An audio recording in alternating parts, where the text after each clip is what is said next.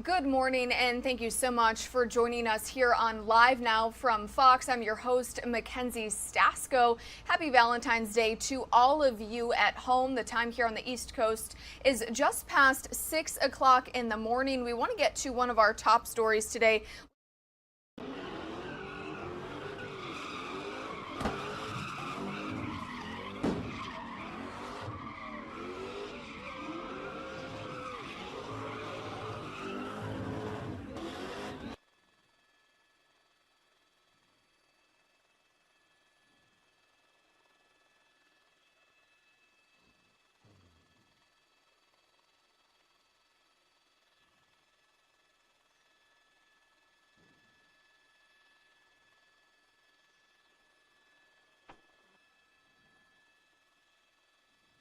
Area.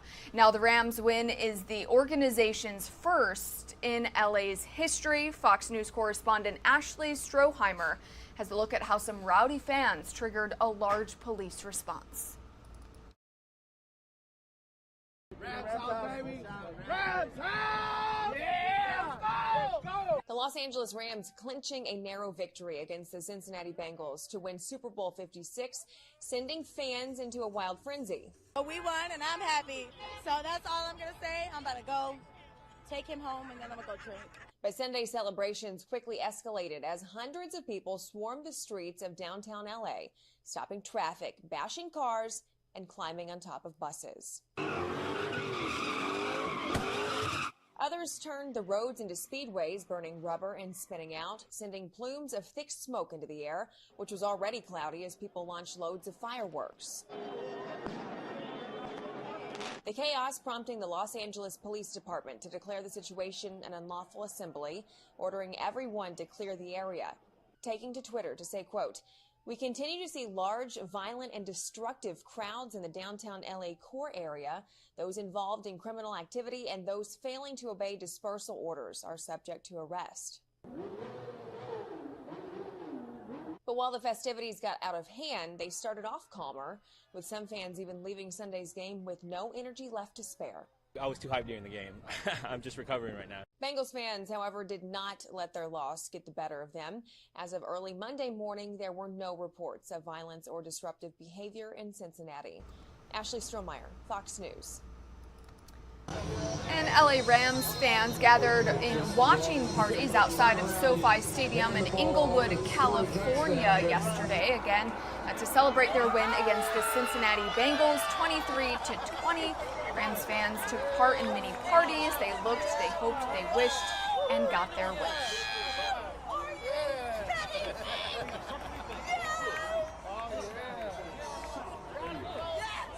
Oh my God, yes!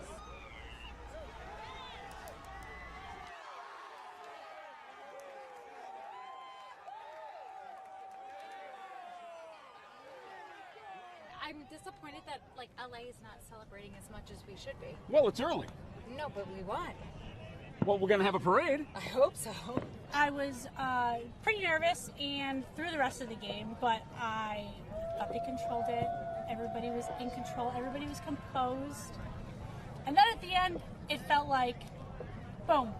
We did it. We're We back, did it. baby. We did it. LA's back. Let's go. You don't look very happy for Rams that just won the Super Bowl. Tell me about this. Man, I was too hyped during the game. I'm just recovering right now. You know what I mean? That was a wild finish. Yeah, I know, right? Like the last 6 minutes, I was standing up the entire time. Number 99 came up big at the end. Huge. 3 sacks in the game.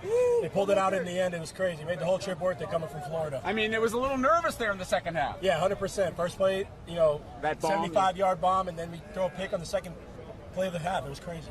And while LA Rams fans were celebrating, not the case for fans in Cincinnati. Bengals fans reacting after their defeat with pain, but for now also pride and next year hope. As a native Ohioan and Clevelander, that is always the motto for Ohio sports. Now, as you can see, fans gathered in downtown street parties outside to watch the game. While the game lead was lost in the end, fans tried some play calls. Cincinnatians felt pride in their city, their team, and their Joe Cool quarterback, Joe Burrow. Let's take a listen.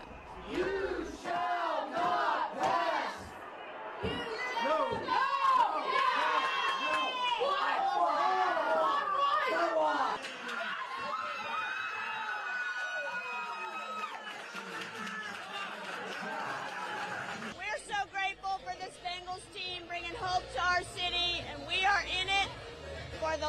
run right now, and I can't wait for next year. Let's go, Bengals. Let's go, Joe Burrow, right? I feel defeated, but there's always next year. You know, we will be back. This isn't the only time. We have Joe Burrow, you know, and it's, you got to win some, you got to lose some to win some. And we want to take you out to this live look of Orlando, Florida, where later today, flags across the state of Florida will be flown at half-staff to remember the Parkland shooting victims. Now, 14 students and 3 staff members were killed when a gunman opened fire inside of that school. Again, this is 4 years ago today. We want to get you out to some video of this scene again of the Parkland High School shooting that happened 4 years ago today. Now, again, we know 14 students and 3 staff members were killed when that gunman opened fire inside of Stoneman Douglas High School on February 14th, 2018. Governor Ron DeSantis is also asking Floridians, along with lowering those flags at half-staff, asking Floridians to pause for a moment of silence today at 3 o'clock. The shooter, as you see there on your screen in court, pleaded guilty to those murders back in October. Now we want to switch gears and take you out to this live look of the White House today. Now, over the weekend, you may have heard President Biden spoke with Russian President Vladimir Putin. During their hour-long phone call, Biden warned Putin of, quote, swift and severe costs if Russia invades Ukraine. Russia has amassed more than 100,000 troops near Ukraine's border, raising fears that an invasion could be imminent. Russia is denying that it intends to invade. And we want to head out to our Fox News correspondent, David Spunt, with the latest.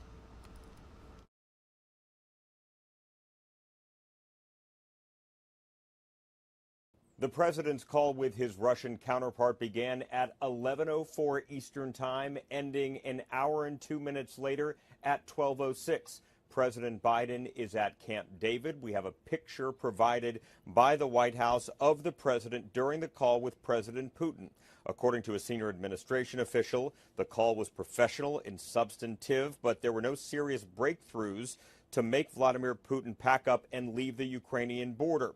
According to a readout from the White House, it reads in part, President Biden was clear that if Russia undertakes a further invasion of Ukraine, the United States, together with our allies and partners, will respond decisively and impose swift and severe costs on Russia.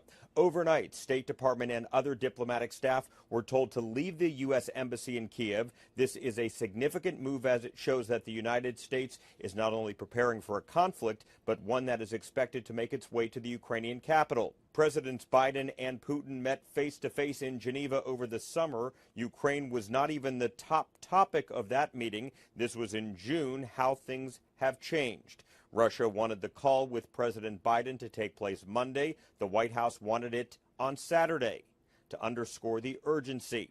Here's National Security Advisor Jake Sullivan on Friday. If you stay, you are assuming risk with no guarantee that there will be any other opportunity to leave, and no prospect of a U.S. military evacuation in the event of a Russian invasion. If a Russian attack on Ukraine proceeds, it is likely to begin with aerial bombing and missile attacks that could obviously kill civilians without regard to their nationality.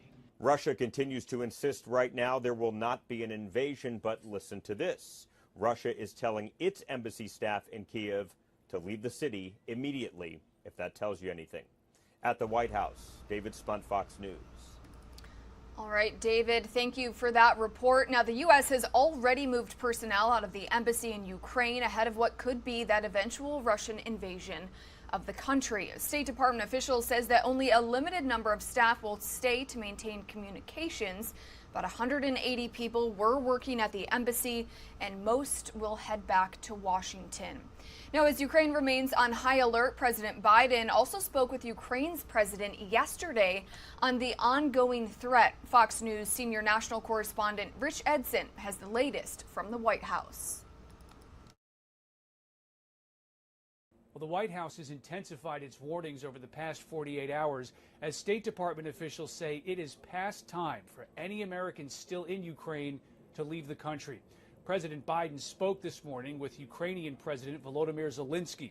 The White House says the president reaffirmed the U.S. commitment to Ukraine's sovereignty and territorial integrity. While the White House has stepped up its presentation of intelligence officials say show Russia is poised to invade Ukraine, it is still unclear if Russian President Vladimir Putin has made the final call. He continues to add force capability, well over 100,000 right now, and actually over the last few days even more. And number two, I think a mosaic of the intelligence that we're seeing.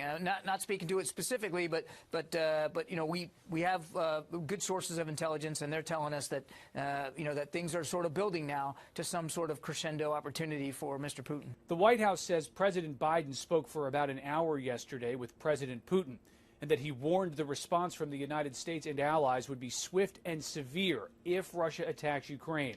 A senior defense official says the U.S. is sending 3,000 additional soldiers to Poland, joining 1,700 already dispatched there, all to reassure NATO allies. The White House has stressed no American troops will fight in Ukraine. Russian officials claim NATO is threatening its security as Russian forces have essentially surrounded Ukraine. Russia invaded Ukraine in 2014 and seized Crimea. It also attacked Georgia in 2008. At the White House, Rich Edson, Fox News. Now, following that phone call between Presidents Biden and Putin, the Pentagon announced that the U.S. is sending 3,000 more troops from the 82nd Airborne Division at Fort Bragg, North Carolina, to Poland. And that brings the number of U.S. reinforcements sent to Eastern Europe to about 5,000. Now, as you heard in that story earlier, National Security Advisor Jake Sullivan is reiterating that the U.S. is not going to war with Russia and says the deployment of troops to the eastern flank is purely for defense purposes. Let's listen in. Now, again, I'm not standing here and saying what is going to happen or not happen. I'm only standing here to say that the risk is now high. On the question of the president authorizing more unilateral U.S. forces to Europe, he's been clear all along that he is open to doing so as circumstances warrant. But I want to be very clear about something. These deployments of U.S. service members to Poland, to Romania, to Germany, these are not soldiers who are being sent to go fight Russia in Ukraine. They are not going to war in Ukraine. They are not going to war with Russia. They're going to defend NATO territory consistent with our Article 5 obligation. They are defensive deployments. They are non-escalatory. They are meant to reinforce, reassure, and deter aggression against NATO territory. We are not saying that a decision has been. And the aftershocks of a potential Russian invasion of Ukraine could affect one major industry. The White House is warning that the computer chip industry of possible issues if an invasion takes place. Now, officials are asking chip makers to diversify their supply chains just in case Russia blocks exports of key materials. Now, the chip industry relies heavily on materials sourced from the two countries, including neon, palladium, and other rare natural resources.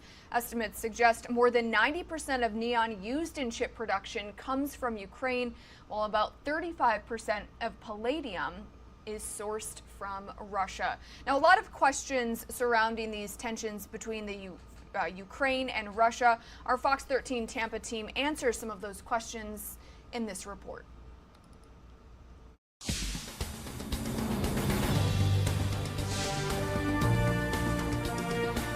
The three big questions we're getting about Russia and Ukraine right now are: one, why is Russia so interested in Ukraine?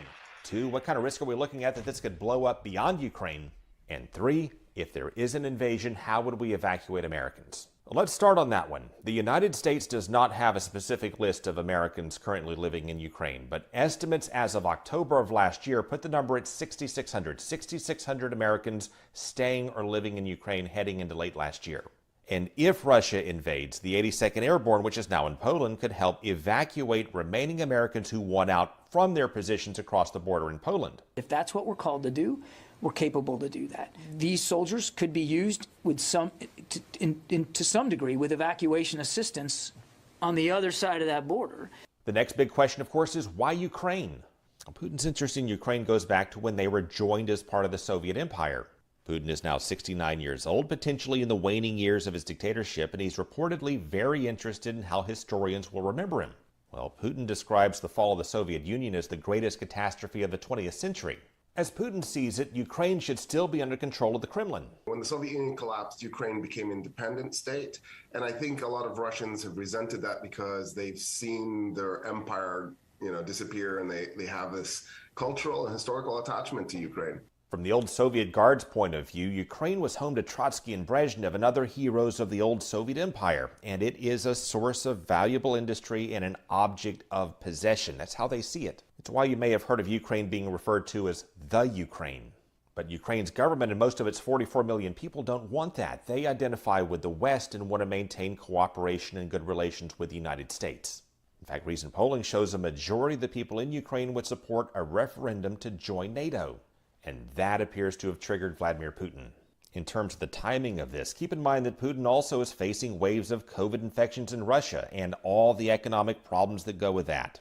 And it appears to have fueled protests within Russia that Putin could try to quell by projecting military conquest and by seizing the economic assets of Ukraine. And Vladimir Putin may also want to invade Ukraine for the same reason why many of his critics wind up dead or, like Alexei Navalny, wind up poisoned or imprisoned. He considers them to be a threat to the Russian dictatorship. As Ukraine strengthens ties with the West and continues to gain investment from the West, if it continues to democratize and it continues to grow and prosper, that could serve as a model for what the Russian people might want their country to be, and therefore challenge Putin's authority and everything that he's worked for all these decades. So as long as Ukraine identifies with the West, Vladimir Putin has a vested interest in either its failure or its surrender. The situation is very perilous. That leads us to the third big question. What's the risk here this could blow up beyond Ukraine? It would be the largest invasion since World War II. It would change the world. Well, Ukraine is not part of the NATO alliance, so neither the United States nor our European allies would go to war with Russia to defend it. But that said, there are some troubling scenarios that we hope won't happen, but certainly are within the realm of possibility. The first would go back to the U.S. and our partners in Europe trying to evacuate their citizens in the midst of invasion. If Russian troops either purposefully or accidentally attack and kill Americans or Allied civilians in the crossfire, that could certainly draw in NATO nations and the United States. Beyond that, think of the United States and NATO forces protecting our allies and neighboring countries during a Russian invasion of Ukraine. Think about all the spy planes and the warplanes from a network of nations circling around one another. Maybe just one mistaken identity or one false move, an inadvertent strike, could ignite a much larger war. And that's just in Europe. Russia is now in league with China, signing this new pact stating there are no forbidden areas of cooperation. While Russia would like to absorb Ukraine and may do it through invasion, China wants to absorb Taiwan and has stepped up flights of fighter jets around it. The complete reunification of our motherland is an aspiration shared by the people on both sides of the Taiwan Strait. If Russia invades Ukraine, we're not obligated to defend it militarily, and we won't. But if China invades Taiwan, there's what we call strategic ambiguity on that point. In other words, Congress and the President could come to Taiwan's defense. It raises the risk of conflict in Europe and the Pacific, and it draws some parallels to World War II. We know how China claims its claims on Taiwan. It has territorial disputes with India on its borders. So if we now live in a world where you can just go in and take a country because you claim it or parts of it belong to you, and you can do so militarily, well, we've entered a very dangerous period in human history once again. And it may all be coming to a head now in Eastern Europe, which is why we're all closely watching, and we're all hoping that diplomacy will pay off. And a big thanks to our Fox 13 Tampa team for that report. Time here on the East Coast is 6:25 in the morning. Some of you are going to see a quick 2-minute commercial break, but when we come back, we will have the latest on those Canadian trucker protests happening in Canada along the U.S. border.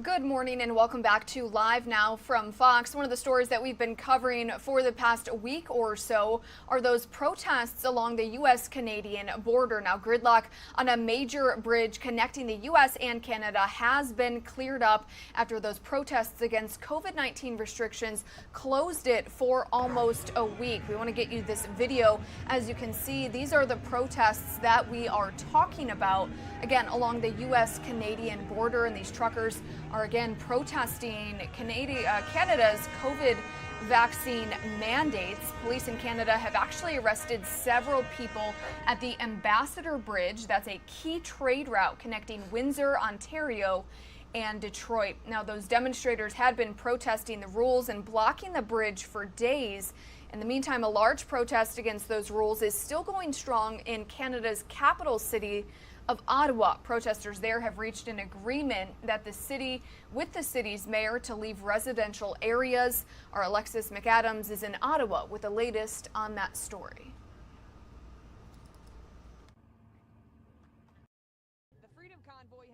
Struck a deal with the mayor of Ottawa, telling him they will move some of their trucks out of residential neighborhoods. This comes after the mayor reached out to the president of the convoy, asking for this list of demands that you see here on your screen, asking the convoy to remove all trucks from the residential areas, also telling them to not backfill the residential areas with other vehicles or demonstrators. Also, do not displace the convoy to other residential areas. Those were the demands by the mayor. So the president of the Freedom Convoy says she's looking forward to meeting with the mayor, saying in part, "We've had a plan to consolidate our protest efforts around Parliament Hill. We will be working hard over the next 24 hours to get an agreement from the truckers, and we hope to start repositioning the trucks on Monday."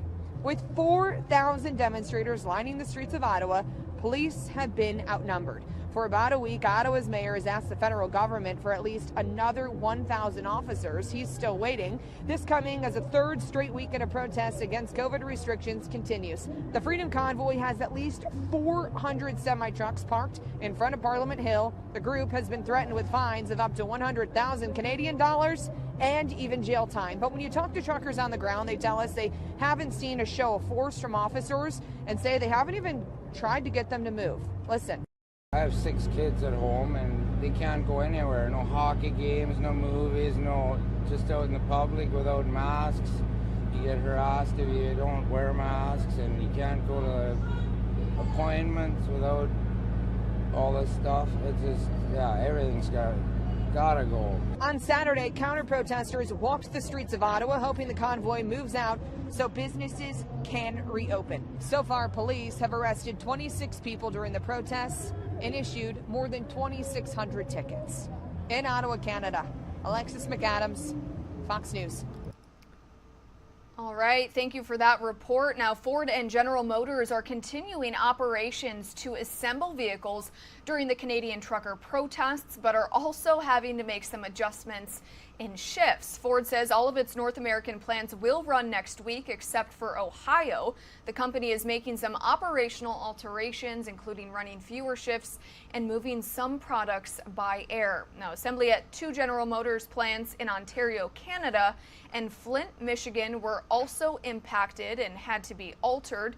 GM says it's working with suppliers to try and limit some of those shortage issues. Now, we want to head out to New York City, where a federal judge in Brooklyn has ruled that the city can fire city workers who refuse to get vaccinated for COVID-19. Now, that judge rejected a last-minute request for a temporary injunction. About 4,000 people, including about 1,000 new hires. This includes firefighters, police officers. They all had until Friday to receive their first dose of the COVID-19 shot. Most have been on unpaid leave for months. And again, that deadline was on Friday. Still unclear exactly how many city workers have been fired, but we know that they were all required to get their COVID shot by Friday. We want to take you out to this press conference where some of those city workers were holding, again, protesting this mandate. Let's listen in. We all have in common, and the one reason why we're all here today is that we are united, and our focus on ending these unconstitutional mandates in the city and throughout this state. Sorry I'm reading, guys. I'm not good on the cuff, but Right now, as I speak, there are 9 other locations throughout New York State that are holding similar events. This is one of 10 that are going on right now at the same time. Do not underestimate us, because New York State is united. And you guys are proof of that being here today. Mayor Adams, I hope you're listening, because New York City is standing up and we are speaking out, and we will not stay quiet, nor will we go away. Today you'll be hearing from a variety of speakers, some of whom are behind me. They're going to share some personal stories of how these masks and these vaccine mandates have negatively affected them both personally as well as professionally. You will hear from business owners, parents, city employees, those who have lost or will be losing their long-term careers as of today. No one ever should be fired for making a personal medical decision.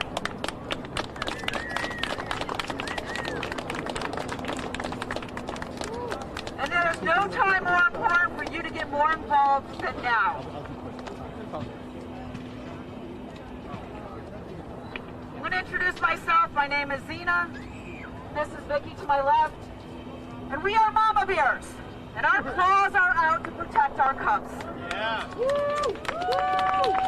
Woo!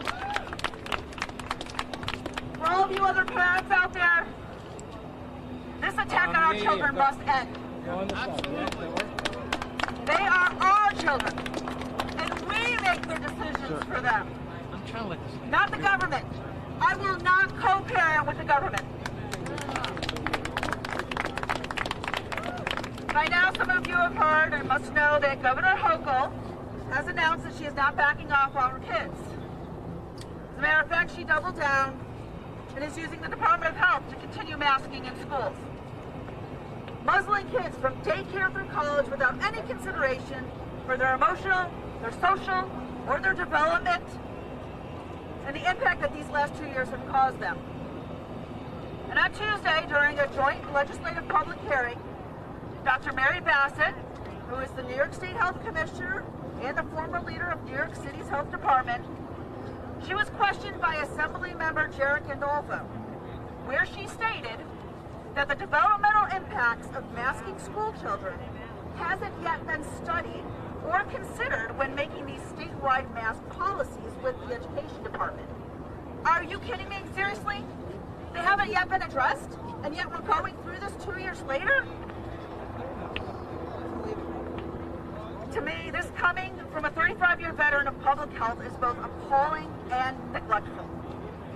If the Department of Health, the DOE, Governor Hochul, and Mayor Adams won't take the masks off our kids, then we as parents must do it.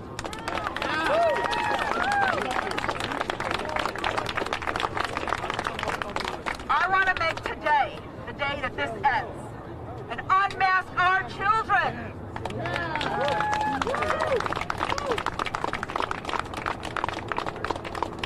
If any of you out there want to connect with any other like-minded parents, can I please turn you to nicer.com, and that stands for New York State Children's Educational Rights.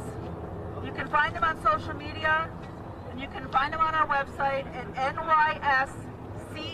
nyscer.com.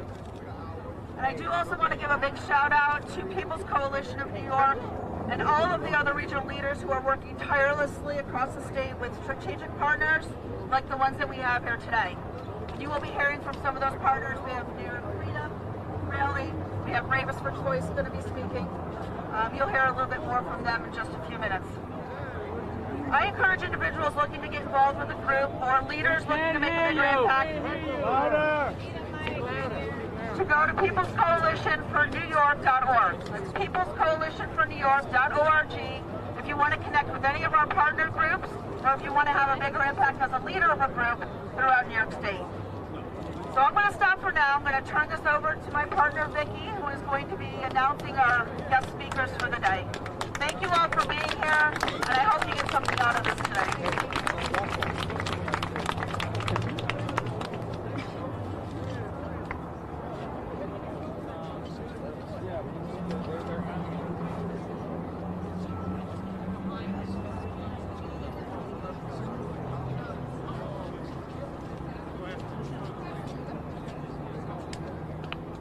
Testing 1, 2, 3. Can you hear this? Still saying no.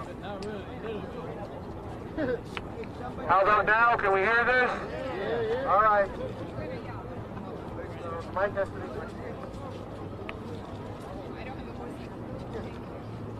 Can you hear me? A little bit. No? Can you hear me? So thank you again for being here and joining us today. We have a lot of speakers, so we're going to jump right in and introduce you to them. Our first up, we have Andrew Giuliani, our wonderful Mayor Giuliani's son and New York State candidate for governor.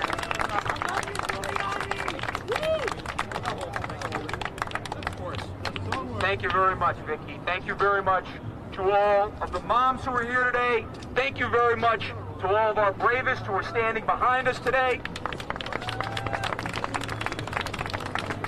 Ladies and gentlemen, my fellow New Yorkers, today I stand before you as a political candidate, yes, but more than anything, as a father of a new 2-month-old baby. And I think about potentially having to mask this child or being forced by the government, not by choice of myself or my wife or my family or my doctor, but by the government to inject her with something that we have seen from a child's perspective. There's no data that shows that this is actually going to help this child any more than it is. So what I ask of the government today, what I ask of any New Yorker today is very, very simple. Look at the data and actually follow the science, because the truth is, and that next key word, that one's important, truth, because we've seemed to have lost the truth at some point along this journey. Because now, it's only a narrative, ladies and gentlemen. How can you tell me that we are rolling back masks immediately on businesses, but not on children? And then when the governor makes that decision, who's the first person to comment on it? Mulgrew of the teachers union. I wonder who pays Kathy Hochul's bills. I wonder why immediately he would compliment her decision to do this. This is all about power and control, ladies and gentlemen. This is all about getting New Yorkers to bend their knee to the government. Well, ladies and gentlemen, Kathy Hochul, Eric Adams, and so many other elected officials have forgotten that we are their bosses. We, the people, are their bosses. They work for us.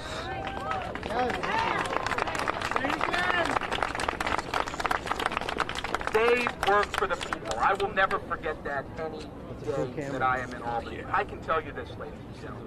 When I think about these unconstitutional mandates, when I think about the 4,000 workers that could lose their job today, those healthcare workers that came in day after day, they didn't have the option to go do Zoom 2 years ago. They put their lives on the line, and now what do? We discard them like a piece of trash. Are you kidding me? It's disgusting. Those cops, those brave cops that every single day they go out there and they protect us against the political winds and come in to work knowing that they might not go see their family that night, or the bravest who run in to these fires that are truly the bravest among us. Any one of these 4,000 workers, and this is a pledge, ladies and gentlemen, any one of these 4,000 workers or anyone who's lost their job beforehand, on day one of the Giuliani administration, January 1st, 2023, they get their job back with back pay, period. How's that? How's that? Is that better? They get their job back with back pay. Is that good? That's worse. Is that better? That's better. There we go. And you know what, ladies and gentlemen? Thank you for turning the volume up. Because the truth is, they want our silence. Eric Adams, Kathy Hochul, they want you to bend knee and comply, and they want you to shut up. Well, ladies and gentlemen, we are here. They can hear us. The city of New York can hear us. The state of New York and the whole country, and by the way, all of North America. How about those Canadian truckers and what they're doing right now? Can hear us.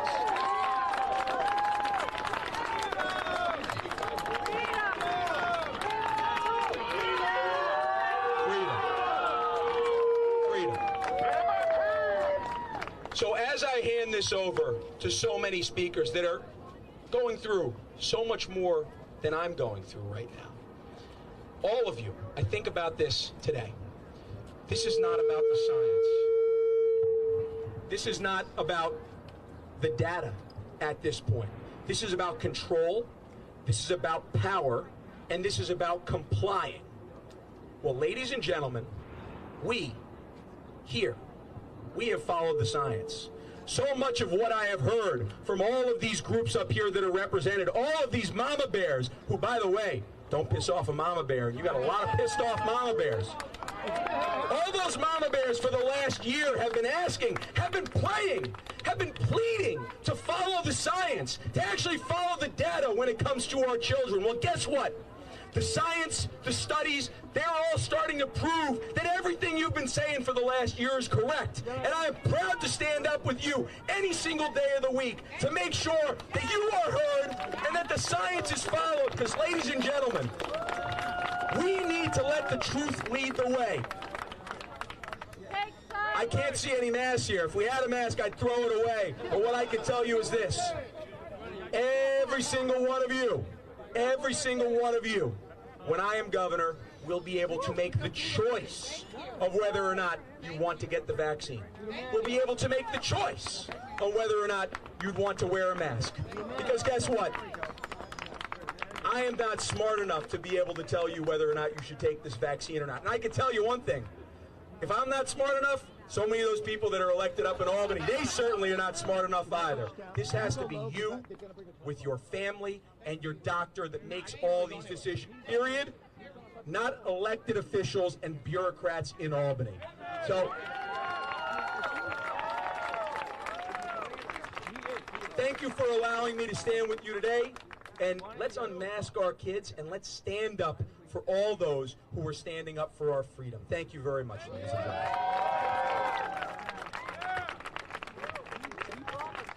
gentlemen. I got this one. I think it's better.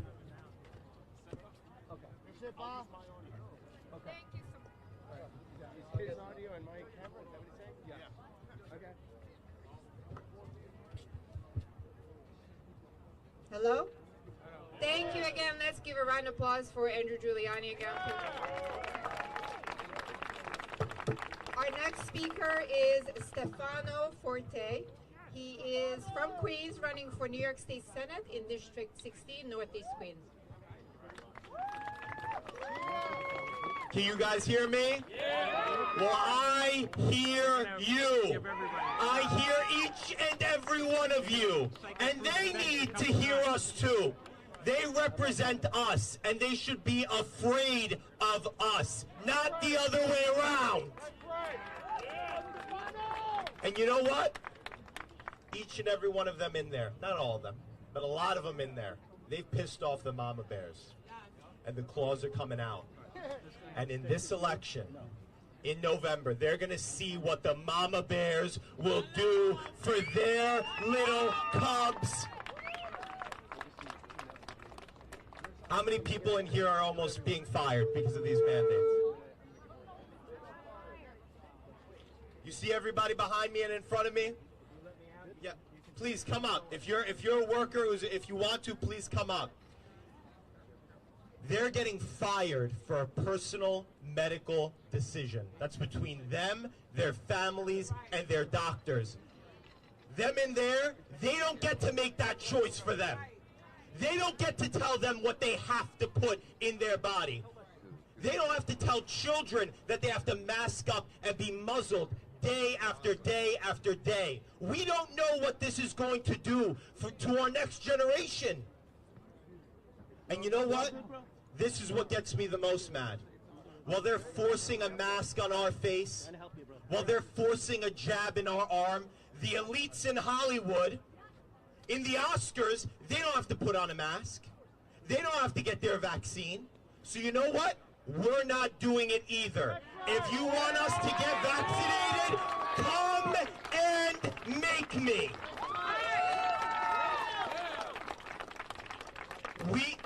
This is a waiting game, ladies and gentlemen. They think that they're going to sweat us out. They think that eventually we'll say, you know what? I'll just take it. You know what? I'm just going to put this mask on my face. New Yorkers, are you going to comply? No! I can't hear you and they can't. No! We will not comply. We will not comply. We will not comply. We will not comply. We will not comply. Ladies and gentlemen, Albany is a long ways away. They need to hear you. Will we comply? No! Will we comply? No! They need to hear you in the school boards. They need to hear you when we come to the school boards. The mama bears, we need to show up in force. And you know what? They're calling us domestic terrorists for trying to take care of our children. They're calling us domestic terrorists for trying to take care of our children. You know what I call those parents that are in there, in those school boards? I call them heroes. I call them heroes. Clapping, cheering, chanting, that only gets us so far. That only gets us so far. I don't care if you're an independent. I don't care if you're a Democrat. I don't care if you're a Republican. I don't care what you are. We need to show up and vote in November, ladies and gentlemen. We need to show up and vote. You know why? Because we're going to get every single one of them out. Every single one of them out. They need to know that in November a reckoning is coming, ladies and gentlemen. A reckoning is coming. And I hear you. I hear each and every one of you. And now they need to hear each and every one of you. Not just the chant, but that checkbox when you go to vote. They need to hear you. So, ladies and gentlemen, stay strong. Never, ever, ever give up. They're expecting us to give up. We will not give up. We will not comply. We will not listen to them. We will not co-parent with them, ladies and gentlemen. These are our kids. This is our lives. This is our choice. Resist, deny. We will not comply. Resist, deny. We will not comply. Resist, deny. We will not comply. Resist, deny. We will not comply. Thank you, ladies and gentlemen. Thank you. Thank you. Put your hands together for Stefano. That was an awesome speech right there. Next up, we have Marilyn from Blackstead. She's the media director of New York State, Blackstead chapter. Welcome.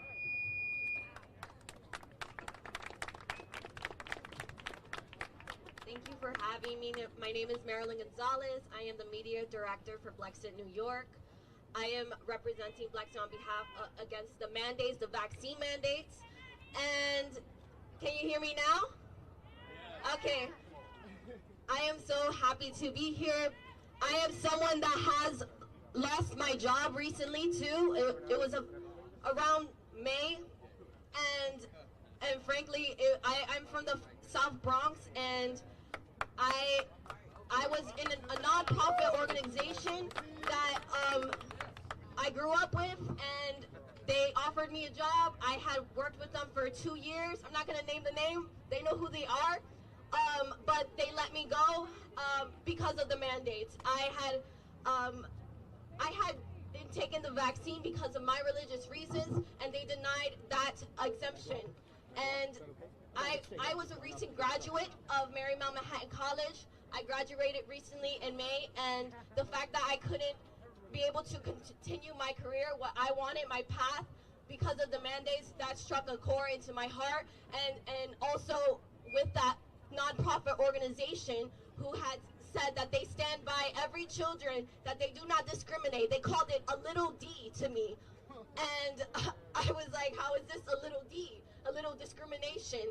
And yeah, no, this is full-blown discrimination. And I will not be in a job that will tell me, oh, you have to get the vaccine. I will not do that. I will not risk my bodily autonomy, and I hope and I respect anyone who does take the vaccine, but I hope you respect me for not taking it. And I didn't mean to say it to you, but now we're talking about it.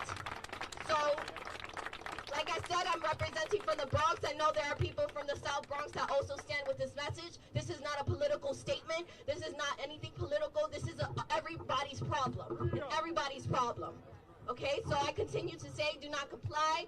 And for those who are vaccinated, please respect our decision, and we support you for your decision as well. Okay? Thank you so much.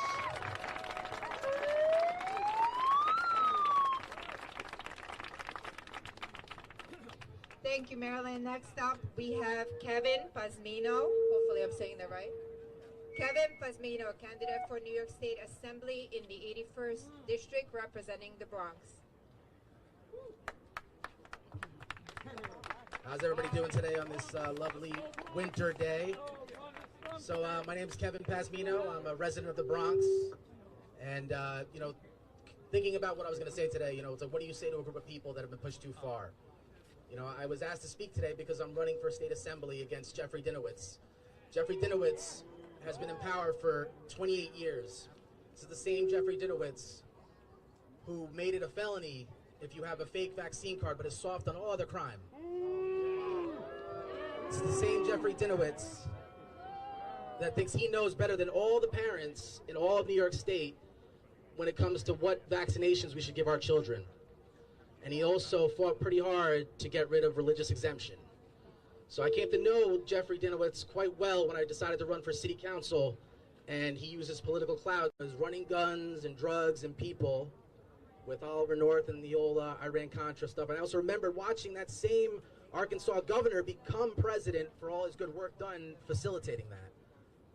And then the bottom line is we've been sold an American dream, but what we got was a Mickey Mouse nightmare, a two-party tyranny. Sanders supported until the DNC stole the primary from him, and I abstained from voting in 2016, which ended up being a blessing in disguise, because for the first time in my life, I saw the United States begin to end its wars. Perhaps energy independence allowed us to do that. Perhaps. Now, it's easy to stand up here and say government is bad, the U.S. is evil, but the bottom line is that we the people have all the power. If we continue to support corrupt sellouts on both sides of the aisle, we will continue to get the same thing. We need to back people who respect and will uphold the Constitution. So I thank you all for coming out here today, on this beautiful day. I look forward to work with the next Republican governor of New York State. I will be making sure to be putting forth in the New York Assembly legislation that empowers our county sheriffs so that we can remove any elected official who does not abide by their oath to uphold the Constitution of the United States. We need real-world solutions. The Republican Party, the Conservative Party have those solutions. That's right. And like I said, thank you so much for coming out. Not everybody can, you know, have the ability to run for office, but just speak your mind, speak your truth, whatever it is, whether it's left or right, whether it's left or right. If it's your truth, speak it, because you will empower others to speak truth as well. Thank you so much. My name is Kevin Pazmino, and I'm running for 81st Assembly District, New York. Thank you, Kevin. Next up, we have Mark Suskiewicz. Hopefully I'm saying that right. He is running to unseat Chuck Schumer statewide. Welcome. Hello, fellow freedom-loving Americans. The tyrants in office want to make you feel like wanting freedom. Hello. The tyrants in office want to make it seem like freedom is selfish, like not wanting to inject an experimental drug into your body is selfish. Well, they've been lying to you since the beginning, and if 2 years ago you told me that the government would be doing exactly what they're doing right now, I would call you a conspiracy theorist. All right, everybody, thanks for joining us here on Live Now from Fox. You are taking a look at a pre-recorded press conference where New York City public workers held a protest on Friday. That was the COVID-19 vaccine deadline, again, for New York City municipal workers to get vaccinated or lose their jobs. We know that only about 1% of city employees are not vaccinated, of 4,000 or so people at risk of losing their jobs, waiting for an official tally on how many did not meet that deadline as of Friday. And as you can see there on your screen, last Thursday, a judge denied a motion for a temporary restraining order by a group of unions who, again, oppose that COVID-19 vaccine mandate. Time here on the East Coast is just before 7 o'clock in the morning on this Valentine's Day. Some of you are going to see a quick 2-minute commercial break. We'll be right back.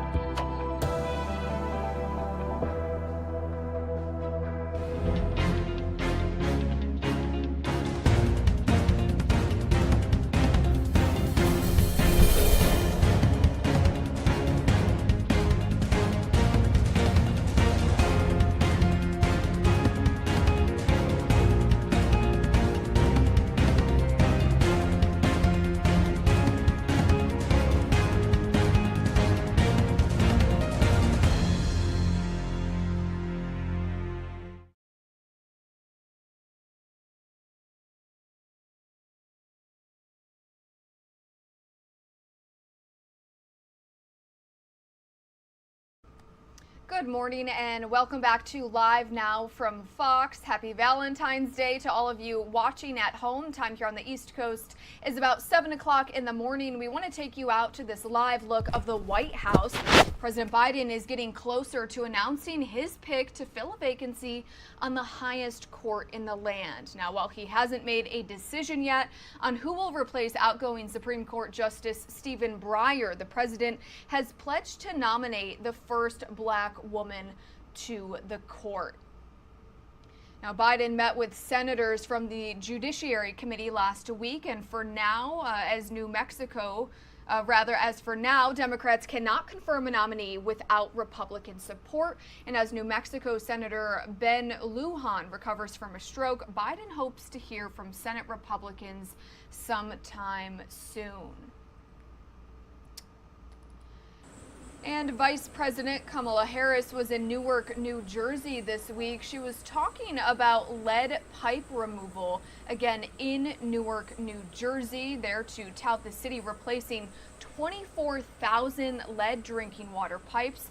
It's a project that was expected to take up to a decade, but was completed in just under 3 years. Harris says the city should be seen as a model for why infrastructure spending is so vital.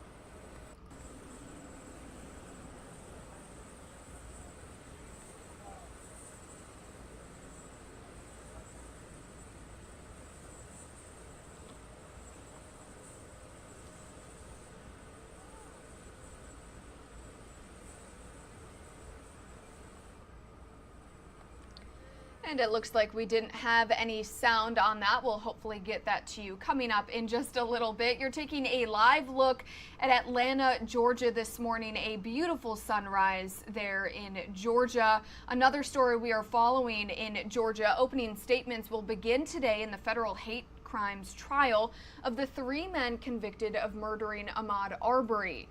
Travis McMichael, his father Greg McMichael, and their neighbor William Roddy Bryan will be back in court today, again facing those federal hate crime charges in connection to the death. That is happening in Brunswick, Georgia today. Our Fox 5 Atlanta has that story.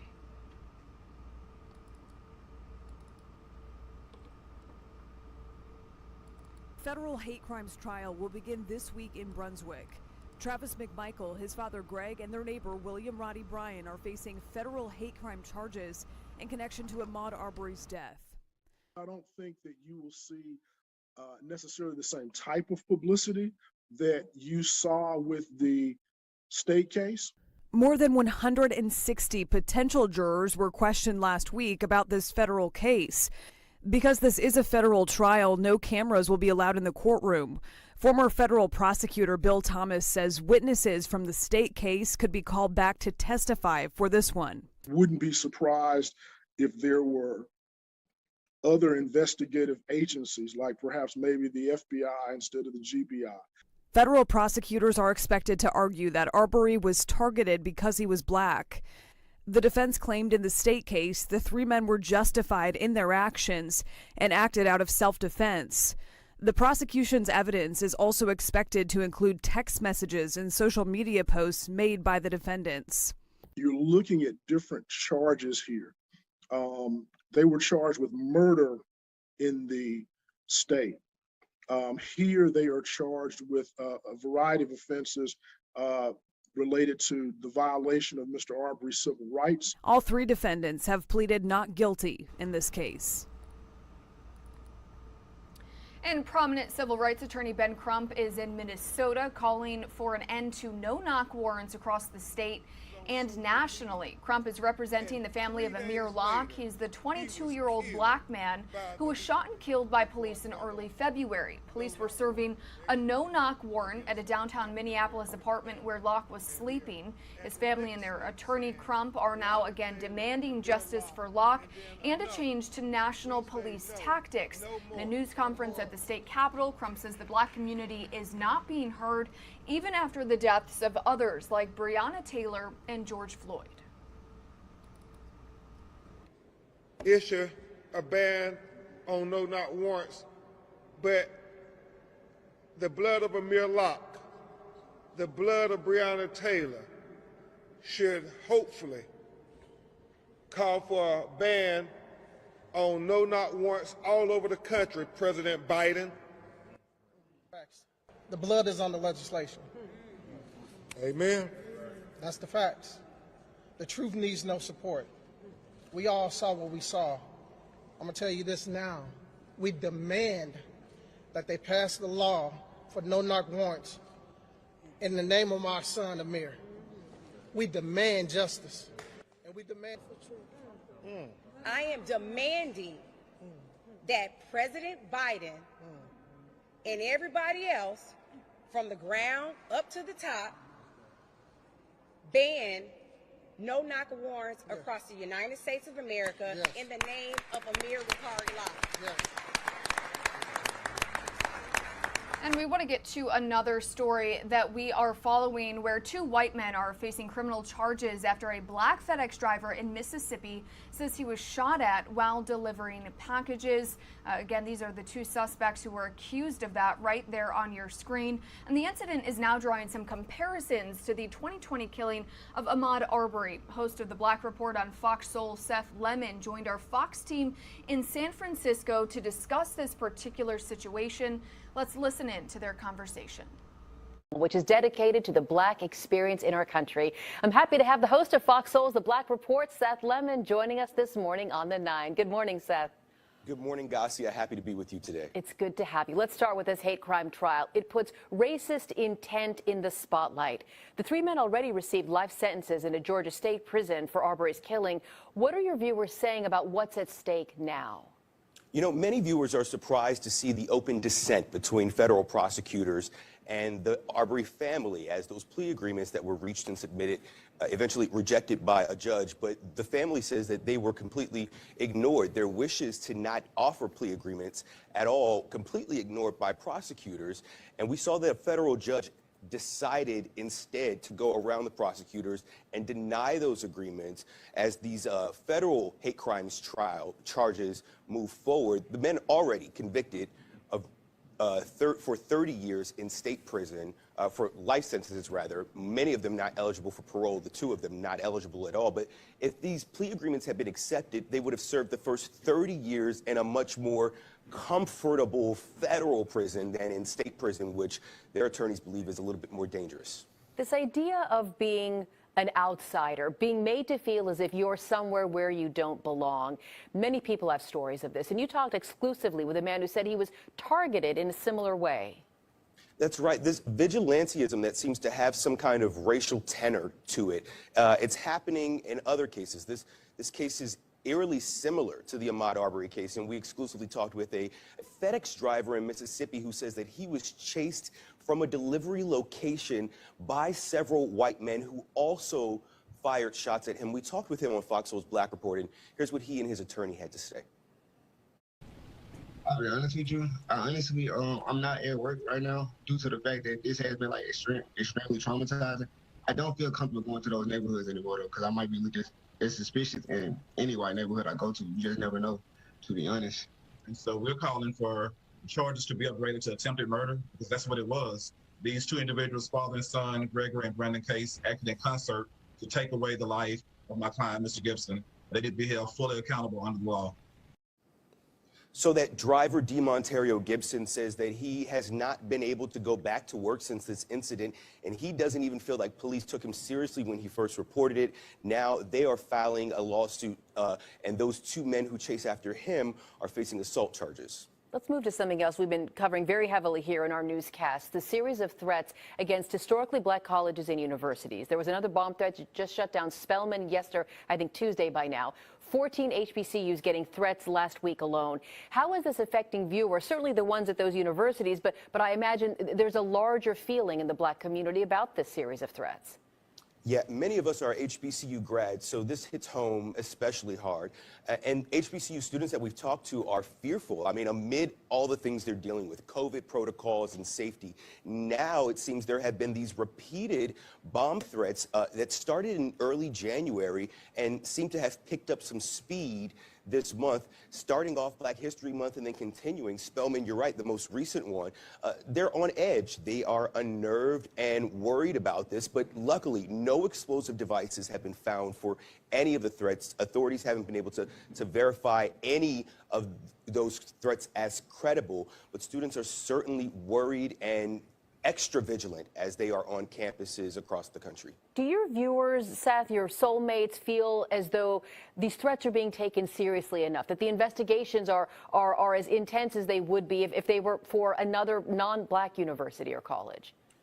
I think that they do believe that this is being taken seriously because it reminds us of the 1950s and 60s when bomb threats were a constant threat against black churches, black houses of worship, and black schools.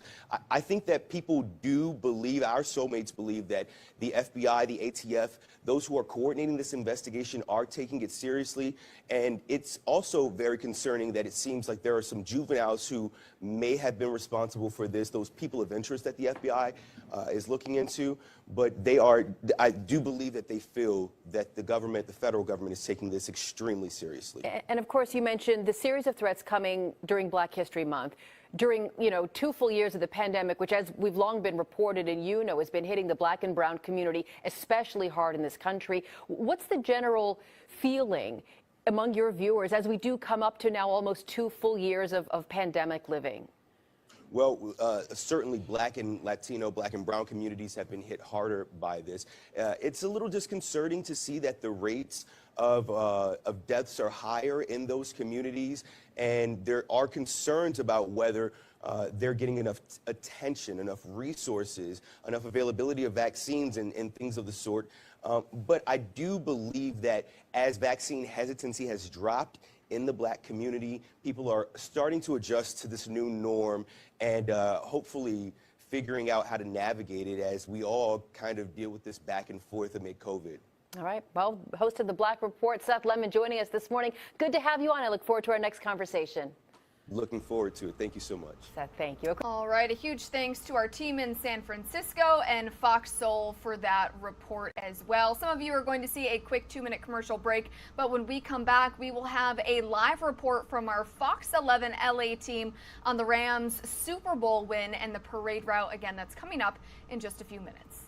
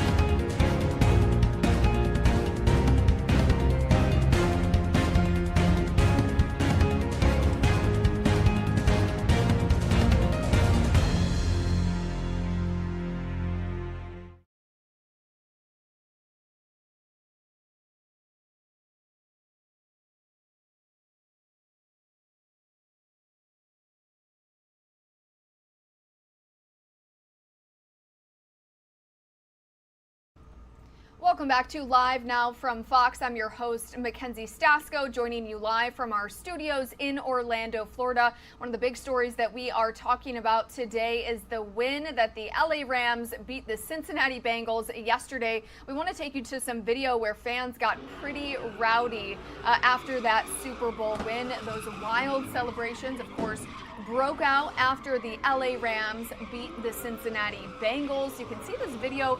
Police had to move back fans and disperse some of the crowds, again, as they were celebrating the Super Bowl 56 win.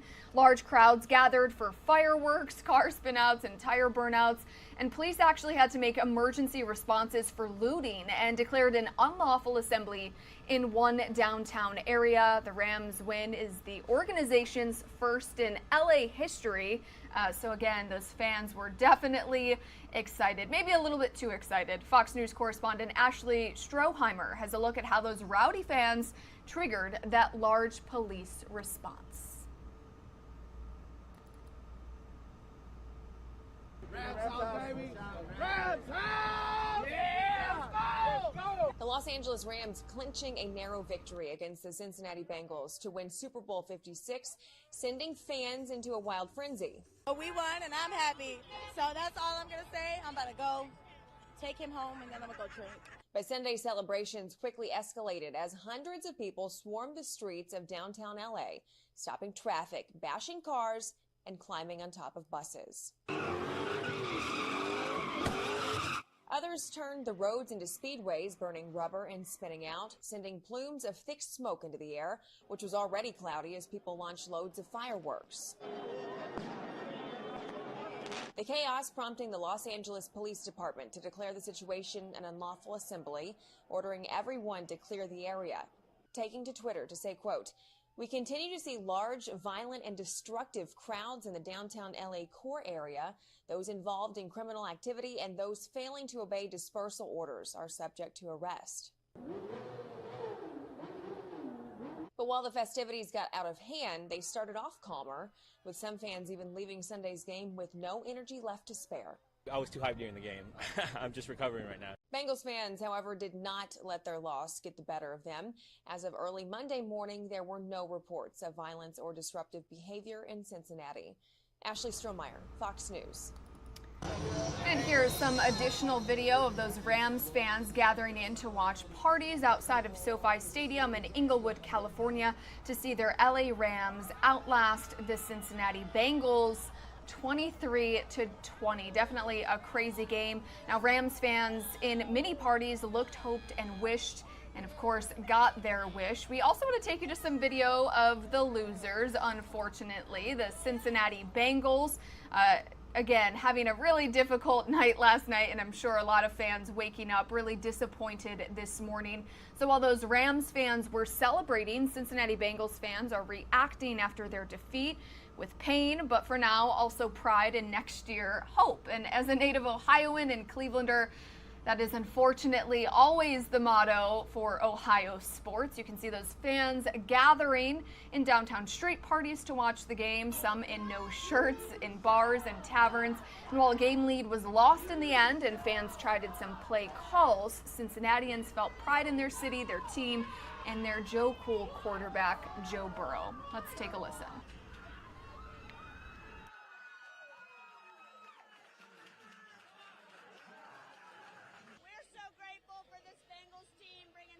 Our city, and we are in it for the long run right now, and I can't wait for next year. Let's go Bengals, let's go Joe Burrow, right? I feel defeated, but there's always next year. You know, we will be back. This isn't the only time. We have Joe Burrow, you know, and it's, you gotta win some, you gotta lose some to win some. All right, again, here's a look at some of those LA Rams fans. Now that the Rams have won, their championship merchandise is actually flying off the shelves. We want to head out to LA, where our Fox 11 LA Mario Ramirez is joining us live from El Segundo, where a sporting goods store will open early today to actually meet that demand.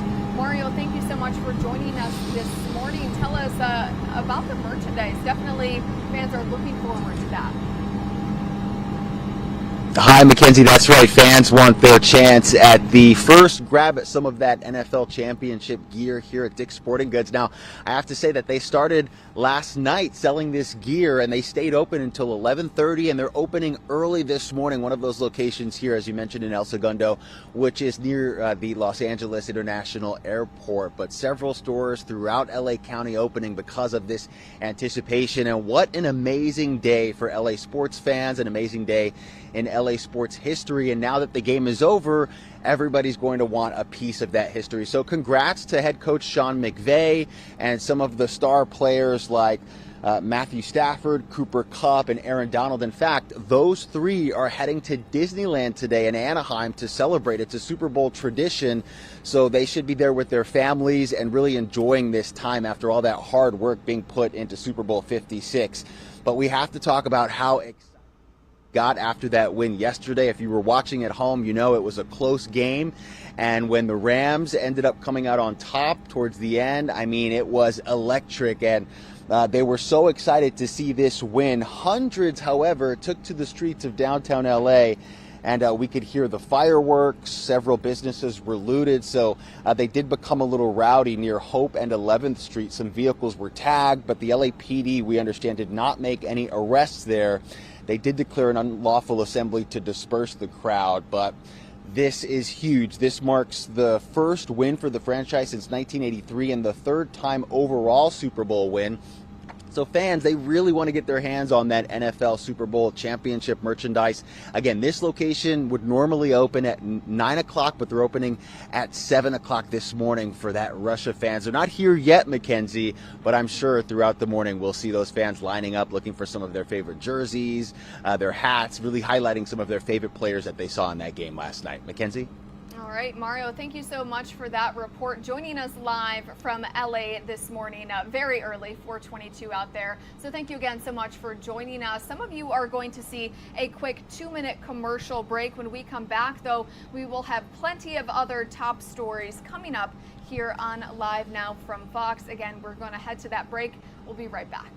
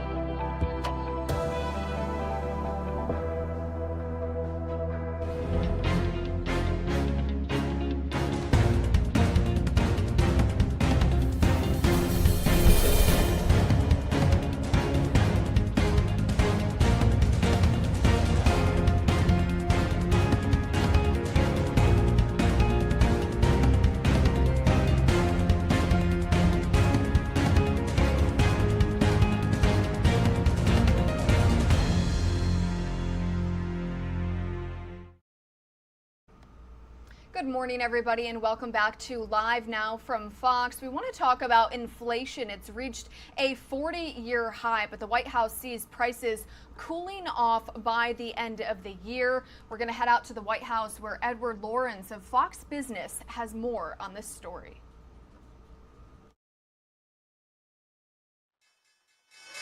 Wall Street taking a hit after the latest inflation reading came in hotter than expected.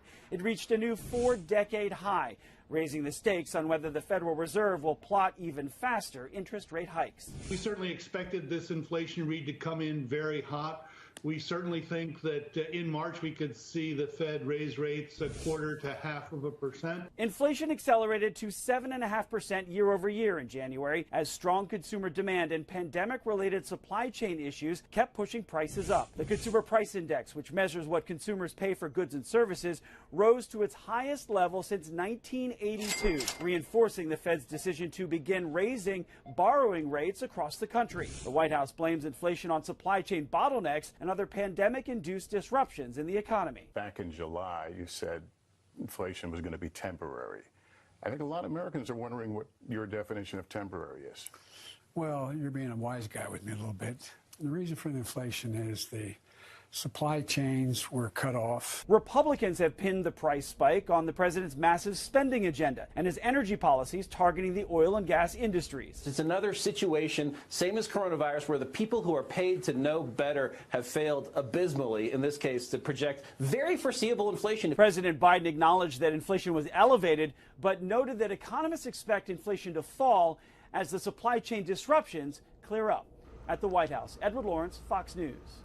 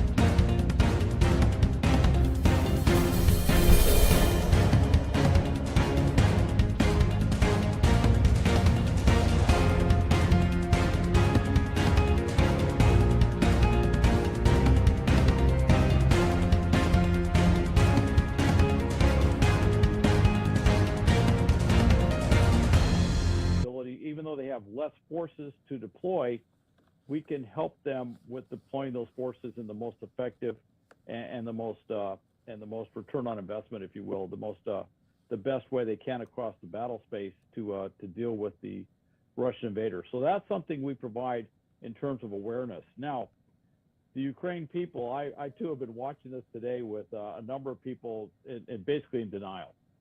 They just don't have any reference points. They just don't know. And I hate to say it's an age thing, but the younger they are, they seem to be more disconnected with what's happening out there. So there does seem to be a problem there. But if I was the government, I don't know what I would say any differently, because I don't want to panic the population. And frankly, for most of them, when it happens, it happens. I don't know if I can make them any more prepared. You could just say, hey, this can happen. This is what you need to do. Obviously the civil militias that are working with the military, that's a different situation. But for a lot of people on the streets of Kiev, I just don't think they get it yet. Okay. Hal Kempfer, thank you so much, because this is scary. This is very serious, and we need all the clarity we can get, especially going into the next several days. Just final thoughts, Hal. Yep. Final thoughts are, I think we just need to be staying tuned this weekend. There still is a chance for Putin to back off. I would say for that to happen, though, there's going to have to be some sort of incredible face-saving gesture by NATO and the U.S. And I got to tell you, I don't know if politically we're ready to give him that face-saving gesture. I mean, he's going to want something big, like a pledge never to expand NATO, Ukraine in NATO or something. And I just don't see that coalescing. In fact, I think both sides have kind of put themselves in a situation where they just simply can't go anywhere else. And I don't want to say there's a parallel to World War I, but it does almost seem like we're kind of moving this direction, and I'm just not seeing an off-ramp. So something may happen very soon. Hal Kempfer, as always, we appreciate your expertise and insight into these matters, and we'll talk to you again, no doubt. Yep. Thank you, Andrew. Thank you. Okay, right now we do.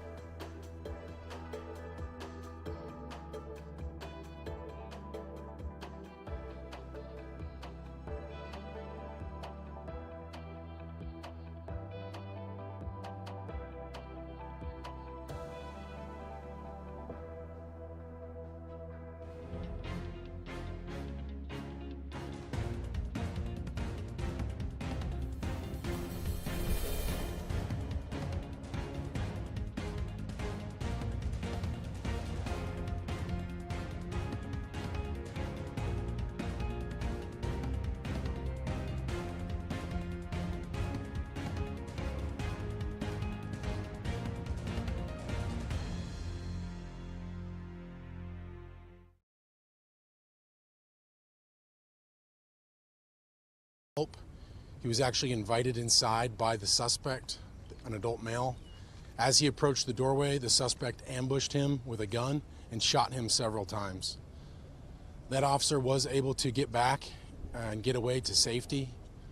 Other officers, backup officers, arrived on scene, and they surrounded the home and began calling out the occupants. An adult male came to the door holding a baby, an infant. He placed that infant on the ground in front of the front door and then walked out towards the officers where they began detaining him. Other officers also moved in to secure that infant. At that time, the suspect opened fire on the officers again, striking 4 officers and also striking 4 other officers, so 8 in total, 4 directly with gunfire and 4 indirectly with ricochet or shrapnel, bullet shrapnel. Those officers were all able to get back to safety while 2 other officers returned fire at the suspect. Our Special Assignments Unit, also known as the SWAT team, responded and attempted to work towards a tactical resolution of the incident. They attempted negotiations with the adult male suspect and ultimately made entry into the home and determined that he was deceased inside. They also located the adult female victim of the initial shooting call, who was critically injured. At this time, the investigation is ongoing. As you can see behind me, we've got a large number of detectives there processing the scene. You've got pieces of the armor that are used by our SWAT team that are on scene. All that is evidence right now. It's all inside the crime scene. You can expect us to be out here for a significant portion of the day. There will be restrictions in and out of this neighborhood for anyone who lives here. With that being said, are there any questions? Yeah, the man who brought the baby out, do we think that was part of the ambush? What was his relationship? What was going on with that? And will he face any charges? Is he okay?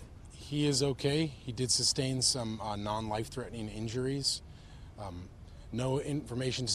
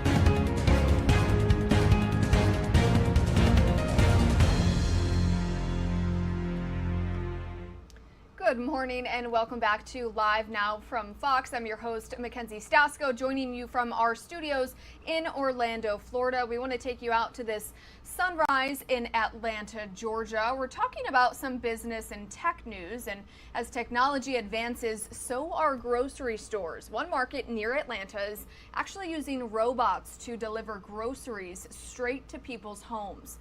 Fox's Austin Westfall has a look at what could be the future of grocery store shopping.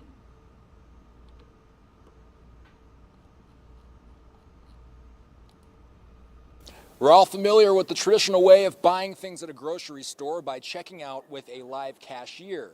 And more recently, self-checkout kiosks have been becoming more common at grocery stores.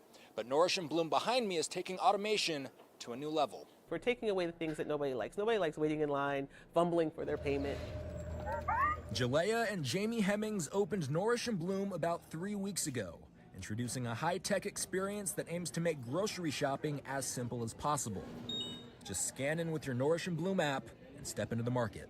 It's as easy as walking into the store, picking up something like your favorite coffee, then you walk through these glass doors, and now you've automatically been charged for this coffee on your smartphone. Now you're ready to walk out. How our technology works is that when you pick up an item off the shelf like this, it actually has a weight to the product, and so we know that it's in your digital cart. If you change your mind about buying an item, simply put that item back on the shelf, and the store's weighted shelves and ceiling-mounted sensors will track your movements and recognize that you put it back. That way you won't be charged. We're going to put it here in the trunk. All right, nurse, go ahead and send out our delivery. The market also has 2 delivery robots called Nourish and Bloom, respectively. Come forward. The robots can deliver within a 3-mile radius of the store and are temperature controlled to keep food warm or cold. This tech can be especially valuable for people who are unable to leave their homes to shop. Bloom was a bit under the weather when we visited and needed repairs, but Nourish was ready to roll. He greeted us. That was awesome. Got to bring the kids back for that one. It's certainly more accessible. A lot more stores are able to get their hands on these products and start using them. The Consumer Technology Association says the tech in autonomous grocery stores isn't exactly new. Amazon has opened similar stores in select cities as far back as 2018, but as the tech becomes more affordable, it's becoming more accessible to startups like Nourish and Bloom. So I think there's a lot of growth in this area, and I think we'll see it in the future. The owners of Nourish and Bloom say that they are the first Black-owned autonomous store in the entire world. Right now, they're planning to expand their business. In the immediate future, they're eyeballing locations in Atlanta and in New York. In Fayetteville, Georgia, Austin Westfall, Fox News. And the country's best-known high-end coffee chain is facing increasing numbers of stores wanting to unionize. About 11 more Starbucks local stores filed petitions last week with the National Labor Relations Board to hold a unionization vote. Stores in New York, Michigan, Texas, and Georgia already made their filings. The Starbucks Workers United, which is the union seeking to organize, has been pushing workers in other states. The union tweeted on Friday that employees in Minnesota, Pittsburgh, and Hawaii will also join the effort. And coffee prices could soon be on the rise. The world supply of beans is at its lowest in years. New reports claim just 143 million pounds of coffee beans are being held in reserves. That's the lowest recorded stockpiling of the coveted crop since February of 2000. Experts blame the shortage, of course, on the pandemic, as well as poor growing seasons out of Brazil. The shortage is sending future prices for coffee beans to a decade-long high. Switching to other news, drama, dancing competition, comedy, and big guest stars. It's time to talk Fox TV tune-ins and take a look at all the episodes this week. Here's Fox's Ashley Dvorkin. The Joes meet all the parents. Here's what's hot on Fox. What? First, Monday, an out-of-this-world 911 Lone Star has Judd trying to connect with Wyatt, leading to a father-son search for aliens, along with Owen. Then Broadway's Betty Buckley guest stars on The Cleaning Lady as Tony searches all options to save her son's health. Tuesday on The Resident, Dr. Bell is cleared for his first surgery back. Oh, yeah. That's followed by The Real Dirty Dancing, with 3 more couples performing more movie moves in hopes of making it to the Time of My Life finale. I played up in Canada. Wednesday, Rachel Platten, Robin Thicke, and Raven Simone join I Can See Your Voice. Then Next Level Chef brings a fusion dish challenge. How would you feel? Thursday, the ladies' families visit the manor on Joe Millionaire for richer or poorer. This one right here? Call Me Cat laughs come courtesy of cupcake baking and Phil joining Sheila on a trip to cheer her up. And Pivoting has Amy on a mission to get Colleen's old phone number back while Sarah continues her dating life. WWE Friday Night SmackDown airs a taped edition with the WWE Saudi Arabia Elimination Chamber pay-per-view event the next day. And in upcoming series, we now have a look at the Eric Stone Street hosted competition Domino Masters and its dedicated domino enthusiasts. Are you ready? Domino Masters premieres Wednesday, March 9th here on Fox. In Hollywood, Ashley Dvorkin, Fox News. And on this Valentine's Day, we found a recent report reveals will cost more this 2022 for couples. Now, the firm report released data showing more than 2 million weddings are expected this year in the U.S. alone. Various reports cite industry experts saying couples should expect 10 to 15% increase in their expenses. Suppliers are increasing the couples due to the ongoing rise of essential wedding supplies. The average cost this year will rise from about $24,000 to $7,000. And after the Super Bowl, of course, in comes Valentine's Day today, and a new report suggests that marriage, just like is all about location, location, location. Love is in the air in the races like West Virginia and Maine. It apparently, according to that report, lasts August.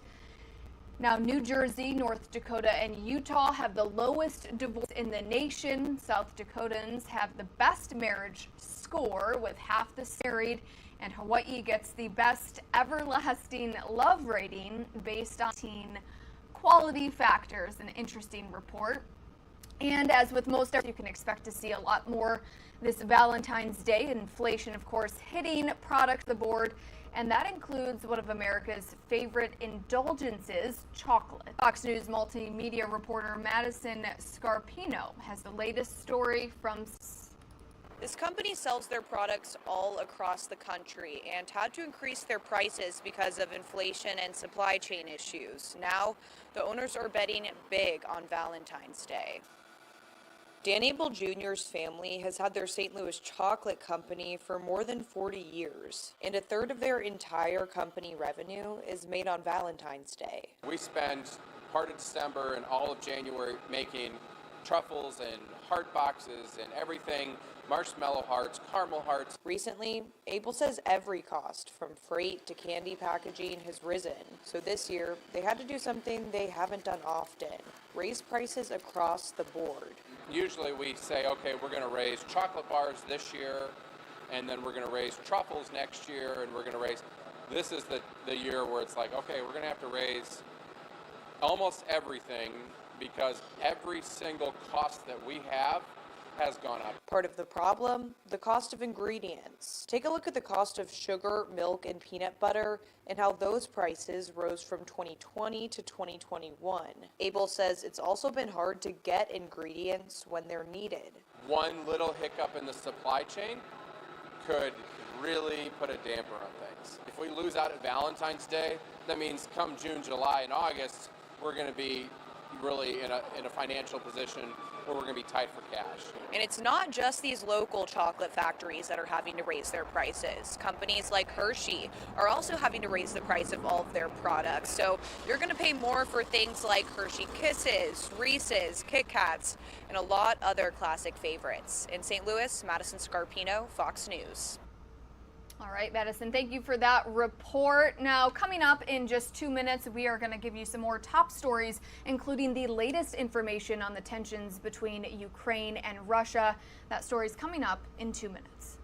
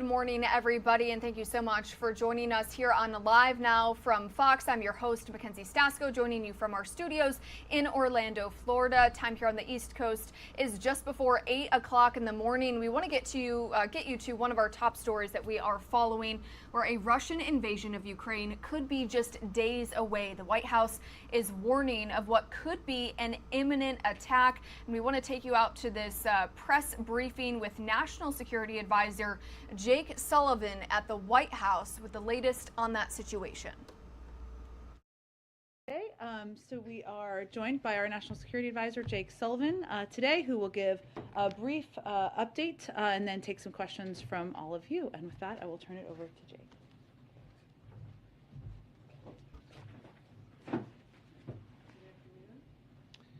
Good afternoon. Thanks, everybody, for giving me the opportunity to be here. I'd like to make a few comments on the situation in Russia and Ukraine, and then I'd be happy to take your questions. We continue to see signs of Russian escalation, including new forces arriving at the Ukrainian border. As we've said before, we are in the window when an invasion could begin at any time, should Vladimir Putin decide to order it. I will not comment on the details of our intelligence information, but I do want to be clear. It could begin during the Olympics, despite a lot of speculation that it would only happen after the Olympics. As we've said before, we are ready either way. We are ready to continue results-oriented diplomacy that addresses the security concerns of the United States, Russia, and Europe, consistent with our values and with the principle of reciprocity. We've continued to make that clear to Russia in close coordination with our European allies and partners. We are also ready to respond decisively alongside those allies and partners should Russia choose to take military action.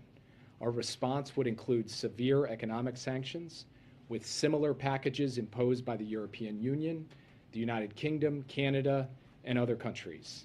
It would also include changes to NATO and American force posture along the eastern flank of NATO, and it would include continued support to Ukraine. The President held a secure video conference today with key allies and partners to coordinate our approach to this crisis. The participants were the UK, France, Germany, Italy, Canada, Poland, Romania, the Secretary General of NATO, and the Presidents of the European Union. We have achieved a remarkable level of unity and common purpose, from the broad strategy down to the technical details.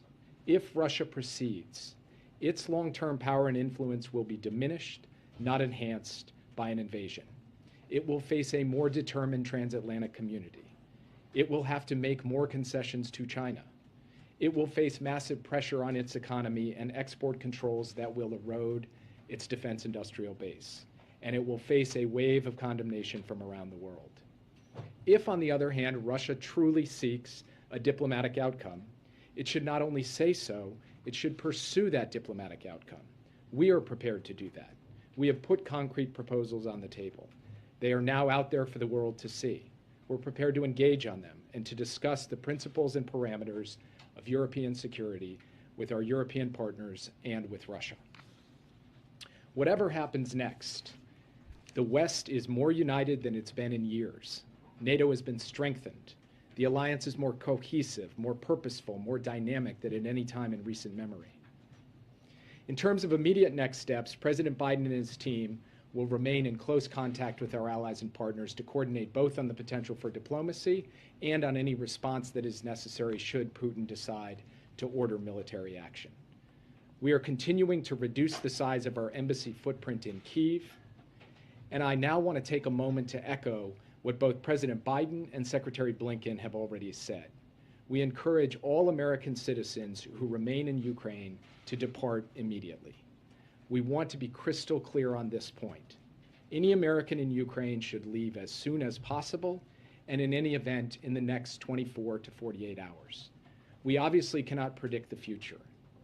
We don't know exactly what is going to happen, but the risk is now high enough, and the threat is now immediate enough, that this is what prudence demands. If you stay, you are assuming risk, with no guarantee that there will be any other opportunity to leave, and no prospect of a U.S. military evacuation in the event of a Russian invasion. If a Russian attack on Ukraine proceeds, it is likely to begin with aerial bombing and missile attacks that could obviously kill civilians without regard to their nationality. A subsequent ground invasion would involve the onslaught of a massive force.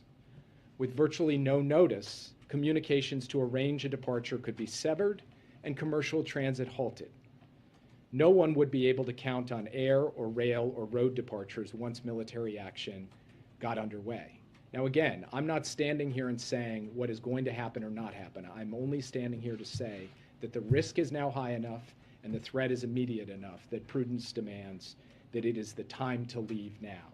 While commercial options and commercial rail and air service exist, while the roads are open. The President will not be putting the lives of our men and women in uniform at risk by sending them into a war zone to rescue people who could have left now but chose not to. So we are asking people to make the responsible choice. With that, I'm happy to take your questions. Yeah. Thanks, Jake. I know you don't want to get into the intelligence, but can you give us any sense what has changed over the past 24 or 48 hours to lead to your new level of concern? Well, first I would say when I appeared on the Sunday shows last weekend, I made the point that we were in the window, that Russian military action could begin any day now, and that remains true. It could begin any day now, and it could occur before the Olympics have ended. I'm not going to get into intelligence information, but if you look at the disposition of forces in both Belarus and in Russia on the other side of the Ukrainian border, from the north, from the east, the Russians are in a position to be able to mount a major military action in Ukraine any day now. And for that reason, we believe that it is important for us to communicate to our allies and partners, to the Ukrainians, and to the American citizens who are still there. I want to be crystal clear, though. We are not saying that a decision has been taken, a final decision has been taken by President Putin. What we are saying is that we have a sufficient level of concern based on what we are seeing on the ground and what our intelligence analysts have picked up, that we are sending this clear message. And it remains a message that we have now been sending for some time. And it is, yes, it is an urgent message because we are in an urgent situation. But just to clarify, so you now believe that Russia has all the forces it needs to mount a full-scale invasion of Ukraine? What I'm saying is that Russia has all the forces it needs to conduct a major military action. I'm not sure exactly what you mean by, quote, full-scale invasion, but Russia could choose in very short order to commence a major military action against Ukraine. Yes. Has NATO told the president that it will call up the NATO response force of Americans who have been put on that short leash? And is the president prepared to send additional unilateral forces to our partners in the border region of Ukraine? And is it your judgment and the judgment of U.S. intelligence and the U.S. government that Putin is behaving as a rational actor in his judgments at this point? So on the question of the president authorizing more unilateral U.S. forces to Europe, he's been clear all along that he is open to doing so as circumstances warrant. But I want to be very clear about something. These deployments of U.S. service members to Poland, to Romania, to Germany, these are not soldiers who are being sent to go fight Russia in Ukraine. They are not going to war in Ukraine. They are not going to war with Russia. They're going to defend NATO territory consistent with our Article 5 obligation. They are defensive deployments. They are non-escalatory. They are meant to reinforce, reassure, and deter aggression against NATO territory. In terms of the U.S. forces that have been put on heightened readiness to be deployed in the event of a NATO decision to deploy them, the president had the chance as part of the discussion today to hear from the Secretary General. No decisions have been taken in that regard, but those forces stand by should a decision be taken by the North Atlantic Council to call up the NATO response force and a request comes in for American forces to be a part of that. Finally, I can't get inside the head of President Putin. I'm not going to speculate as to his motivations, his intentions, or at this point his decisions. All I will say is that we are ready either way. If President Putin wants to engage in diplomacy, we are prepared to engage in diplomacy. We would like to find a diplomatic path forward, and we've sketched out the parameters and principles for that. If President Putin chooses to move forward, we will work in lockstep with our allies and partners to respond decisively. Thanks, Jake. It sounds like you're saying that the assessment previously that Putin has not yet made a decision still stands. So I guess based on that, is it your assessment that it's more likely that invasion could happen now than previously believed? Look, it's hard to assign percentage probabilities to any of this. We have to think about the range of scenarios that we confront, and it's our job to be ready for all of them.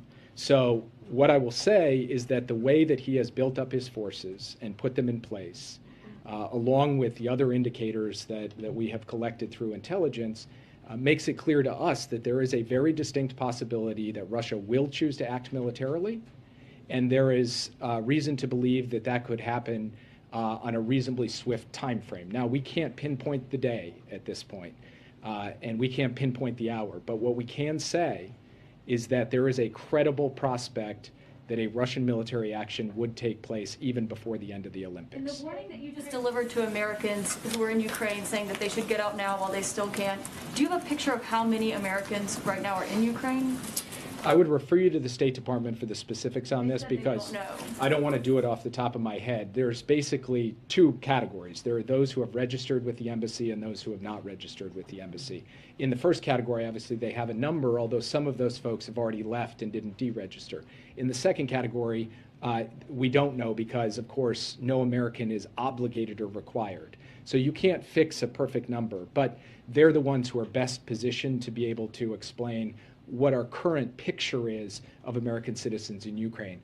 What I can do is stand before the world media and send a very clear message to all Americans and to any American who's in Ukraine right now who needs help, needs financial help, or needs logistical help to take advantage of a commercial option to get out, please call the U.S. Embassy in Kyiv because we stand ready to provide that help.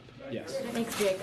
Just two quick questions. One, are you looking at this being some kind of attack on Kyiv, on the Donbass, on another region? Do you have any sense of that? And then what is the level of confidence that the intelligence community has in what they're hearing about this plan, especially about the potential for it to come before the end of the Olympics? When you say, I'm sorry, can you repeat the second question? Just around the confidence that the intelligence world has around whether this will happen before the Olympics. The intelligence community has sufficient confidence that I can stand before you today and say what I have said, which is that there is a distinct possibility that Vladimir Putin would order a military action, an invasion of Ukraine in this window, in this time period. And that could include the time period before February 20th, before the Beijing Olympics have been completed. And so they believe that everything I have just said is well grounded in both what they are seeing on the ground and what they are picking up through all of their various sources.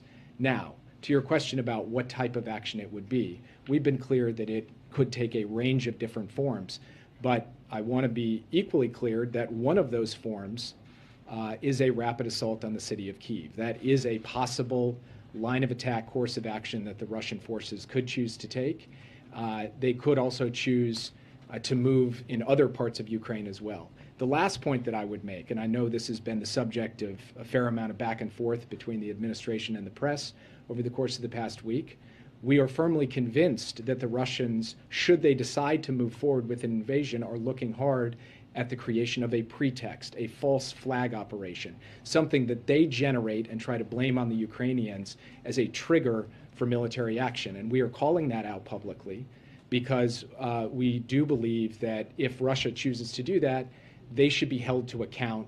The world should not believe that a false flag operation that they conducted is a legitimate casus belli for going into Ukraine. Yes. Thanks, Jake.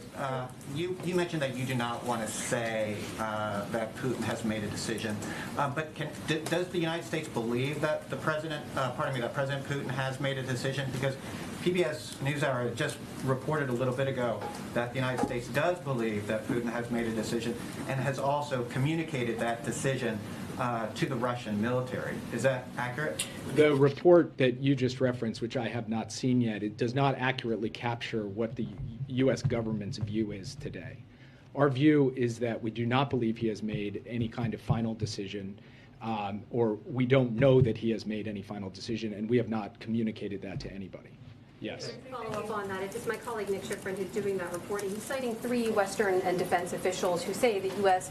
does believe that Putin has made up his mind, has communicated that to the military, and that they've been shown intelligence on that. You're saying that's not true? Well, we have communicated to our allies and partners, all 30 allies in NATO, plus a range of other partners, our latest intelligence information, and it does not include a statement that Vladimir Putin has definitively given an order to proceed with the invasion. Yes. You haven't been shown anything from your NATO allies either? I'm sorry? You haven't been shown any evidence or briefed on intelligence that speaks to that from NATO allies? We have not seen anything come to us that says a final decision has been taken, the go order has been given. What I will say, and the reason I'm up here talking in the way I am to American citizens, the reason we are taking the various actions we're taking, the reason the president convened our closest allies and partners from across the NATO alliance and the European Union, is because we believe he very well may give the final go order. That is a very distinct possibility, but we are not standing here before you today and say the order has been given, the invasion is on. It may well happen. It may well happen soon. But we are not saying, I think, the way that you've just characterized it. I have not seen this PBS report yet, but as you've characterized it, that does not capture the communication that we are making to our NATO allies, nor what we understand internally. Yes. Given the risk that you've laid out, the fact that you're not 100% certain that Putin has made a decision yet, we have seen other world leaders meeting with Putin. Has there been any more thought to President Biden engaging with him directly?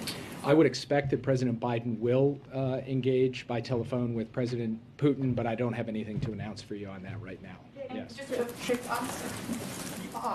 Because this is getting so close now, and the concern that you're weighing towards the American people, is there a need to provide some underlying evidence of just what you're seeing that shows Americans this is a country that went through Iraq and concerns about what the intelligence is showing? Does the administration see a need to just provide underlying intelligence? Well, let me just start with a fundamental distinction between the situation in Iraq and the situation today. In the situation in Iraq, intelligence was used and deployed from this very podium to start a war. We are trying to stop a war, to prevent a war, to avert a war. And all we can do is come here before you in good faith and share everything that we know to the best of our ability while protecting sources and methods so we continue to get the access to intelligence we need. But there's another big difference between what happened in 2003 and what's happening in 2022. And that is, in that case, it was information about intentions, about hidden things, stuff that couldn't be seen. Today, we are talking about more than 100,000 Russian troops amassed along the Ukrainian border with every capacity out there in the open for people to see. It's all over social media. It's all over your news sites. So you can believe your own eyes that the Russians have put in place the capabilities to conduct a massive military operation against Ukraine, should they choose to do so. And then finally, I would just say, if you look at the course of the past few months, as we have said, we predict there will be a buildup of this kind. Our information is telling us that the Russians are likely to move in these ways. Thus far, in November, in December, in January, that has borne out. So I think when you take all of that together, we put forward a credible case. But it's not my job to stand up here and convince any of you of anything. It's your job to ask the questions and do what you can do. All I can do is, based on the best information I have available, that I can share, that the President can share, the Secretary of State can share, put that out there in close consultation with our allies and partners. That's what we've done. At what point, Jake, would you expect the country would hear directly from the President on this and the risk to world order of Vladimir Putin rolling tanks or bombing a foreign capital? Well, first, the country has heard from the President directly on the Ukraine subject many times over the course of the past 3 months, and they will continue to. So it's not like President Biden has been silent on this question. He has been very vocal on it. He has spoken to every aspect of it. He has read out his calls on it with world leaders, his meetings, et cetera. But he will continue to speak directly to the American people as we watch the situation unfold. No plans for any kind of address to the nation from the Oval Office? No kind of speech specifically about this issue with prepared remarks? I don't have anything to announce in terms of speech or prepared remarks at this point. Yeah. Thank you so much. So you and other administration officials have been quite transparent in describing the strategy towards Ukraine to us, the press. Do you believe that that strategy is actually helping to reduce tensions?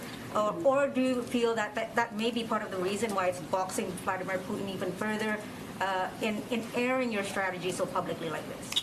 So only one country has amassed more than 100,000 troops on the border of another country with all of the capabilities and capacities to conduct an invasion. That country is Russia. That country is not the United States. So the fastest way to de-escalate this situation for all involved would be for Russia to choose to de-escalate its mobilization of forces. The United States is responding to the active, sustained buildup of military pressure on Ukraine. We are doing so in lockstep with allies and partners. And at the same time, we have been extremely forward-leaning in our willingness to engage in diplomacy to address the mutual concerns of Russia, the Europeans, and the United States when it comes to European security. Yeah. Thank you so much, Jake. Two questions for you. Next week, Vice President is going to Germany for the Munich Security Conference. Why isn't President Biden going? Wouldn't it be a good time to engage with his allies in person? Is he doing enough to avoid a war? And the second question, next week the Brazilian president is going to Russia to meet with Vladimir Putin. How does the White House see this visit and the timing of this visit? And do you guys expect anything from the Brazilian president during his meeting? If you simply looked at a catalog of the engagements the president has had with his allies and partners, including the engagement he had today, that catalog alone would be a rebuttal to the proposition that he's not doing enough to rally the West and to offer Russia a credible diplomatic path out of this. That's included phone calls, it's included meetings, it's included video conferences, it's included just countless sustained effort over the course of months. And we will continue at that. And we're also very proud to have the Vice President representing the American delegation at the Munich Security Conference. Question about the Brazilian president meeting Vladimir Putin next week. The Brazilian president is obviously, free to conduct his own diplomacy with other countries, including with Russia, and I really don't have anything else to add on it today. Yes. Thanks, Jake. You mentioned the possibility of an assault on Kiev specifically. What is your sense if Putin does decide to invade Ukraine? Is he looking to invade and take over the entire country or a part like Crimea in 2014? And just one follow-up as well.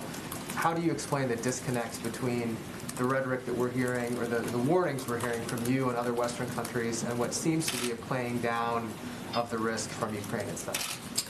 So I won't speak to the decisions that the Ukrainian leadership is making in terms of how they're communicating on this issue. I will only say that we are coordinating extremely closely with them. President Biden has spoken multiple times with President Zelensky. I speak nearly every day with senior aides to President Zelensky. Secretary Blinken is deeply engaged with both his counterpart and the president in Kyiv. So we will continue that level of coordination, sharing of information across every dimension of our government. But I can't characterize why it is that they're choosing their course. I can only say that based on the information we have, we've chosen to be as transparent as possible with what we see as a significant risk of military action in Ukraine. And as to your other question, I can't obviously predict what the exact shape or scope of the military action will be. As I said before, it could take a variety. Good morning, everybody. You're streaming live now from Fox on this Monday, February 14th. We are taking a look back at the latest White House press briefing as White House National Security Advisor Jake Sullivan is saying that a Russian military invasion of Ukraine could begin at any time, urging Americans in the Ukraine to leave right away. The U.S. State Department ordering almost all of the embassy staff in Kyiv to depart. Consular services will also be suspended, according to an advisory that happened over the weekend. Now, back in January, the department had ordered family members of embassy staff to leave the Ukraine. We actually do have a live now look at Kyiv this morning. This is something that we are going to keep very close tabs on here on Live Now from Fox. The escalating tensions between Russia and the Ukraine. We do know that President Biden spoke on the phone with Russian President Vladimir Putin. Here's a look at the White House right here on this Monday morning. Some of you are going to see a quick 2-minute commercial break. When you return, we are going to stay in Washington, get the latest update on this situation from Fox's Doug Lazater, and we're also going to tune into a conversation that our very own Andrew Kraft had with a retired counterintelligence officer about what this means for the U.S. response-wise. So we're going to continue our coverage of this situation after this quick break.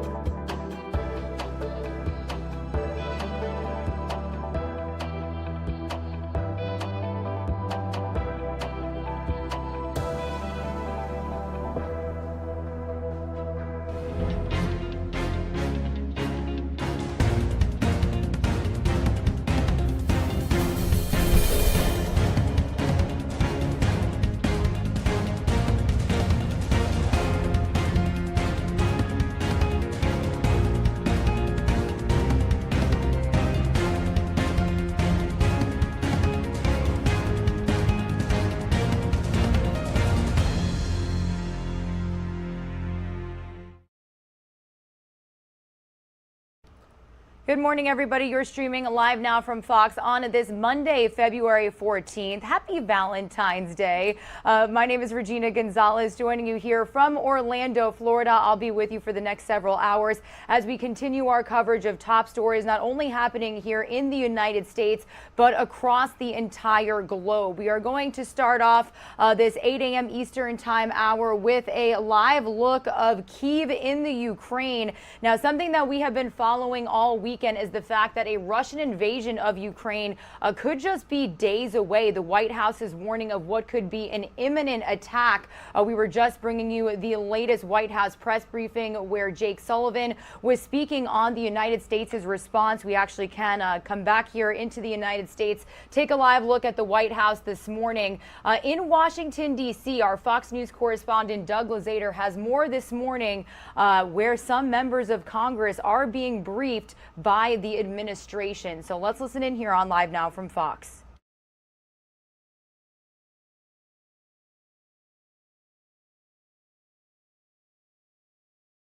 You get the impression from the White House now that this is not so much a question of if, but when, and some signs for a Russian invasion may be pointing to this week.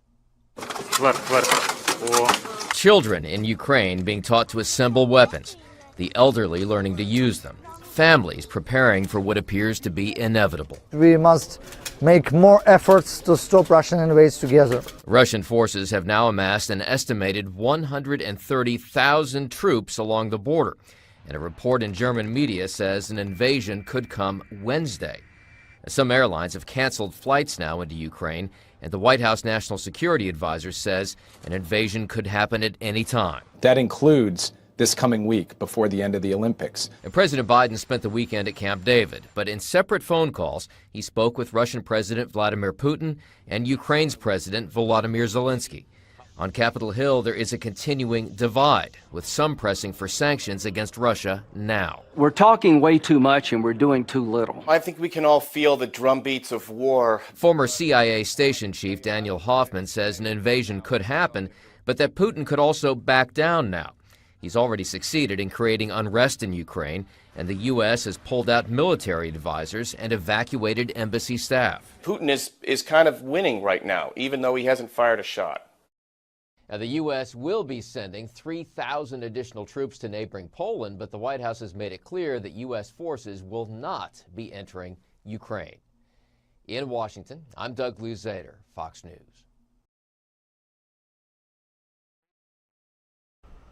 Meanwhile, our very own Andrew Kraft spoke with a retired counterintelligence officer about the details revolving the U.S. response. Obviously, this is a very extensive situation that a lot of you may just be getting up to speed on as we've been following it. So I do want to bring you some of that conversation here this morning on Live Now from Fox. Lots of good details surrounding this international situation. Update our viewers who might just be coming to this news about some of these key developments today. President Biden had a video call with transatlantic leaders. On the call, the likes of Justin Trudeau of Canada, the Prime Minister of Italy, the Prime Minister of the UK, Boris Johnson, the new Chancellor of Germany, and other leaders, the NATO Secretary General. That dovetailed Hal, with another call with the chairman of the Joint Chiefs, Mark Milley, with his counterparts. This also dovetails with warnings by both the U.S. State Department and the British Foreign Ministry urging our citizens and British citizens to leave Ukraine immediately or within 24 to 48 hours. We now know officials, Hal, at the State Department are individually calling Americans in Ukraine to tell them to leave. There are possibly some 30,000 Americans in Ukraine. There is not a specific number of people identified. There's not, a list of all Americans who are in Ukraine. We're also learning just a couple of moments ago that 4 U.S. destroyers have arrived in Europe to bolster NATO amid these Russia tensions, and all arrived in Europe from bases on the East Coast with a full complement of Tomahawk cruise missiles. The last time we spoke, Hal, no one really knew what Putin's decision was or was going to be. I think it's pretty clear we do now today. Andrew, I think it's becoming very evident that he's going to do some sort of military action. It's up in the air as far as the extent of it. I've been looking at the reports coming in today, particularly everything dealing with the naval presence in the Black Sea with the Russians. Not only a formidable presence in terms of war-fighting combatant ships, but also amphibious lift, amphibious ships, and naval infantry, or the Russian equivalent of Marines that are down there. And then there were reports that airborne troops, paratroopers, Russian paratroopers have been basically put under a high readiness status, ready to come in and support. There's been a lot of discussion about what they might do, and it's becoming more and more evident that that there's a high likelihood that this thing could kick off with an amphibious operation along the Black Sea, and that's a very interesting possibility. And with the paratroopers, it has been seen in the past, Normandy, probably one of the more famous amphibious operations, dropping paratroopers behind the beachhead in order to block enemy forces and then provide security for forces moving forward. So this thing could start, obviously, with airstrikes, artillery, missile strikes in a lot of different places. But the first ground incursion may actually occur in the Black Sea. That's very possible. And Hal, what do you make of what Jake Sullivan said, that Russians, if they do indeed invade, they want significant territorial gains, including the capital of Kiev? I mean, that is significant. And we haven't seen an incursion into Europe like this since World War II. I have to say that when I look at that, if they go into Kiev, strategically, I just don't see why Putin wants to do that. I mean, he can. But the reaction of the Western allies, this is one of the things I think that has frustrated him tremendously, is that his bullying movement in the Ukraine has actually solidified the opposition from NATO countries across the board. That phone call today that you saw that was with all these NATO leaders that's just one of the many harbingers of how NATO, which has not at all times been a completely unified organization, has really come together with one voice to oppose what Russia's doing. And it's also become clear that there's going to be very, very tough sanctions that could in many ways cripple the ability of Russians doing business around the world and, of course, cripple the Russian economy. So I don't know why he'd want to go into Kiev. Now, with that said, potentially that was said that way to encourage Americans to leave the country. We want to get American citizens out of harm's way. And by the way, all of our NATO allies want to get their citizens in Ukraine out of harm's way. So that may have been part of why they said what they said. But frankly, I've looked at the different scenarios of coming in from the north, coming in from the east, coming in from the south to the Black Sea. And there's a lot of ways that Putin would seem to be able to accomplish his strategic objectives without having to go into Kiev. Kiev would seem to be almost counterproductive in some ways.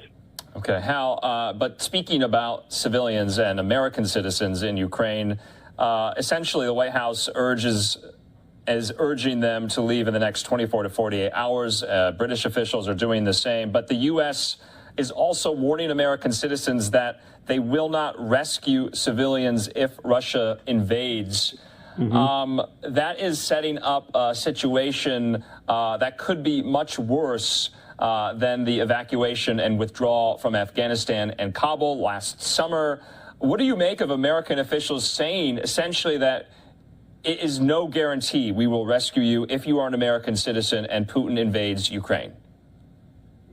Well, Andrew, the issue that they run into there is if the only way to bring them out is through what's called non-combatant evacuation operation, or NEO. And I've ramped up for many NEOs before.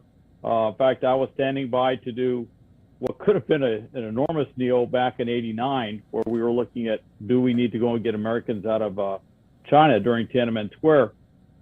Frankly, they're tough to do in a situation like this. They're very difficult to do. But the fear is if you were to insert the amount of American forces, our NATO forces, into Ukraine to start pulling people out, you could actually end up triggering a military force-on-force confrontation with the Russians, and that could quickly escalate out of control. In fact, it could be perceived, and Russia could choose to perceive it, as NATO has rolled in support of the Ukraine military forces, the Ukraine government. So I think what we're doing is we're just dialing back. What we are doing is we're telling Americans, get out of there. One thing we do have to our advantage here is that there are good roads, there are trains. This is a far more advanced country than Afghanistan is, and there are many ways that people can evacuate that country, move out of that country. Simply from a terrain and infrastructure standpoint, it's not the same situation that we saw in Afghanistan. No, that's very good context and distinctions to make there. So, and we heard earlier today, the Pentagon sending 3,000 paratroopers, more troops from the 82nd Airborne Division to Poland. And I've been making this point that these troops are not being sent to Ukraine because sometimes there is confusion about that. Ukraine is not one of our NATO partners. Of course, it's an ally, but it is not getting this suite of troops that are going over there. This is to shore up our eastern flank on NATO's eastern edge. But we also learned today how Putin and Biden will be speaking tomorrow. Is this a last-ditch attempt to thwart something like this? And why have sanctions not been put in already? Why are we waiting for Putin to invade and then react? Well, Andrew, to your first question, it's looking more and more like this will be a last-ditch effort simply because of how things are moving along. I don't think there's going to be too many more opportunities to have a discussion with Putin like this before he decides to do something. One thing I just wanted to mention, too, is a lot of what they're looking at and a lot of what decides what the Russians are deciding to do is they're looking at this mild winter in the Ukraine, which has not frozen the ground as solid as they want.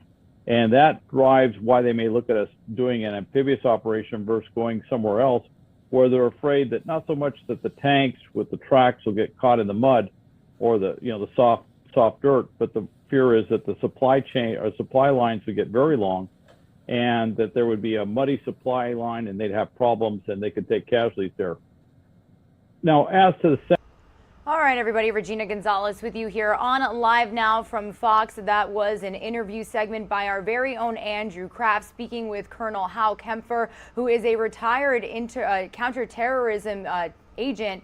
And he was kind of talking about what this rising tensions between Russia and Ukraine situation means for us both here in the United States and what is currently happening there overseas. So this is something that we are going to very closely follow here on Live Now from Fox. Anytime we get any remarks from the president as well as White House officials, we will be sure to air them for you live, raw, and in their entirety, even as well as the Pentagon and the State Department.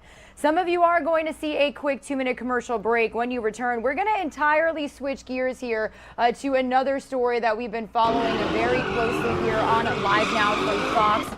This is some of the crazy video of celebrations that unfolded in Los Angeles last night as the Rams officially became Super Bowl champions for the first time in 22 years after defeating the Cincinnati Bengals 23-20. We also saw an amazing halftime show. So when we come back, we are going to speak live with Fox Sports contributor Rich Salgado. He joined us live all last week to kind of preview the big game, and now we're officially wrapping up this news and talking about all of the top moments from yesterday's event. So stay with us. That live report coming up after this quick 2-minute commercial break.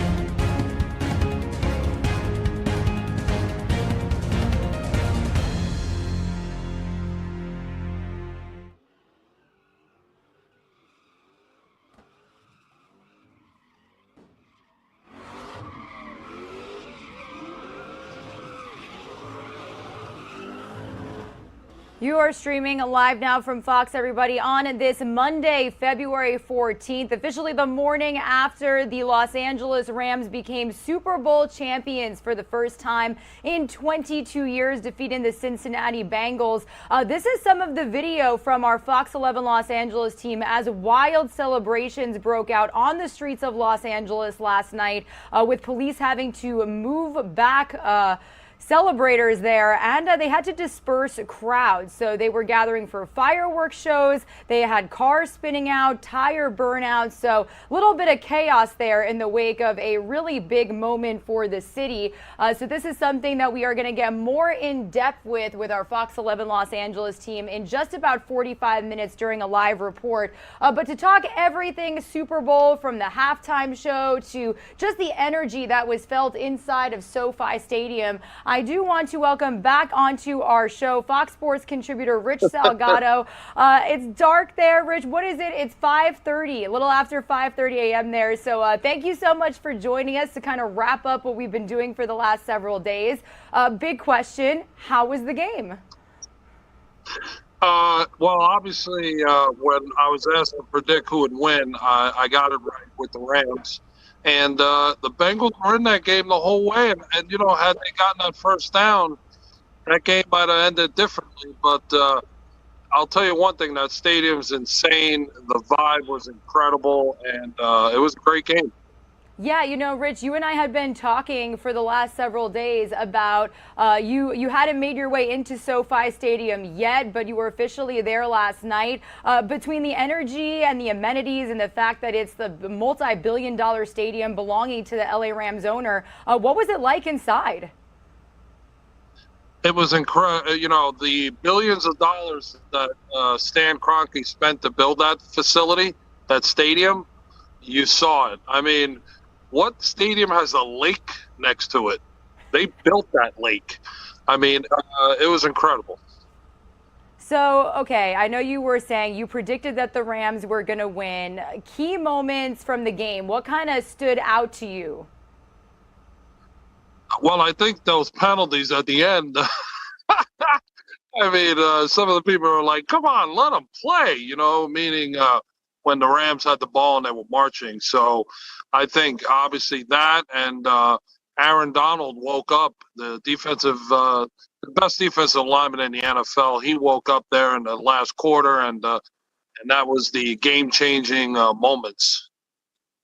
Yeah, and I definitely think one of the key moments for me was seeing Matthew Stafford have a home team win and then also be congratulated by his 4 little girls, his family. That's some of those heartwarming moments that you just can't wait to see until the end. Yeah, it was, I mean, you know, it brings tears to the eye. As a former athlete, you know, you always want to win. And you know, you saw Aaron Donald crying after the game and, you know, being interviewed and you know, the only thing he wanted to do was live in the moment. And you know, they kept pressuring him, saying, are you retiring? Are you retiring? And he's like, I just won the Super Bowl. Let me worry about winning the Super Bowl. But you know, it's great to always have your family involved and to, you know, to see the kids running around and everyone screaming. And I've had the good fortune of being a part of that twice, being on the field when a team won the Super Bowl, and that was the Giants in 2007 and 11.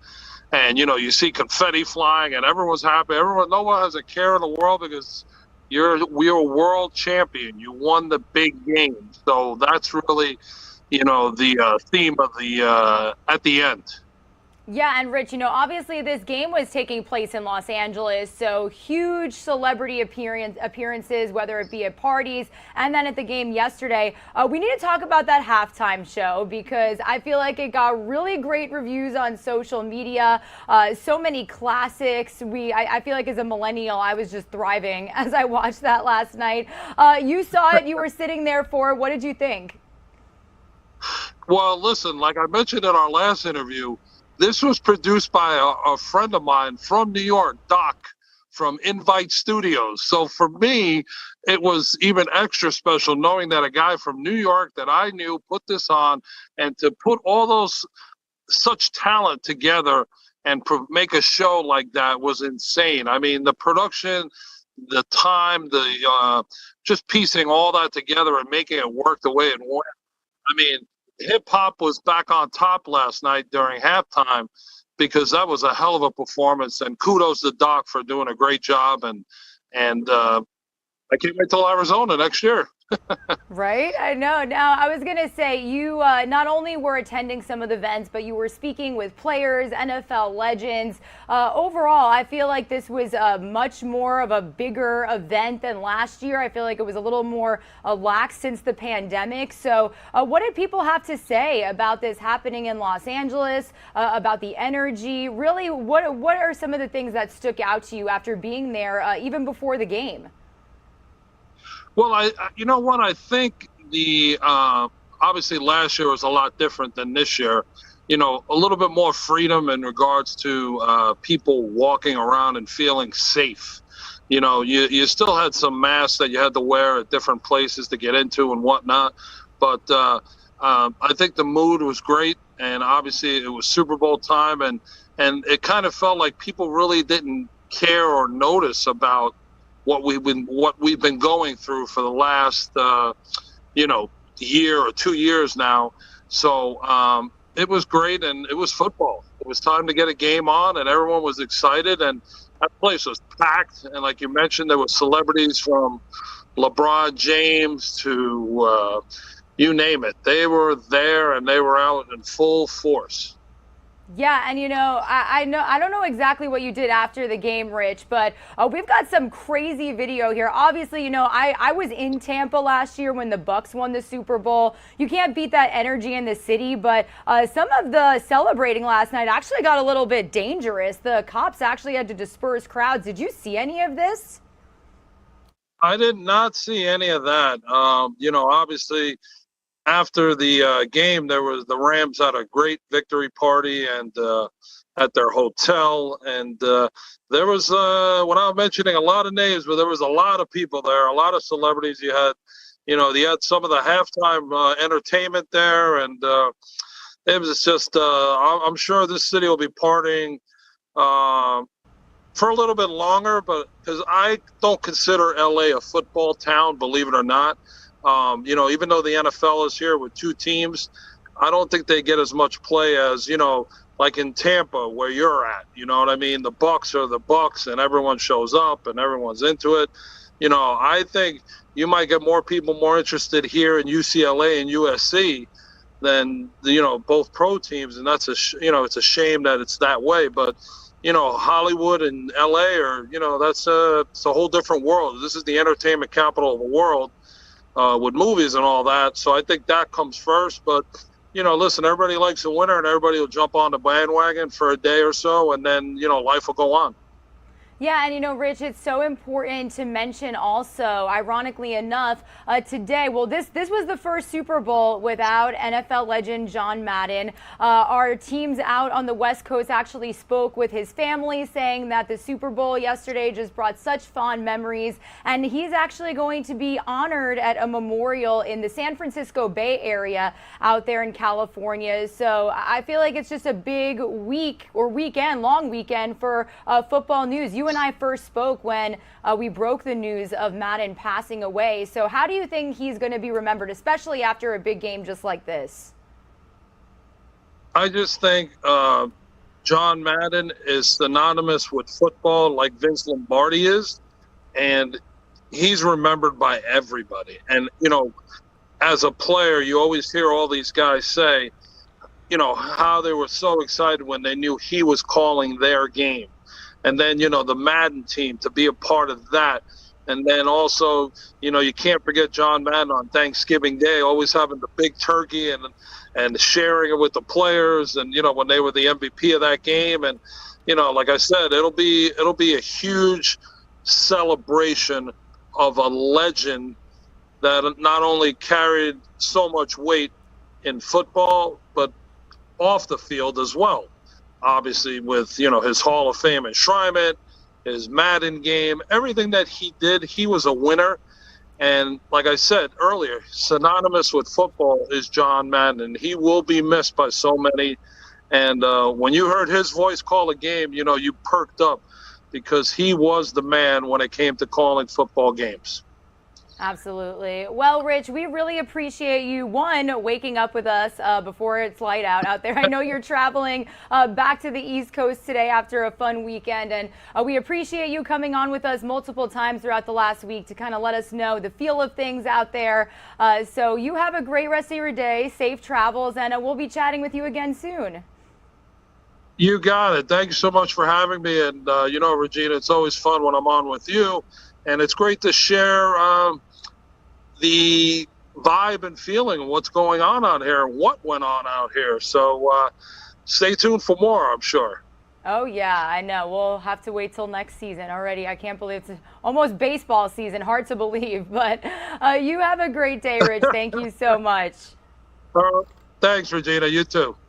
All right, everybody, Regina Gonzalez with you here on Live Now from Fox. We appreciate so much experts like Rich to join us in the wake of big events like the Super Bowl, physically in Los Angeles, letting us know the feel of the city both before and after. So really wanted to bring him on once more to kind of wrap up our coverage as the game and the big weekend came to an end last night. But it's not coming to an end.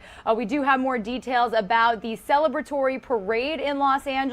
So at 9:15 a.m. Eastern time, we will be speaking live with our Fox 11 Los Angeles reporter Mario Ramirez. He's been up since 4 a.m. outside of a sporting goods store where they are going to open early so fans can get that Super Bowl victory merch. That's always the biggest thing. You got to see the game, have the winner, get the merch.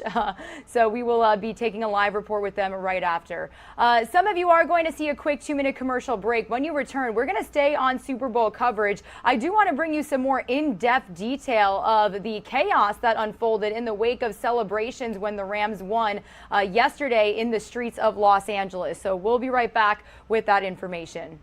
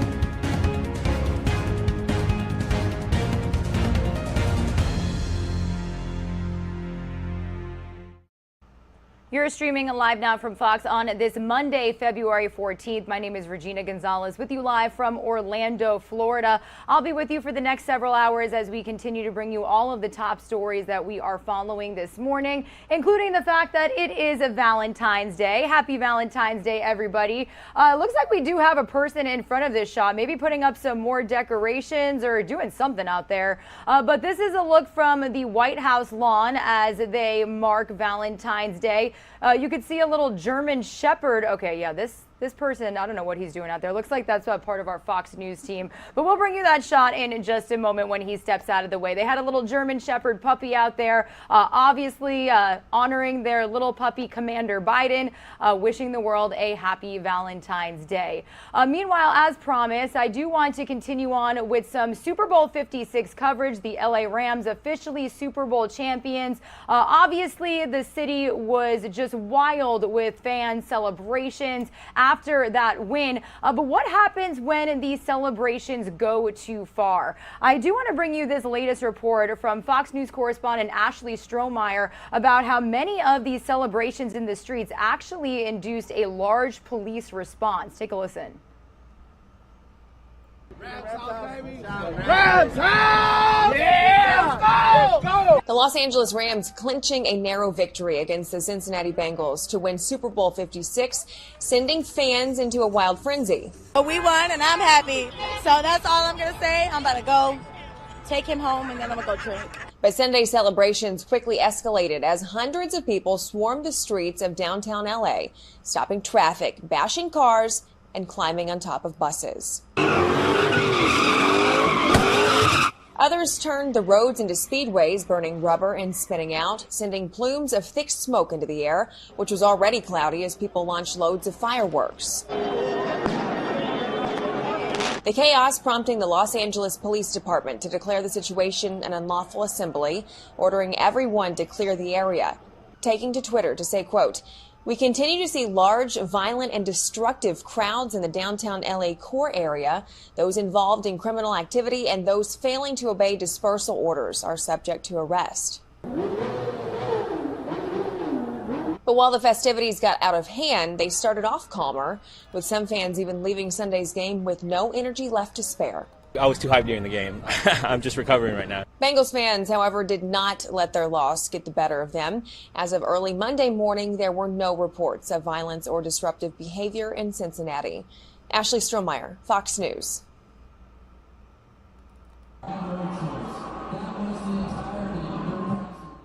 And while Rams fans were celebrating, Cincinnati Bengals fans are reacting after their defeat with pain, but for now also pride and hope for next year. As we get more reaction from fans here on Live Now from Fox, we are learning that fans gathered in downtown streets to party, to watch the game, some in no shirts, in bars and taverns. And while a game led was lost in the end, fans, cheered on. They were just calling the plays, doing what fans do, and Cincinnatians certainly felt pride in their city for their team and their Joe Cool quarterback, Joe Burrow. Let's listen into some reaction here.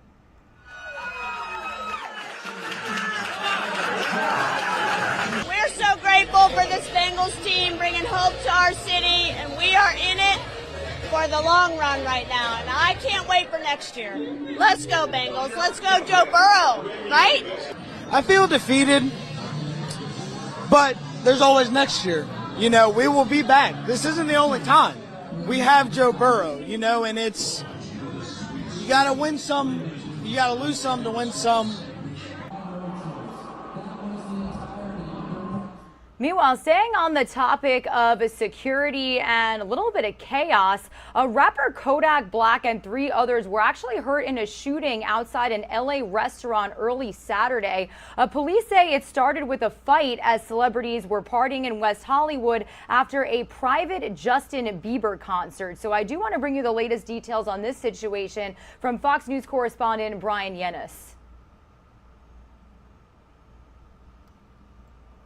Others were also wounded. Everyone is in stable condition with non-life-threatening injuries. TMZ captured the scary shooting on video. Kodak is seen outside at around 2:45 a.m. Saturday morning. According to TMZ, someone from Kodak's entourage was jumped, and then Kodak threw himself into the fight, and that's when gunfire erupted. Multiple shots were fired by an unknown suspect, hitting 3 others reportedly aged 19, 24, and 60. Victims were seen lying on the ground. There have been no arrests, and the suspect is on the loose. The shooting happened at about 2:45 in the morning Saturday in West Hollywood in Los Angeles. The gunshots causing a crowd of people to disperse on the street, people running for their lives every which way. This all happened after a Justin Bieber concert. He had just performed in celebration of the Super Bowl and was hosting a star-studded pre-Super Bowl after party at the Nice Guy restaurant in L.A. Bieber and his wife, Haley, were seen making a hasty exit from the restaurant after shots were fired right outside the establishment, which is about a half-hour drive away from SoFi Stadium, which hosted the Super Bowl. For Kodak Black, despite being shot in the leg, he's okay enough, apparently, to go to the Super Bowl. He tweeted that he would be attending the game with Drake and that he was rooting for the orange and black Bengals. The LAPD is looking for a suspect described only as a black male. Anyone with information is encouraged to call 1-800-222-TIPS. In New York City, Brian Yennis, Fox News. Meanwhile, as mentioned in my live interview just moments ago with Fox Sports contributor Rich Salgado, the San Francisco Bay Area is expecting to honor a native and NFL legend today. John Madden will be remembered in a public memorial that we will actually be streaming for you on LiveNOW from Fox. Madden died on December 28th at the age of 85, and he's known to millions as a Hall of Fame coach who led the Oakland Raiders to 10 winning seasons and to the team's first Super Bowl title in 1977. He'll be remembered as a legendary broadcaster whose approach and air persona changed sports broadcasting. And our KTVU Fox 2 team in the Bay Area actually spoke to Madden's son, Mike Madden, on his father's legacy. So let's listen into what he had to say here on LiveNOW from Fox. He touched so many. You know, they're just and different people from different corners of the football world, and you know, he meant a lot to so many. And like I said, I've been pulled aside this week. You know, your dad once told me this. You know, we had a cup of coffee, we had a phone call. You know, and he was genuine, and he cared about everybody. He cared about the game of football. And you can watch full coverage of this memorial on LiveNOW from Fox this evening at 5:30 Pacific time. We will be streaming it for you live, raw, and unfiltered. Some of you are going to see a quick 2-minute commercial break. When you return, we are going to talk about a story that broke so many hearts 4 years ago. Today officially marks 4 years since the mass shooting at Stoneman Douglas High School in Broward County, Florida. The governor ordering that all flags be flown at half-staff today in honor of the victims. Some of you are going to see a quick commercial break. We'll have that and other crime-related news here on LiveNOW from Fox. We figured we'd just go ahead and litigate those issues while Detective Chief.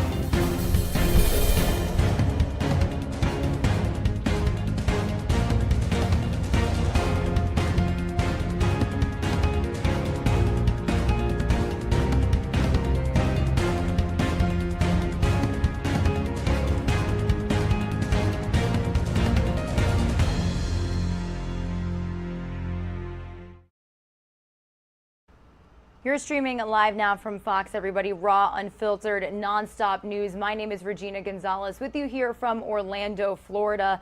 Today, flags across the state of Florida here will be flown at half-staff to remember the Parkland school shooting victims. Crazy enough that it has been 4 years since 14 students and 3 staff members were killed when a gunman opened fire inside Stoneman Douglas High School on February 14th in 2018. Governor DeSantis is also asking Floridians to pause for a moment of silence at 3 p.m. The shooter pleaded guilty to the murders back in October. Meanwhile, I do want to go from Florida out to Atlanta, Georgia. We actually do have a live look at the city right here on Live Now from Fox this morning. Our Fox 5 Atlanta team covering the fact that opening statements will begin today in the federal hate crimes trial of the 3 men convicted of murdering Ahmaud Arbery. Travis McMichael, his father Greg McMichael, and their neighbor William Roddy Bryan will be back in court facing federal hate crime charges in connection to his death, Arbery's death. So I do want to bring you the latest here from our Fox 5 Atlanta team this morning. A federal hate crimes trial will begin this week in Brunswick.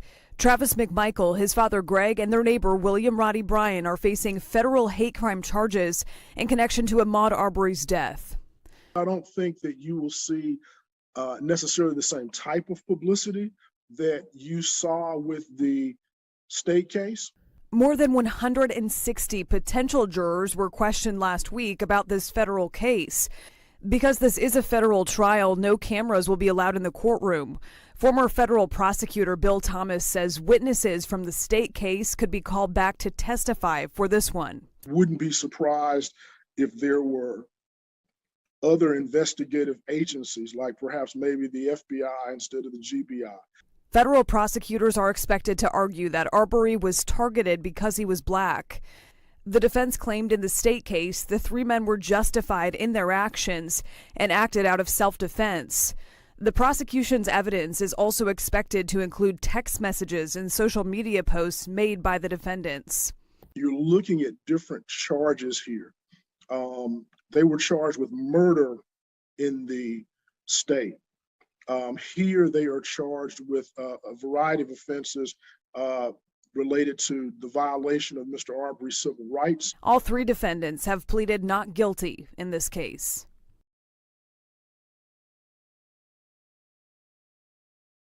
A federal hate. And speaking of the 4-year mark since the Stoneman Douglas mass shooting, this is actually a live look from Washington, D.C., where we are learning within the last couple of minutes that the father of a Stoneman Douglas high school student who was killed in that mass shooting in Parkland, Florida back in 2018 has climbed a construction tower near the White House to mark 4 years since the deadly shooting. It looks like he did so to hang a banner in honor of all of the victims, the students and staff that were lost that day. So quite a sight here on this Monday morning. I wanted to bring you that here on Live Now from Fox.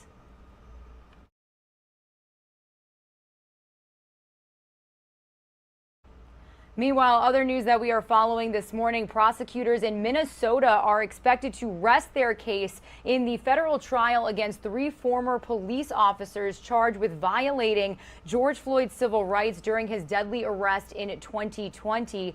The state has called 19 witnesses over the course of 12 days, and the jury heard testimony from law enforcement officials, doctors, and eyewitnesses.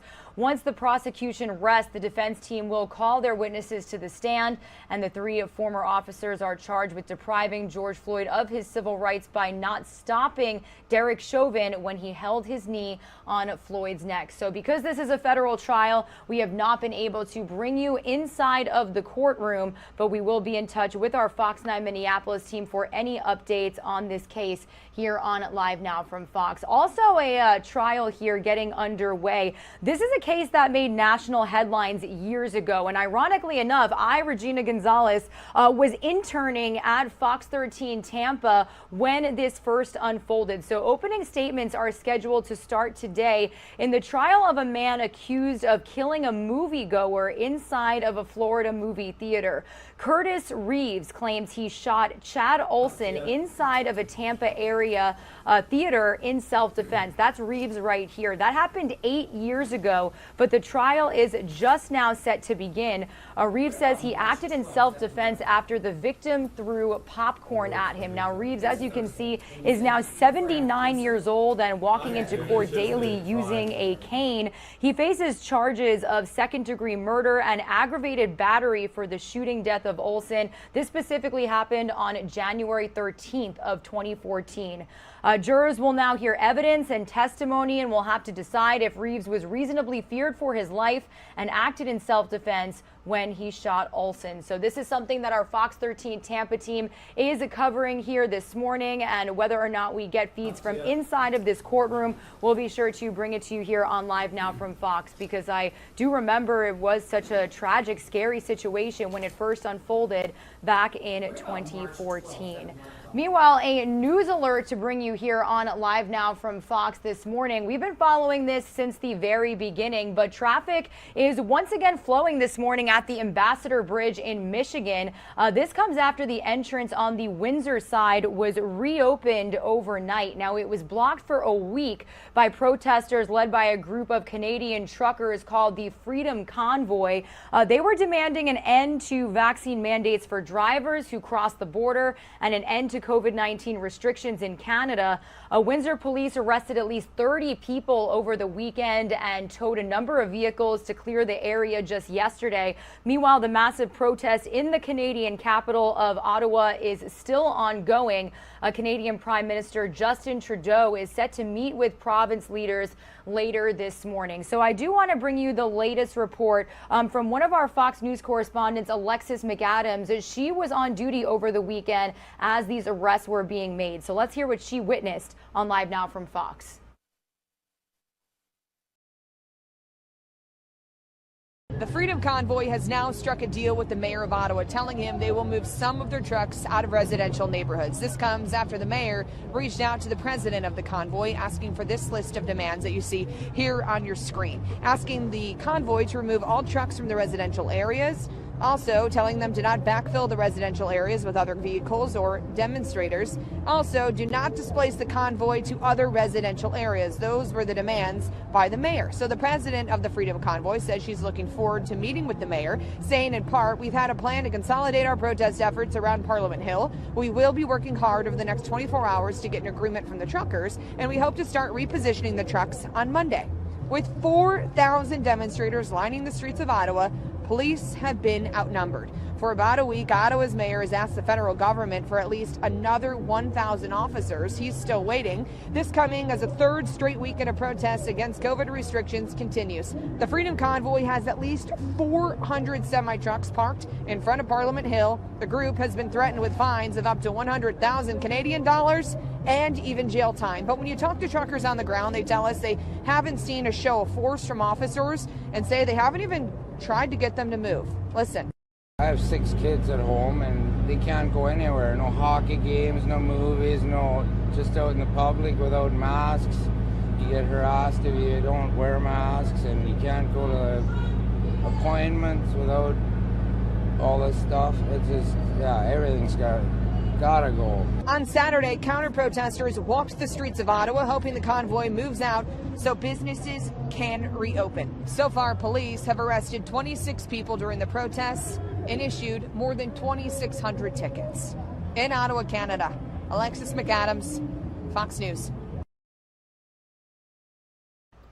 Meanwhile, going from Canada back out to Washington, D.C., you are taking a Live Now look at a construction site where we have learned that the father of a Stoneman Douglas high school student who was killed in the mass shooting in Parkland, Florida 4 years ago today climbed a construction tower near the White House to mark 4 years since the deadly shooting. So quite a sight as we honor all of the victims, the staff and students that were lost that day. If we do get any official remarks or events commemorating this, we will be sure to bring them to you live, raw, and unfiltered. Some of you are going to see a quick 2-minute commercial break. We'll be right back with some more nonstop news. We are also just moments away from heading back out live to Los Angeles, California, to get an update on how Los Angeles is celebrating the Rams' victory in the Super Bowl just yesterday.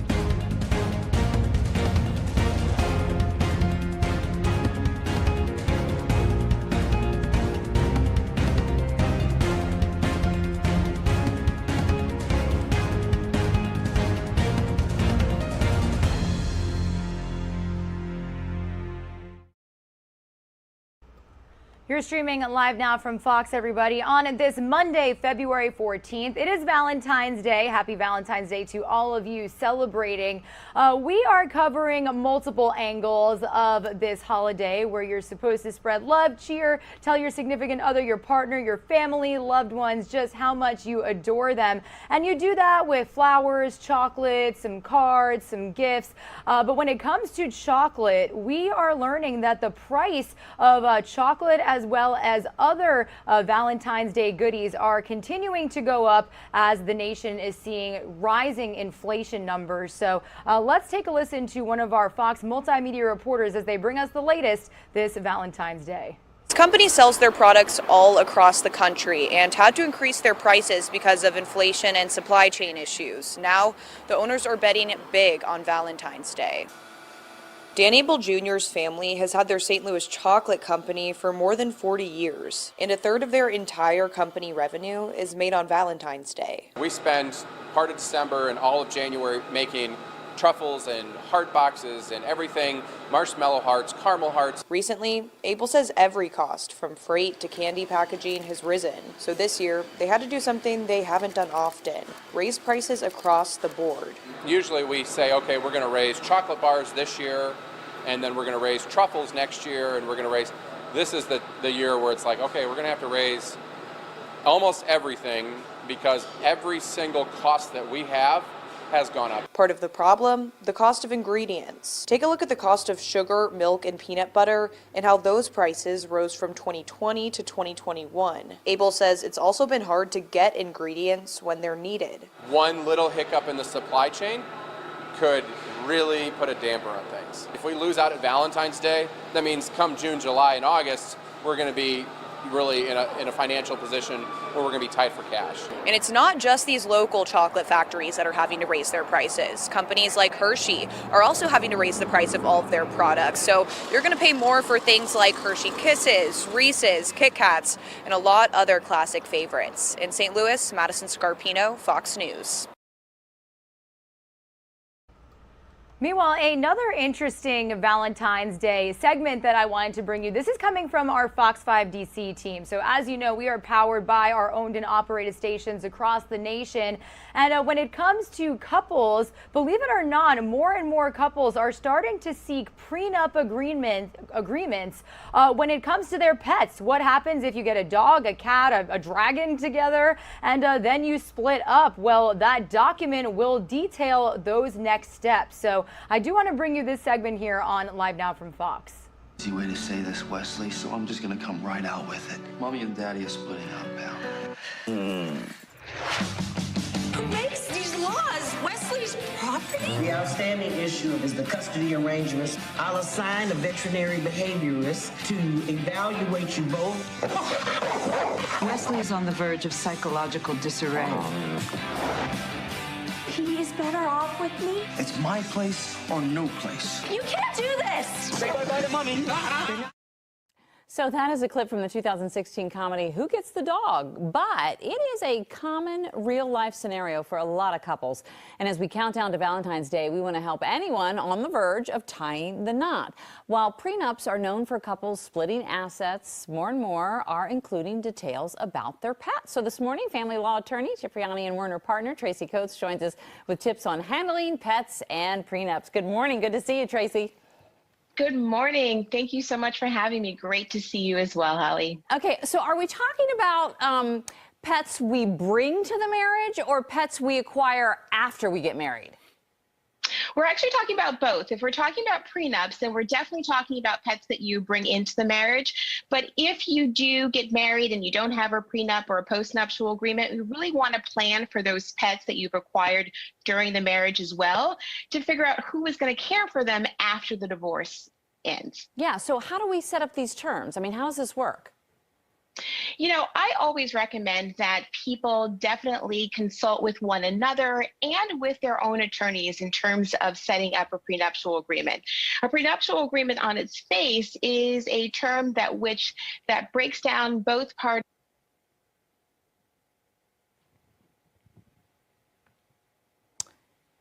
Okay, it looks like we've lost Tracy's audio, so maybe we can work on that a little bit. One of the issues that comes up for now, and they've been working to change some of these laws, is that, we think of our pets as like our kids. In the eyes of the law, though, they're just property. They're the same as like a couch. So it's really hard determining who gets what, and usually joint custody, not necessarily always a thing.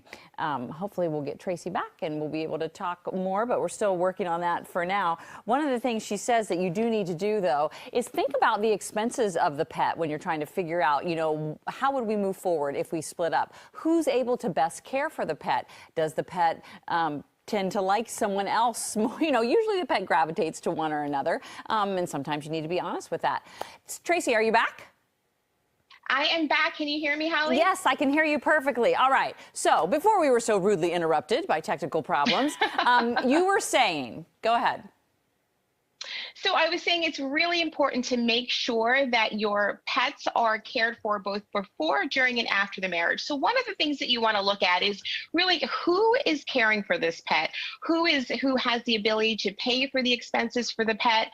We're looking at things like emergencies, insurance, and any other outstanding expenses when you're talking about prenups for, similar to that you would for a child, although with your human babies, if you will, you can't necessarily set up the same amount of structure that you can for a pet. And I heard you mention, Holly, also, this indication that pets are generally considered a property is an idea that is really starting to be rethought and recalculated. For example, in the state of New York, they are now sort of doing more of a hybrid. They're doing a property interest, but they're also doing a close emotional family pet, and sort of bringing those two together to figure out what's the best for all in this scenario. Yeah, I'm really glad that they are rethinking it, because I actually have had several friends that have gone through the whole, the attorney saying to them, look, I'm sorry, but your dog's just another piece of property in terms of splitting things up, but that's not how we view it. So it is something that's evolving, but I guess it is important to have these kind of conversations before you even get the dog. It would seem like to me, if you bring a dog into the relationship, you should get to leave with that dog. But getting, I don't know. But getting the dog after the fact is where the waters become a little bit muddied.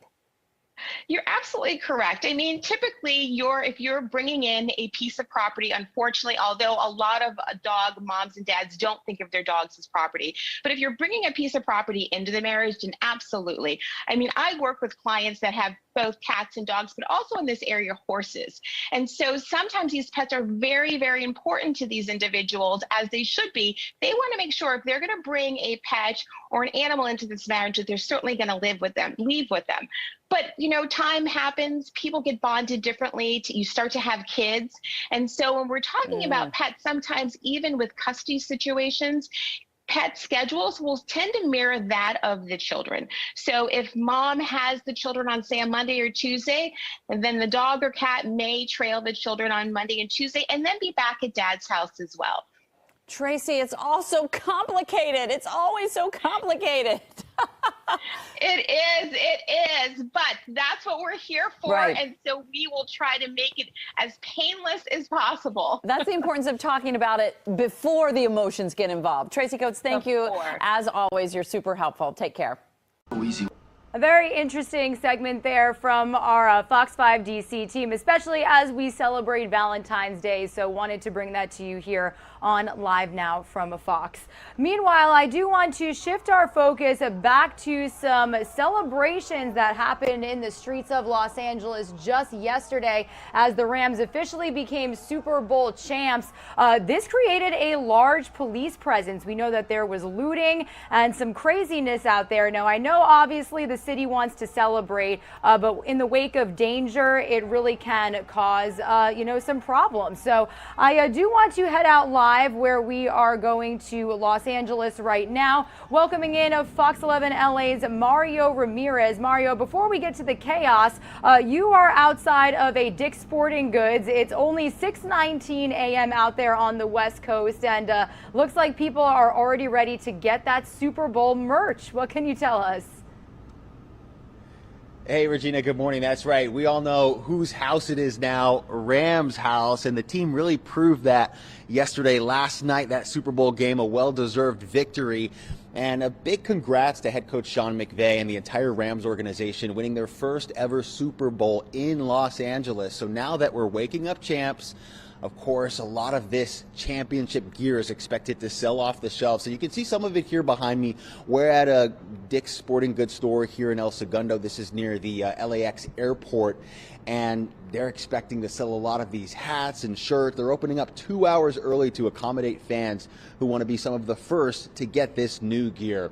But let's talk about some of the celebrations last night, because with this victory and a moment in LA sports history, it was a little chaotic. Hundreds of fans took to the streets of downtown and East LA after the victory, with officers and sheriff's deputies having to disperse crowds for violent and destructive behavior. And we saw this with championships when it comes to the Dodgers and the Lakers. Fans jumping on cars, dancing in streets, fireworks also set off in the middle of the streets several times during the celebrations. LAPD officers downtown did declare an unlawful assembly, dispersing the crowds last night, but we can tell you this morning there are no reported arrests. Meanwhile, the celebrations, they continue for fans who missed the game in person. They'll, of course, want to be wearing their new championship gear to show their pride. Dick's Sporting Goods extending hours, opening stores early for eager fans looking for those championship hats, shirts, memorabilia, among other things. Today through Wednesday, we also want to mention that the iconic Hollywood sign will be altered to read Rams House in celebration of this big Super Bowl win. And MVP Cooper Kupp, Matt Stafford, Aaron Donald, they're heading to Disneyland today around 1 p.m. to celebrate with somewhat of a Super Bowl tradition, celebrating with their families at the happiest place on earth. So we are excited here in Los Angeles, and the city is still buzzing after last night's amazing game. Regina? Yeah, Mara, that's got to be my favorite line. What are you doing to celebrate? I'm going to Disneyland. So that's actually happening. That's awesome to know. And we do know, obviously, after every victory comes a parade in the winning team's hometown. Do we know anything about the Rams victory parade that could be coming soon? Well, we do know very little right now. We know there will be some sort of celebration on the streets of Los Angeles. It'll likely happen in Inglewood near that new $5 billion SoFi Stadium. We're getting word that this may be announced at an 8 o'clock press conference this morning from Mayor Eric Garcetti. So I know a lot of people are going to be paying attention to that, waiting for possibly those details to come out and how the city can celebrate together one of the biggest moments here in LA sports history. All right, well, Fox 11 Los Angeles' Mario Ramirez outside of a sporting goods store really early this morning in his Rams gear to bring us an update on how the city is celebrating. Thank you so much for joining us. I'm glad that it is a happy Monday for you, and we'll be in touch with your team soon about those parade details. Thanks so much. Thanks, Regina. Take care. All right, everybody, Regina Gonzalez with you here on Live Now from Fox. Again, we will be keeping in contact with our Fox 11 Los Angeles team to learn more about the upcoming events after that Rams victory. So stay with us for those details and developments. Some of you are going to see a quick 2-minute commercial break. I do want to keep bringing you this really, really beautiful shot. It does look like they moved the camera a little bit so you can't see that banner. But we are learning this morning that the father of one of the victims of the Stoneman Douglas high school shooting that, believe it or not, happened 4 years ago today. He climbed a construction site out there in Washington, D.C. to honor his son as well as the other students and staff that tragically lost their lives in the wake of that mass shooting. So we'll get you more details here on Live Now from Fox when we come back.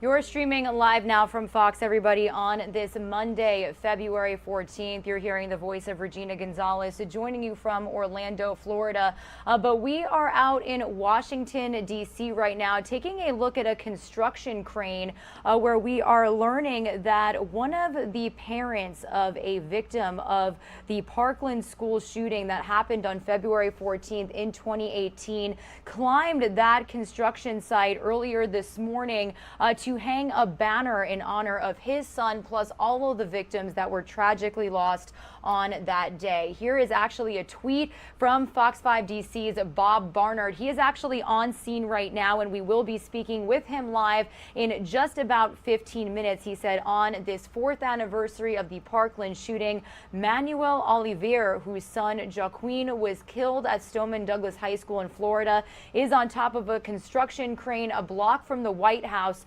surrounded by police. So you can actually see that there is a pretty big police presence. Lots of vehicles lined up to the left picture that is right there in his tweet. We're kind of looking at more of an angled up view live right now, but we cannot see. It looks like he's still up there. It looks like somebody is still up there, possibly not a construction worker, but multiple people up there right now. This is who we are and what we do. Live, raw, unfiltered news, bringing you front row, 2 stories just like this. Now, today here in Florida, flags across the state are ordered to be flown at half staff to remember the Parkland school shooting victims. 14 students and 3 staff members were killed when a gunman opened fire inside Stoneman Douglas High School on February 14th in 2018. Florida Governor Ron DeSantis is also asking Floridians to pause for a moment of silence at 3 p.m., which is when that situation first unfolded 4 years ago today. The shooter, Nicholas Cruz, pleaded guilty to the murders back in October. So whether or not we do get any memorial events where there are live speakers, when they are speaking with victims' families, loved ones, people who knew the victims, those students and staff who tragically lost their lives, we will be sure to bring it to you live, raw, and unfiltered. But I do want to let you know again that at 9:45 a.m. Eastern time, so in just about 15 minutes, we will be speaking live with Bob Barnard, who is live on scene. Again, this is a tweet from him just minutes ago, showing you a wider shot of the scene right now, police on scene. We're going to speak to him on whether or not, even though this is for great reason, honoring the victims of a tragic mass shooting, whether or not he could face any charges or if he got permission to climb up this crane. So we'll be getting those details from Bob here again in just a couple of minutes.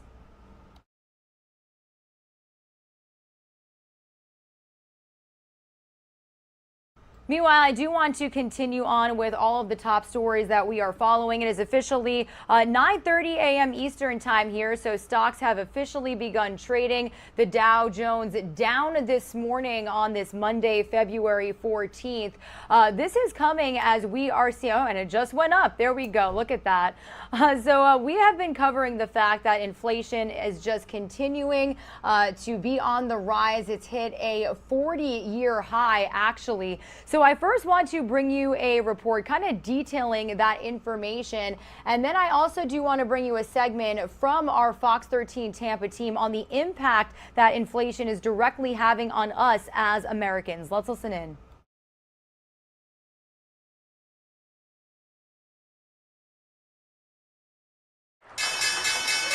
Wall Street taking a hit after the latest inflation reading came in hotter than expected. It reached a new 4-decade high, raising the stakes on whether the Federal Reserve will plot even faster interest rate hikes. We certainly expected this inflation read to come in very hot. We certainly think that in March we could see the Fed raise rates 1/4 to 0.5%. Inflation accelerated to 7.5% year over year in January as strong consumer demand and pandemic-related supply chain issues kept pushing prices up. The Consumer Price Index, which measures what consumers pay for goods and services, rose to its highest level since 1982, reinforcing the Fed's decision to begin raising borrowing rates across the country. The White House blames inflation on supply chain bottlenecks and other pandemic-induced disruptions in the economy. Back in July, you said inflation was going to be temporary. I think a lot of Americans are wondering what your definition of temporary is. Well, you're being a wise guy with me a little bit. The reason for the inflation is the supply chains were cut off. Republicans have pinned the price spike on the president's massive spending agenda and his energy policies targeting the oil and gas industries. It's another situation, same as coronavirus, where the people who are paid to know better have failed abysmally, in this case, to project very foreseeable inflation. President Biden acknowledged that inflation was elevated, but noted that economists expect inflation to fall as the supply chain disruptions clear up. At the White House, Edward Lawrence, Fox News.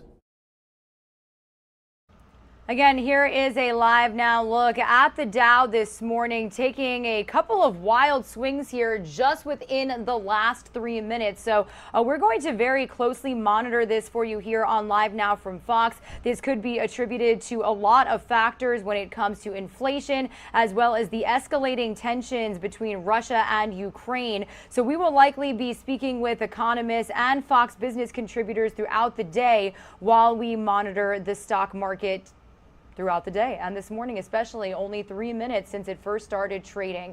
But as promised, I do want to continue on with this topic. Head out to our Fox 13 Tampa team as they are talking about the inflation surge impacting our daily life as American consumers.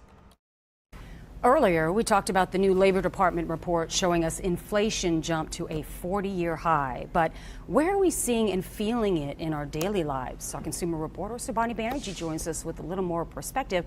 Hi, Subhani. I can tell you where I'm feeling it, the grocery store. Oh, for sure. I think you are not alone. The Consumer Price Index measures what we, the consumers, pay for goods and services. And today's numbers really show the impact of what we've already been feeling. We're seeing the hard numbers now. Inflation taking a toll on the restaurant industry with no sign of letting up. For example, Chipotle just told the Wall Street Journal that the chain will probably raise menu prices again this year to offset inflation, as well as rising food costs and wages. And here's the thing, Chipotle just raised their prices by 4% in December. So overall, they are up 10% from 2020. McDonald's raised its menu by about the prices by about 6% last year to help offset the spike in food and paper costs. Starbucks planning to increase prices as well, and that would be their third increase since October. How about pizza? Little Caesars, they have their signature hot and ready pizza for a little over $5, $5.55. That's an 11% increase. And you mentioned it, Linda, prices are rising at the grocery store. Economists at Goldman Sachs said this week that they think that the prices will go up another 5 to 6% this year. I'm really particularly concerned about the price of caffeine going up. Oh, then you're not going to like what I have to tell you right now. Okay, so what particular products, anything else on your radar? Should I cover my ears? Coffee. These things change kind of on a week-to-week basis, right? It depends on different supply chain challenges and issues. One in particular, before we get to the coffee, though, is baby formula. According to a market research firm, in mid-January, infant formula inventories were down 17% compared to last year. And that's linked to a shortage of ingredients to make the formula, along with staffing shortages to get it onto the shelves. And there's also a shortage of coffee right now. Global coffee bean reserves have fallen to their lowest numbers since 2000. Brazil is the world's top coffee producer. They've had really poor growing conditions, and then shipping prices surged. So that prompted a lot of Brazil's suppliers to save money by selling their beans at home instead. So what does all this mean? When we have shortages like this, that means prices can spike in the coming months. And we're even starting to see some pandemic-style hoarding returning in our shopping habits. Have you seen the empty shelves at the store? Some families say they just need more food and household items since they're spending more time at home still. Others are just trying to be prepared in case, something happens. People are also buying in bulk to deal with rising prices. So any signs that inflation will slow significantly anytime soon? I'm being hopeful Yeah, here. I mean, the problem here is that most of the factors that have forced up prices since last spring, they're still here. Nothing has changed. Shortages of supplies and workers, heavy doses of federal aid, ultra low interest rates, all impacting consumer spending and sending inflation soaring. Wages are also rising at the fastest pace in at least 20 years, but ports and warehouses are overwhelmed. So yeah, these products and parts remain in short supply as a result. The takeaway is it's not just, one time, they're constantly catching up. So these price hikes, we can probably expect to see a few more across the board. It's not going to stop. Oh boy. All right. Well, thank you for updating us,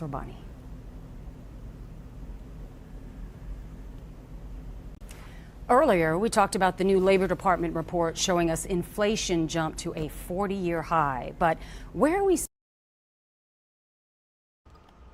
All right, everybody. And again, here is a look at the Dow Jones Industrial down this morning.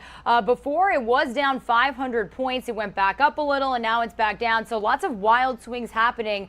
Stocks only starting to trade 7 minutes ago.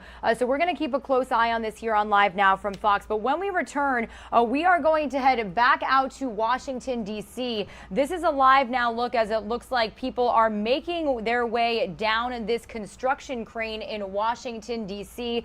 We did get word just a few minutes ago, or within the hour, I should say at this point, that a parent of one of the victims of the Parkland mass shooting that happened 4 years ago today did climb this construction site, this crane, to hang a banner in honor of the victims that lost their lives. 14 students and 3 staff members were killed on February 14th in 2018 when a gunman opened fire inside Stoneman Douglas High School. So when we return, we are going to get a live report from Fox 5 DC's Bob Barnard. This is actually a tweet of his from earlier, giving us a wider view of the scene. Lots of police vehicles down there on the ground, but we just kind of have this shot angled up right now. It looks like they're making their way back down this crane. So again, that live report coming up after this quick 2-minute commercial break.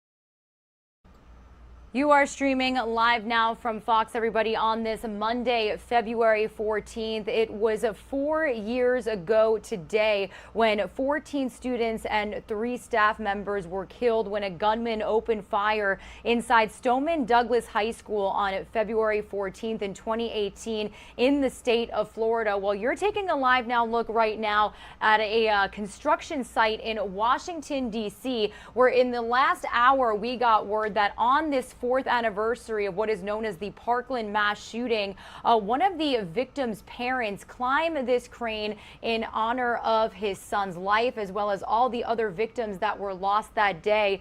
So I do want to head to a different vantage point we have of the scene right now. This is where Fox 5 DC's Bob Barnard is on site, as it looks like, Bob, that this gentleman, 2 of these people, are making their way down the crane. What can you tell us here? Yeah, the gentleman who is up there staging this protest, his name is Manny Oliver. His 17-year-old son, Joaquin, was one of the students killed in Parkland, Florida 4 years ago today. Manny and his wife, Patricia, who we've been speaking to this morning, who is here on the street watching this unfold, says that her husband Manny left their hotel room this morning and climbed this crane. It's a construction crane just a block from the White House.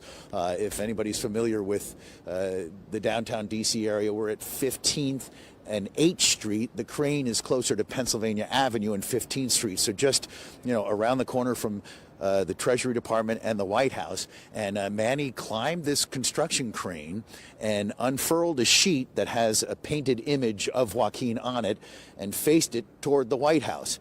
And Patricia says that they just want to keep Joaquin's memory alive, that they are launching a campaign today in Joaquin's honor and in the memory of the others who were killed at Stoneman Douglas High School on Valentine's Day in 2018, that just calls attention to the number of people who are still being killed by gun violence.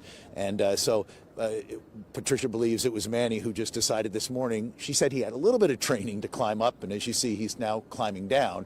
But that he wanted to get up on this crane and unfurl this sheet and just kind of get his message to the president and the Biden administration about gun violence. And after being up on the crane for the better part of an hour, he is now making his way down with assistance.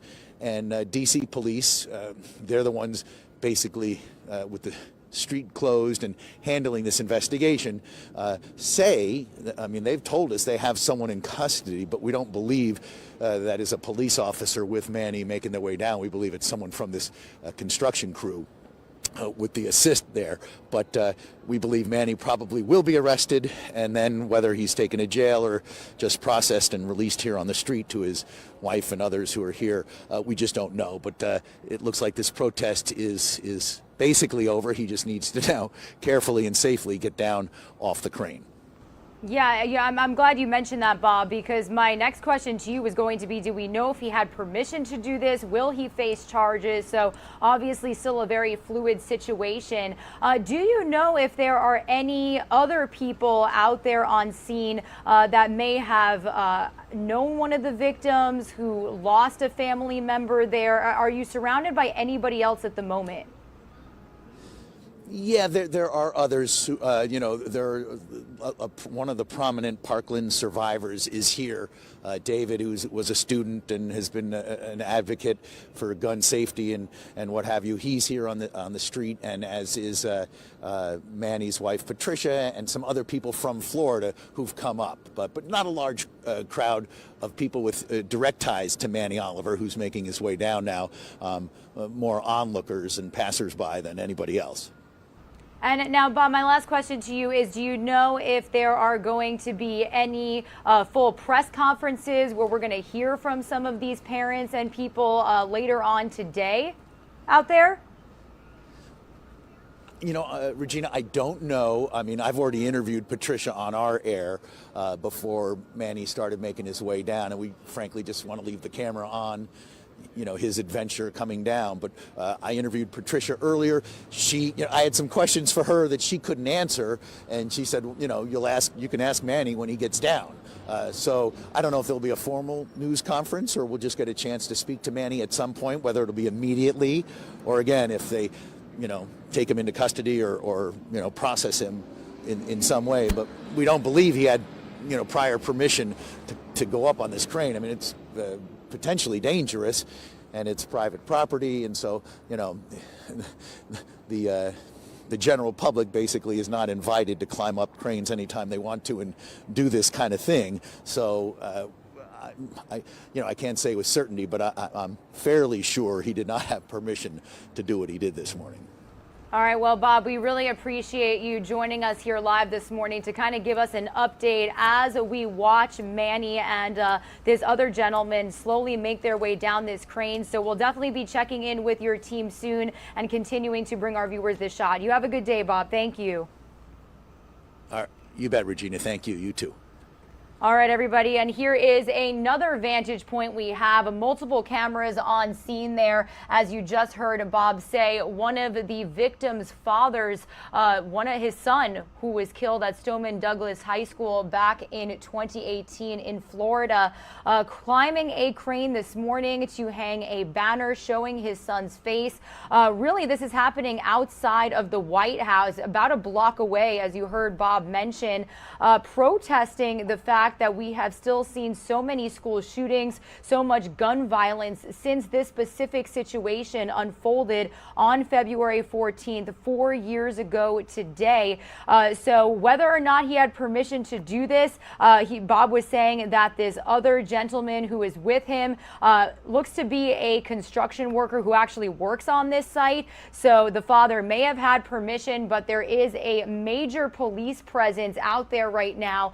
This is a look at Bob's tweet from earlier showing you just how many vehicles are lined up at the bottom of this crane. They do anticipate that Manny will get arrested. As you heard Bob say, your average person is just not allowed to climb cranes in the middle of our nation's capital. So we are going to very closely monitor this feed for you here on Live Now from Fox. This is who we are and what we do. Live, raw, unfiltered, nonstop news, bringing you front row to situations just like this as they break. Again, it has been 4 years since a gunman opened fire in that high school in Florida.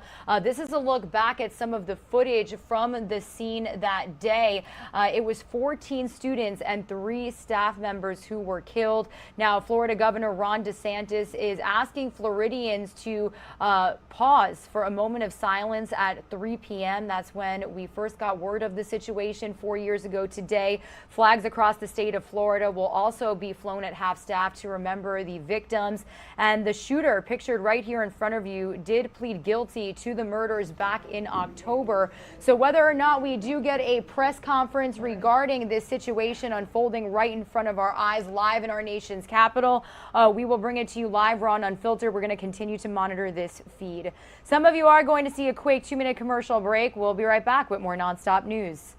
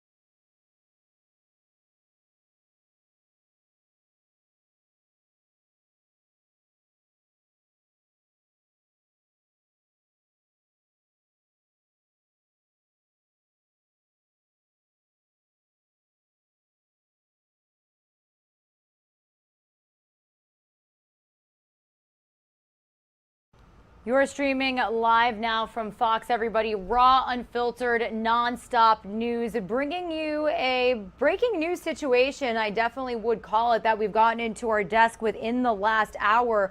You are watching as the father of a student killed in the 2018 mass shooting at Marjorie Stoneman Douglas High School in Parkland, Florida, has scaled a construction crane near the White House in Washington, D.C. to mark 4 years since the shooting.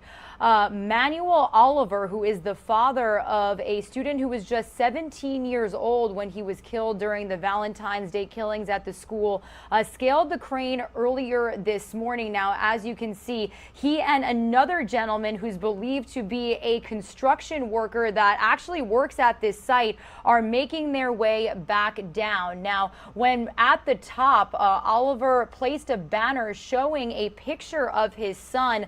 Images from the scene showed police surrounding the base of the tower. We actually do have those images to show you in just a little bit. We had a live report from Fox 5 DC reporter Bob Barnard on scene at the moment, telling us what has been going on. Jaqueen's mother, Patricia Oliver, spoke with Bob Barnard, who said her husband, who you're currently watching right now, made the climb to demand immediate gun control action from President Biden. His son was among the 17 killed in the massacre, the worst school shooting in history. So as we continue to monitor this feed, I do want to bring you that interview with this man's wife here on Live Now from Fox this morning. This was just moments ago on our Fox 5 DC's morning show.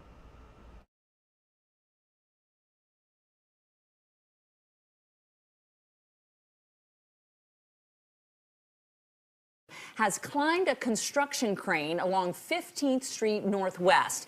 He's doing it to mark 4 years since his son was murdered at Stoneman Douglas. Police are currently on the scene. They do plan to arrest him. Our Bob Barnard is also live on the scene, and he joins us now. Bob? Yeah, Holly, we're at the corner of 15th and H Street Northwest. We are 2 blocks from the White House. The crane, you see it here, it is right at the corner of Pennsylvania and 15th Street. And Manuel Oliver is up on top of the crane there, and he's got a sheet with an image of his son Joaquin, who was killed at Marjorie Stoneman Douglas High School 4 years ago today. So it is not a happy Valentine's Day for the Parkland families. And joining us live is Patricia Oliver. Your husband is up on the crane. You lost your son 4 years ago today. Our condolences. I know, it must be a very difficult time on a Valentine's Day to have to remember that shooting. What is it that you and your husband are, the point you're trying to make here this morning with this demonstration? The point that we're trying to do today, as you said, today is 4 years since we don't have Joaquin here. So we're trying to give Joaquin one more time his voice. Joaquin is up there at the crane because Manuel has to represent him. So he's trying to send a message to Mr. Biden. Mr. Biden, we have lost 45,000 people since your administration started. We are launching today shockmarket.org, where you can see in lifetime how many people we've been seeing that they've been losing their life every minute, by the minute. Please, please take action. Today is being my 4th year without Joaquin, but Joaquin is today there sending a message. Please listen to him. You said it. You're going to do something. Take action. Thank you. Patricia, that's a very dangerous stunt, shall we call it. I mean, he climbed quite a ways up. The police are here. He'll probably be arrested when he gets down. Was he prepared for that? Are you concerned at all for his safety being up there? He's my husband, and he's a father, and he's Joaquin's dad. I am Joaquin's mom. And we are here to do whatever is in our hands. So whatever happens, happens. And again, obviously, you've picked this location because of its proximity to the White House. And again, the name of this organization that is launched today? The campaign's name is shockmarket.org. Patricia, thank you. Thank you for your time. Good luck. Yeah, and so there are D.C. police, some Secret Service police that have surrounded this construction crane, which was here. And as you can see, there is a picture of Joaquin being draped below, blowing in the wind. The crane up here, guys, that is right at the corner, basically, of Pennsylvania and 15th Street.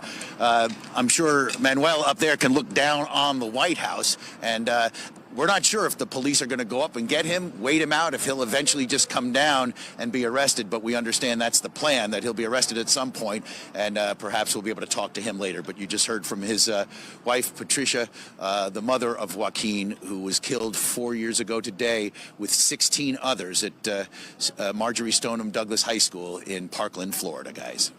All right, Bob.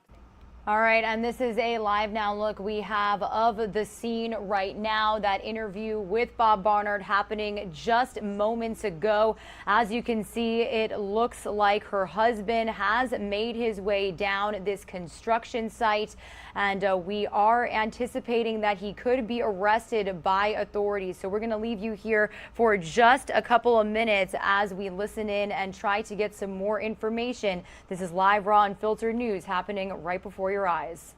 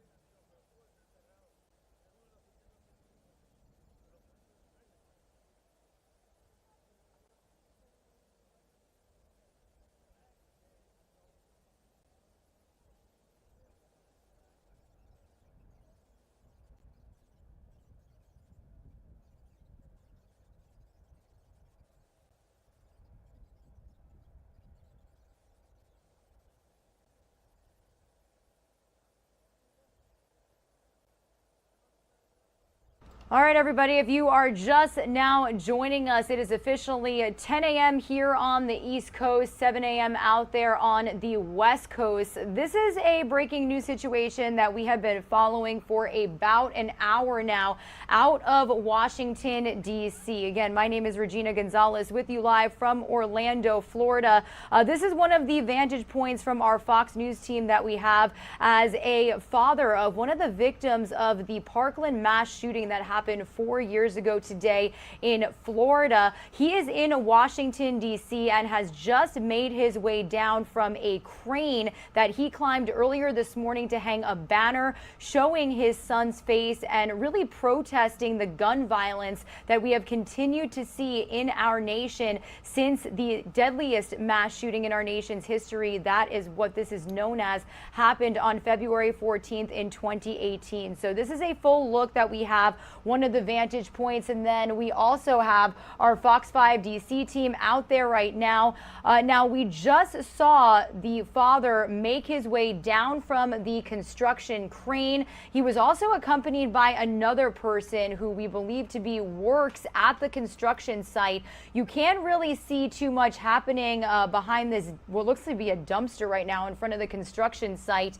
But they did anticipate that this man would be arrested. Now, specifically, his name is Manuel Oliver. He is the father of Jaqueen Oliver, who was just 17 years old when he was killed during that Valentine's Day shooting. He scaled this crane around, I want to say, an hour or two ago. But we did just have some shots of him and this other gentleman, and it looks like he did get arrested. I want to bring up the volume here for just a moment on Live Now from Fox. It looks like he shouted at the cameras. On his way down, we were hearing, you know, shouts, and you hear shouts often in downtown D.C., so that's not unusual. And I can't make out what he's yelling, but he was yelling on his, so we pretty much we're certain that was his voice we were hearing shouting on the way down the crane, and he is still shouting as he's being led to the back of that ambulance, just, I'm sure, to be checked out. He seems to be fine physically. I'm sure they want to make sure, because he was exposed to some cold, windy air up there for a while this morning, and it looked like, you know, he was quote unquote in custody, and not sure, you know, if they'll just check him out here on the scene in the ambulance or what, but he was still vocal as he was being led to that ambulance just a moment ago.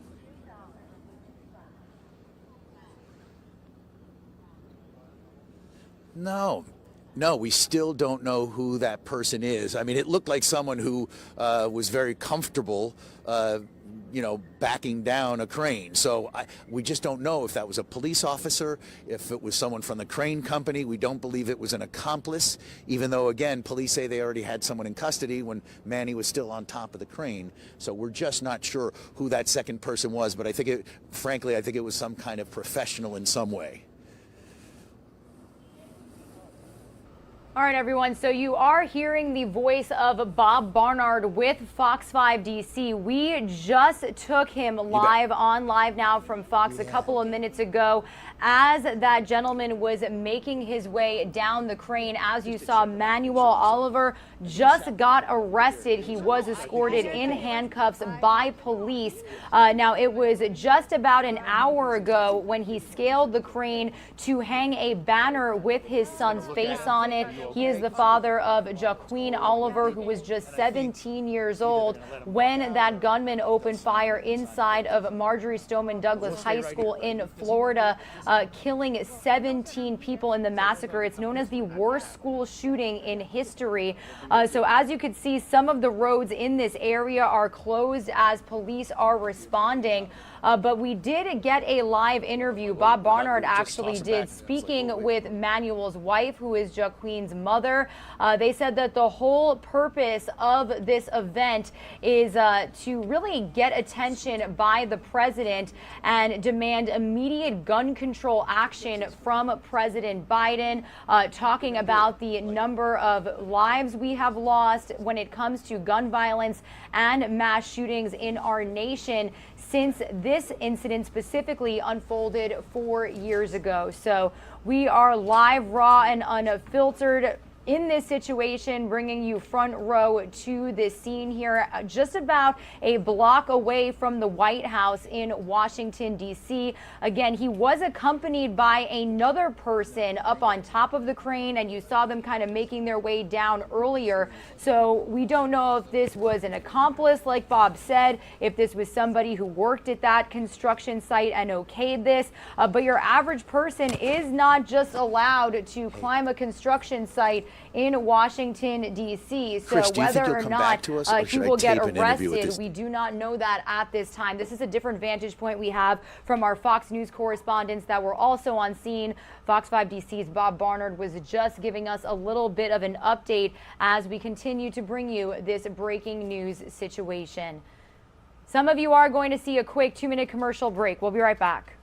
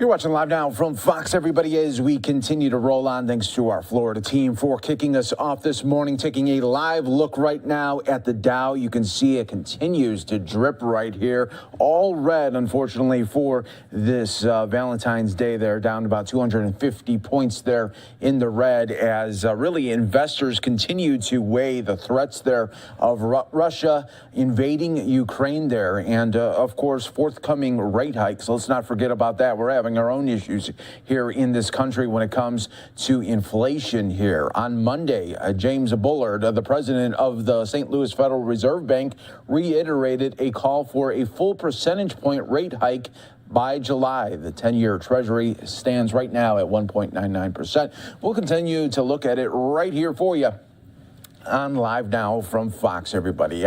Look at the White House here.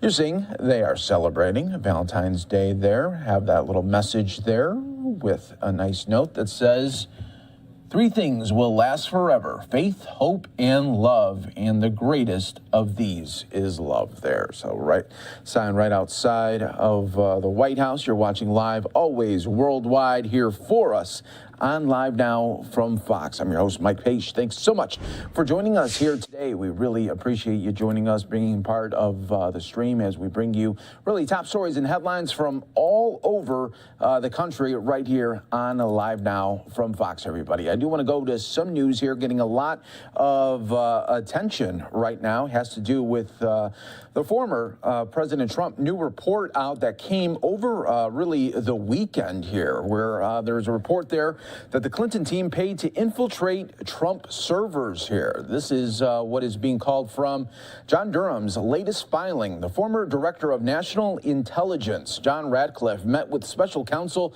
John Durham on more than one occasion and told him that there was evidence and intelligence to support the indictments of multiple people in his investigation into the origins of the Trump-Russia probe, sources told Fox News. Fox News first reported on Durham's latest filing, which alleged that lawyers from Hillary Clinton's presidential campaign in 2016 had paid to infiltrate servers belonging to Trump Tower and later the White House in order to establish an interference and narrative to bring to federal government agencies linking Donald Trump to Russia. Fox News first reported in October of 2020 that Ratcliffe provided nearly 1,000 pages of material to the Justice Department to support Durham's investigation. But sources told Fox News this week that during his meetings with Durham, Ratcliffe, who served as a congressman and as the former U.S. attorney for the Eastern District of Texas, said he believed that there was enough evidence in those materials that he provided to indict multiple people. The sources pointed to one key piece of declassified intelligence, which Fox News first reported back in October of 2020, revealing that intelligence community officials within the CIA forwarded an investigative referral on Hillary Clinton, purportedly approving a plan concerning U.S. presidential candidate Donald Trump and Russian hackers hampering U.S. elections as a means of distracting the public from her use of a private email server. Sources told Fox News that the CIA memo, also known as Counterintelligence Operational Lead, was properly forwarded to the FBI in the attention of then FBI Director James Comey and then Deputy Assistant Director of Counterintelligence Peter Strzok. Fox News first obtained the declassified memo back in October of 2020. The following information is provided for the exclusive use of your Bureau for background investigative action or lead purposes as appropriate. The 2016 CIA memo to Comey and Strzok stated.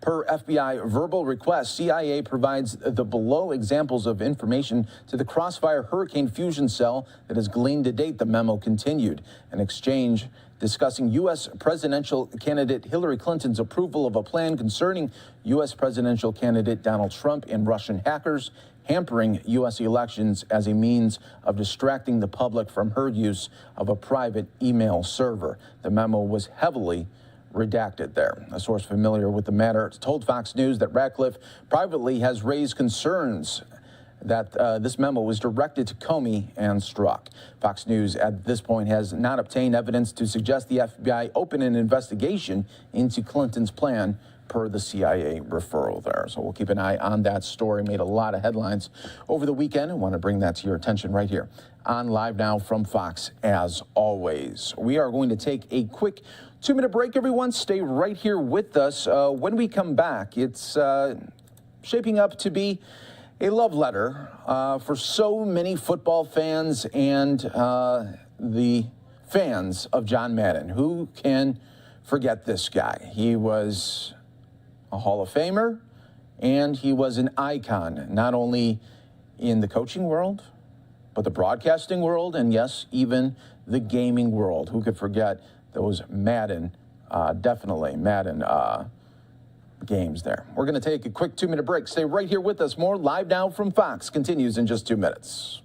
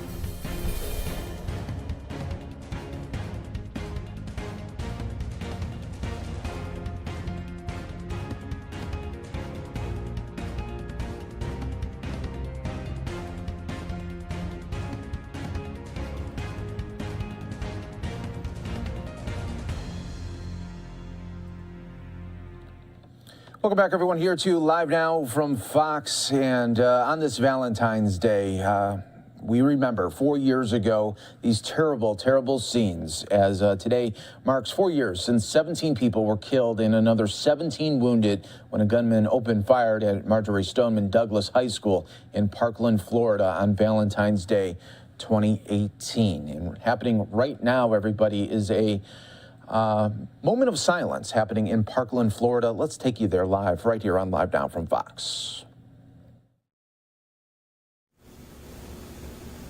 Elena Petty,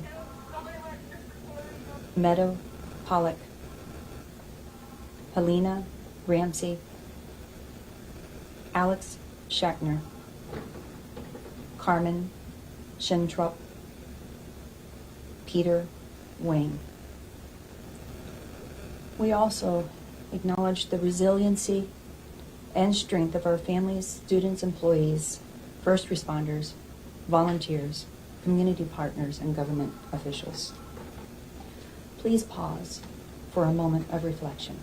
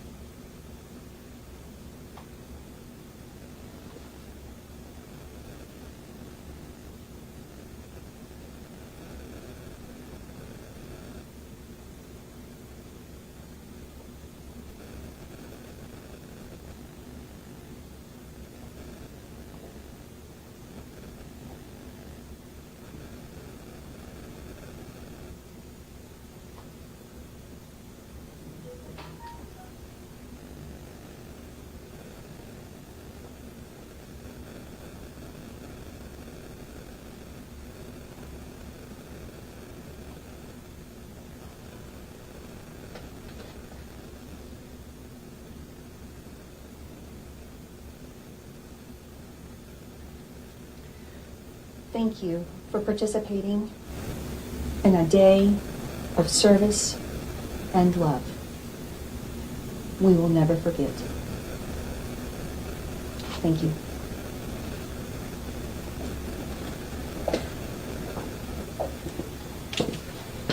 That concludes our moment of reflection.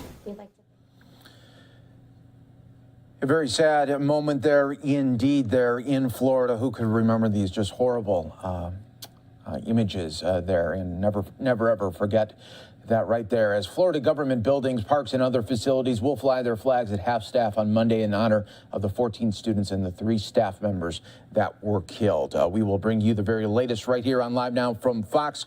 When we come back, we are going to go out to Oakland here, where there is going to be a memorial. It will be a love letter to football fans on this Valentine's Day, honoring John Madden, the coach, the broadcaster, and the gaming icon, coming up next year on Live Now from Fox in just 2 minutes.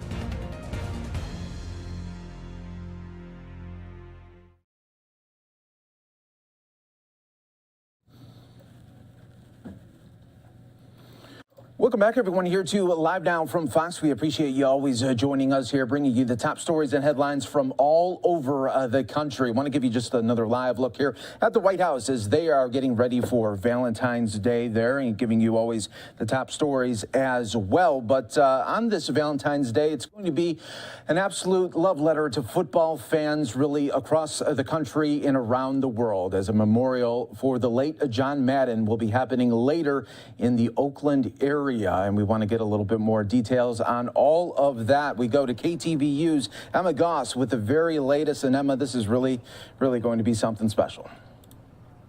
It's going to be special, and it's actually incredibly special because it's taking place tonight at the Oakland Coliseum. It's the place where John Madden coached for a decade for the Raiders, and the celebration of life is called One More Monday Night in Oakland, a celebration of John Madden. It's a reference to Madden's days as commentator on ABC's Monday Night Football, where he appeared every Monday night from 2002 to 2005. He died in December at the age of 85. His son, Mike, was in Los Angeles yesterday for the Super Bowl and said he was greeted by so many fans who had a story to tell him about his dad, and really made clear that he was working to make the game safer up until the very end.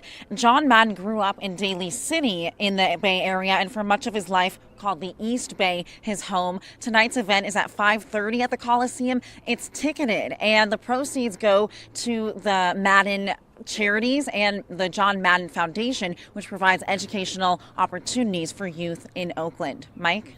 Yeah, I mean, this is going to be just something to really not only take a part in, but just remember this icon who not only was just a Hall of Famer coach there, but a broadcaster for all of the major networks, and then to not only have that, but to simultaneously have the Madden games. And every time there was a Madden a new cover, everyone wanted to go get the new game. They had to get it. It's true. I mean, his legacy spans generations. Younger people were playing the video games. Older people remember him for his coaching, for his playing, for his commentary. He was all around universally respected for the game of football in so many different contexts. Yes, absolutely. And we're hoping to get that a little bit later for everyone right here on Live Now from Fox. KTVU's Emma Goss with the very latest. We appreciate it. Thanks so much. No problem. And, you know, and I'm also just so happy, too, about that Fox News was able to really put out that documentary on Thanksgiving Day. If you all remember that one, that was great to see. And he was able to see that documentary before his passing there in December. Truly remarkable there. All right, everyone. We are going to take another quick 2-minute break, and then we will get to other top stories here of the day right here on Live Now from Fox.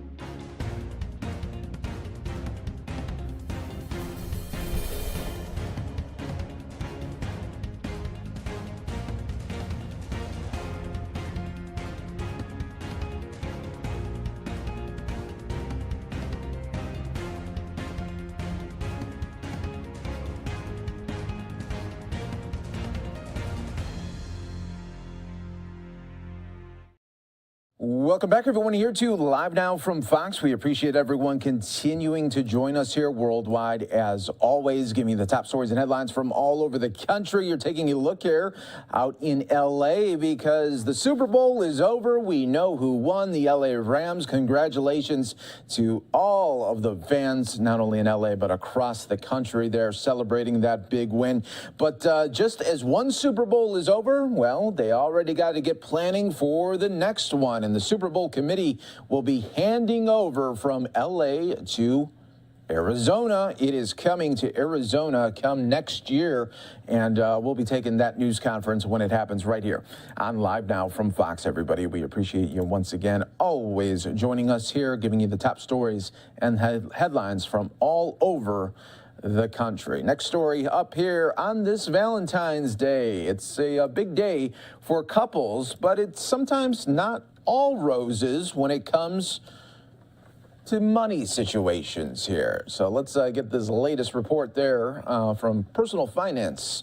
Love is in the air this Valentine's Day, but a new study released by Fidelity Investments shows that sometimes getting on the same page as your sweetheart about finances is not all chocolate and roses. The company's annual Couples and Money study for 2021 polled more than 1,700 couples in married or long-term committed relationships, quizzing each partner individually away from their significant other, and found that some folks might need to have a few more chats about where they are and where they're going financially.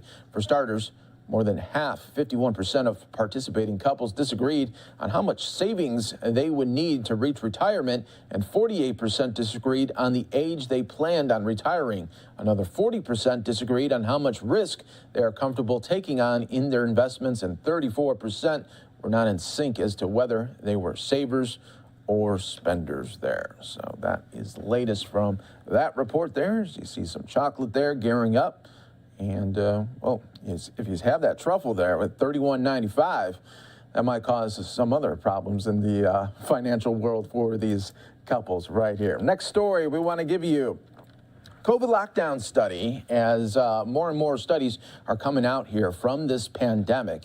A new study shows that small business owners are expressing frustration after a new study shows that lockdowns had little effect on public health outcomes in the early days of the coronavirus pandemic. Remember that? So many restaurants and businesses had to close up shop. A study conducted by Johns Hopkins University showed that lockdowns during the spring of 2020, when the coronavirus pandemic began, only reduced COVID-19 deaths by 0.2% in the U.S. and Europe. The study conducted by Johns Hopkins University economics professor said that a meta-analysis shows that lockdowns had major economic consequences but little public health effects. Joseph Toda, the founder and chief executive officer for Tapville, which has restaurants across the country and specializes in self-pour and service technology for craft beer, wine, and cider, told Fox News Business that lockdowns were frustrating, given the new study showing their ineffectiveness. I think it's frustrating, and I think, the government officials who made the decisions to do lockdowns, particularly in certain areas and states, I think, they kind of owe it to businesses that they impacted with those decisions there.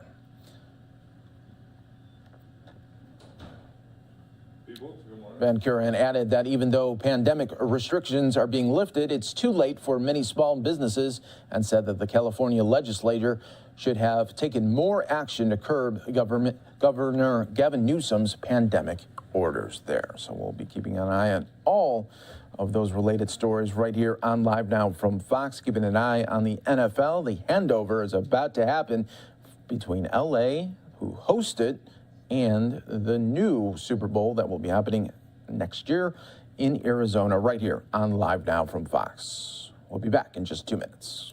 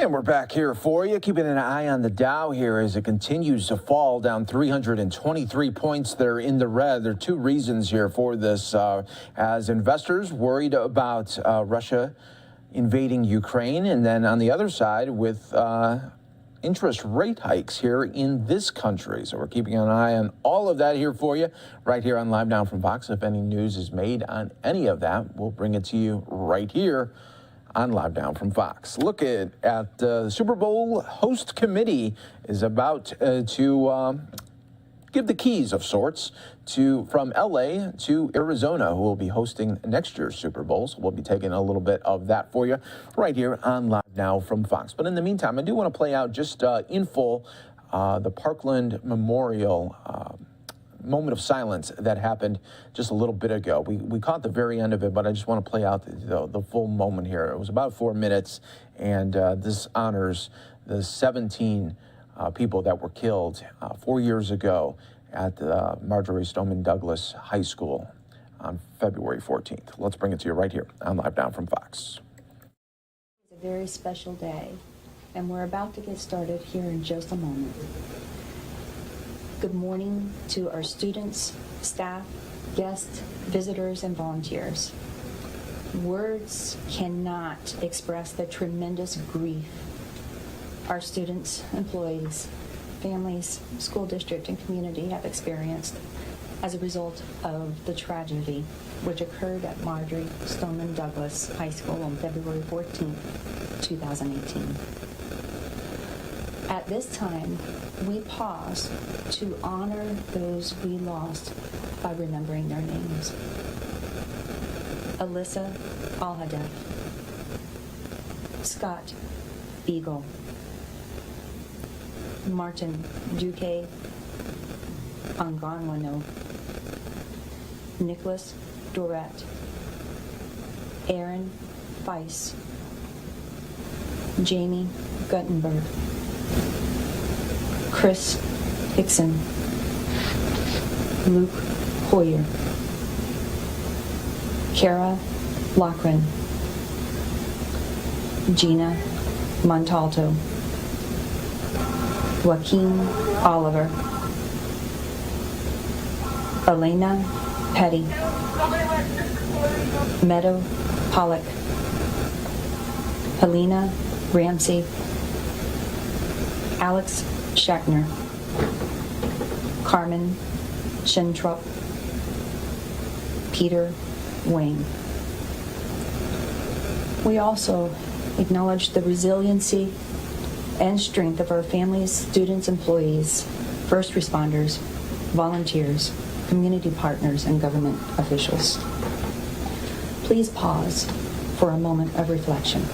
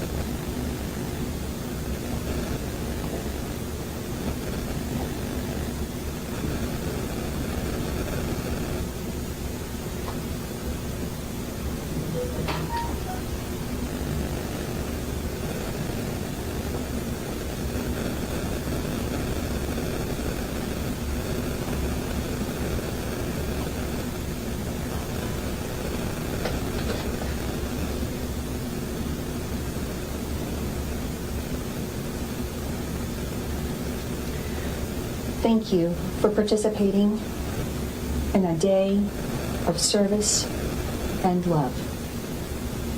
We will never forget. Thank you.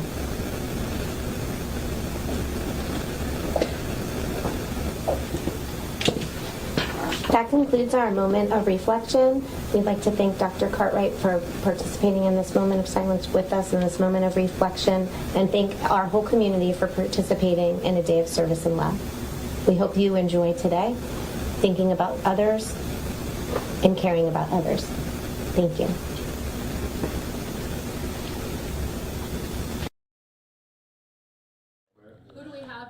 You're watching Live Now from Fox, and yeah, who could forget these horrible, horrible images that we all saw just 4 years ago today. So we are remembering and honoring those victims today and vowing to never forget their legacy that they made. You're watching Live Now from Fox. Another quick 2-minute break in the works as we continue to bring you top stories and headlines from all over the country.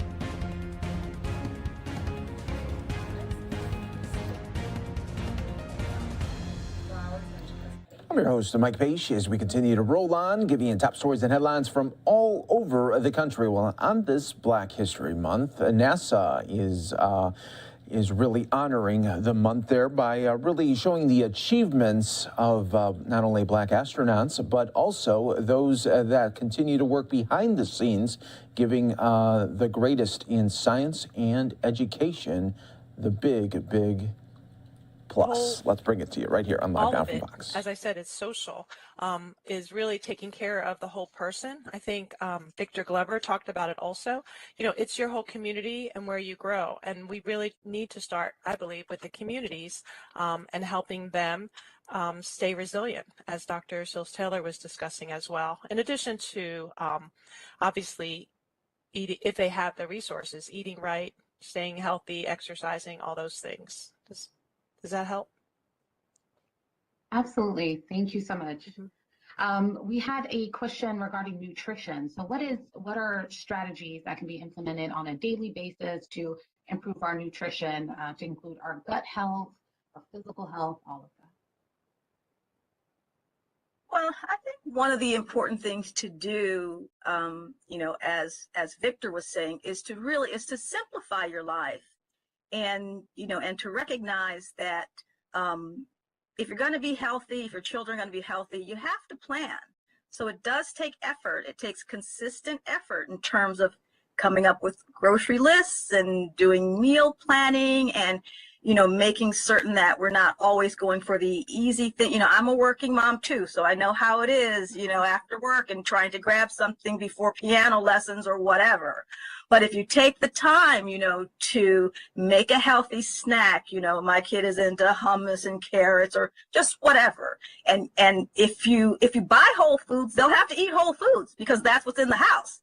Don't let them drive your car to the store, right? So, you know, a lot. So it does take, but it's planning. It is planning and it's consistency and it's effort. But like I said, I think the idea is, but make it simple. You don't have to have elaborate meals and snacks in order to be healthy. And then the other thing is, you know, it is difficult sometimes to get a variety of foods, or, you know, we've had deliveries that were inconsistent. And so I do personally take supplements. I haven't always taken them my whole life, but I take a multivitamin with iron now. I take vitamin D, I take iron, you know, I take zinc. These are things that I've done since the beginning of the pandemic, you know, and I feel well, I've been well. So, you know, ideally we'd like to have this wonderful food supply across the United States, but we don't. And so there may be times when you do have to, you know, you have to take a supplement and kind of, you know, and support yourself in that way. But for now, I think that it makes sense. I do it for myself. I do it for my kids, you know.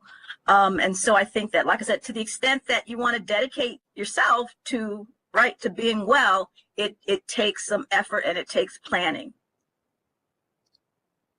No, absolutely. That's a great point. And you spoke on the pandemic. So that's actually a great segue to our mental health aspect that we've heard about. So both during the pandemic as well as in spaceflight, there's a fair amount of isolation.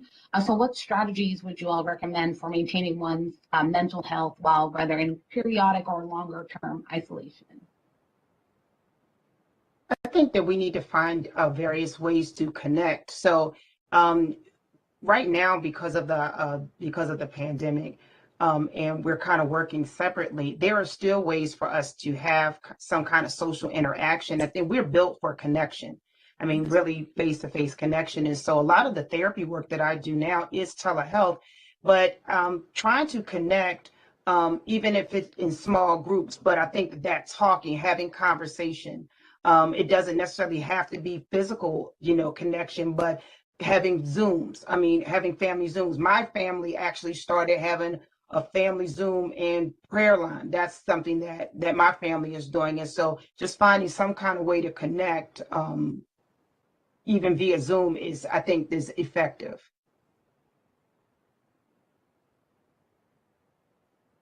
That's a great point. Mr. Glover, would you like to comment on isolation and mental health maintenance?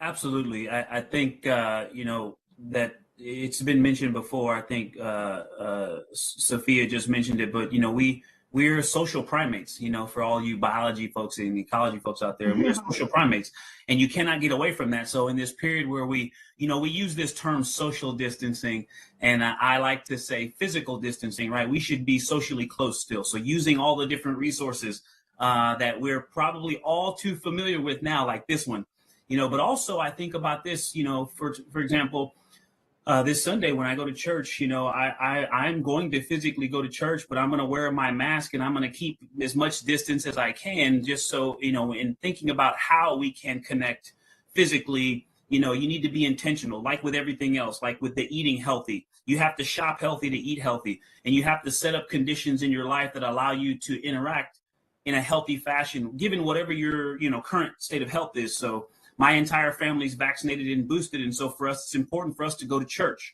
and do that emotional and spiritual well-being, but we do it safely in masks. We keep our distance. We use hand sanitizers, and we're not hugging and socializing between the pews as much as we would, you know, outside the pandemic. But it's finding ways to do things smartly and thinking about the risks that there are. So, and the last thing I'll say, you know, I think most of us are probably already thinking about those things. The last thing I want to say about this, and I don't know if I mentioned it in the recorded comments, but in this time where there are so many pressures, physical, economic, social, we have to be very good about being concerned about and giving grace to ourselves. We can't give it to anyone else if we cannot give ourselves some grace. So, you know, when you hit that point where you say, look, I need to get up from this machine and take a walk. You know, these kids, like, come here, Corinne, come here, come here, come here. Come here, hurry up. When you need to walk away from the babies, walk away. When you need to walk away from the computer video screens, walk away. And then take your minute and then come back and get into it. But you need to understand your limits. Knowing your limits actually isn't confining you, it's freeing you. So knowing your limits and then operating within those limits. No one is asking for us to be superhuman in these trying times. We got to know our limits and then operate within them, and give yourself some grace, because that helps you understand how to give other people grace. Thanks, babe. I just wanted you to say hi real quick. Yeah, I completely agree. Those limitations are so important for all the aspects of health. And so with just a few minutes left, I'd love for you all, if each of you could just share one tip or something that someone could implement today to either reduce stress, improve their physical health, improve their mental health, just a takeaway to leave us with. That would be great.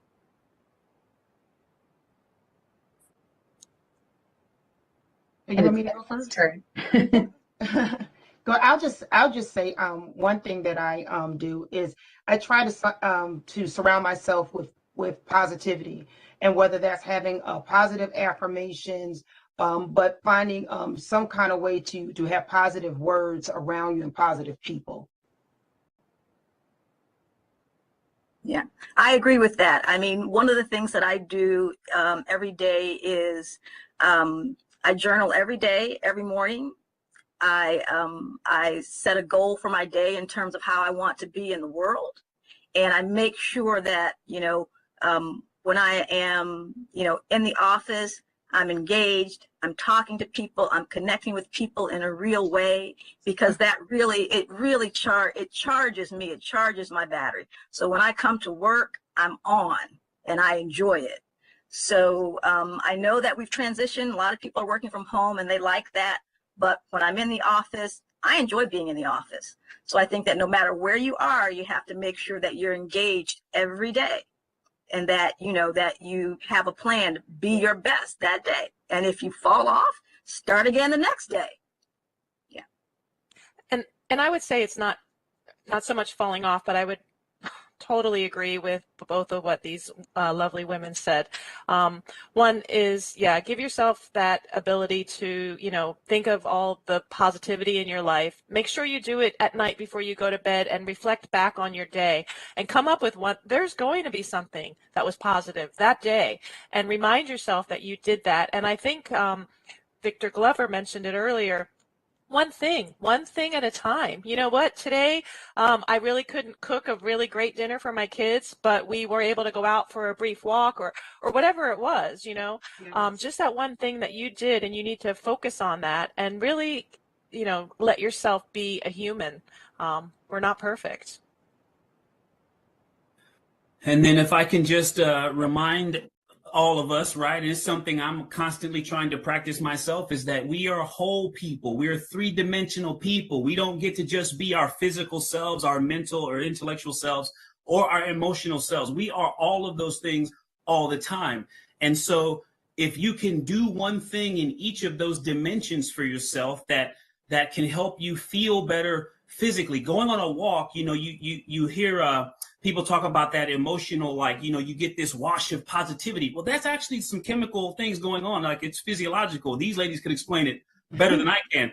But, there's also a lot of research out there that says one of the healthiest things you can do for your brain, brain health, neuroscience says moving your body is the best. It's not ginkgo biloba, it's not Sodexo or crossword puzzles. It's physical activity. But then also, it's fitness is defined as an organism's ability to respond to its environment. It isn't, posing on the beach in big muscles. But if you think about being fit mentally, physically, and spiritually and emotionally, it's doing one simple thing over a long period of time. It's not this new diet for 2 weeks or this new workout machine or reading that one book by that great, it's a great book if you want to read it, but that one book isn't going to make a difference. But if you have healthy habits that feed you intellectually, that feed you emotionally and spiritually, and that are feeding you and helping you physically, little things over a long period of time are going to help that whole person wellness.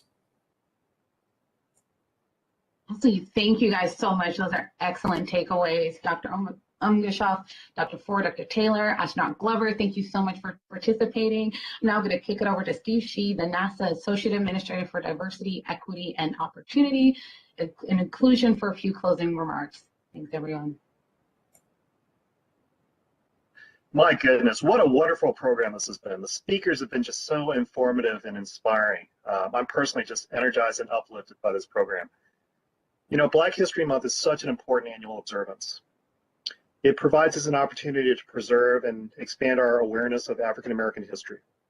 And this includes to understand the severe discrimination, the violence, and the injustices that African Americans have suffered.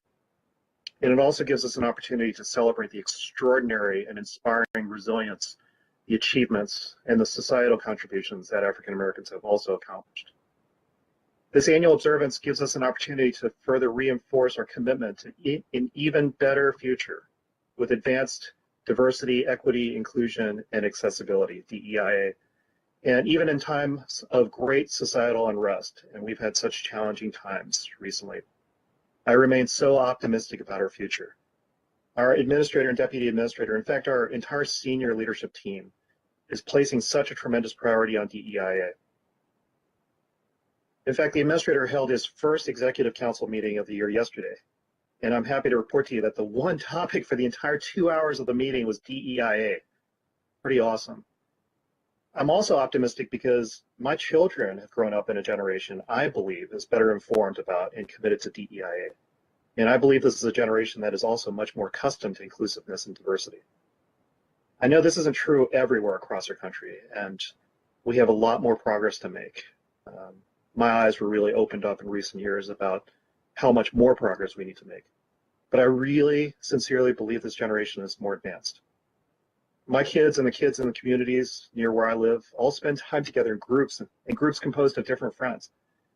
They're particularly connected to a diversity of friends because they're always on their cell phones. That was just a listen into NASCAR. That was listening into NASA talk about the Black History Month when it comes to also how they deal with health and appetite up in space there as well. You're watching Live Now from Fox, everybody. Just another quick mention for programming. As always, we continue this month. We just did it again yesterday, and we will continue for the rest of the month. Talk about Black History Month, today's struggle and tomorrow's hope. Sundays at 6 p.m. Eastern, 3 p.m. Pacific. There, we did it yesterday, and we'll continue to do it right here on Live Now from Fox. We're going to take another quick 2-minute break. When we come back, everybody, we are going to be looking at an NFL event as the committee there for hosting the Super Bowl. We're going to hand it off from LA to Arizona. We'll be featuring that for you a little bit later here on Live Now from Fox. Also going to be going out to Philadelphia as the DA there getting ready for a news conference. Talk about gun violence updates, but also a guilty verdict that just came down last week on a strangulation case there that rocked the area since 2017. We'll be giving you that to you right here on Live Now from Fox.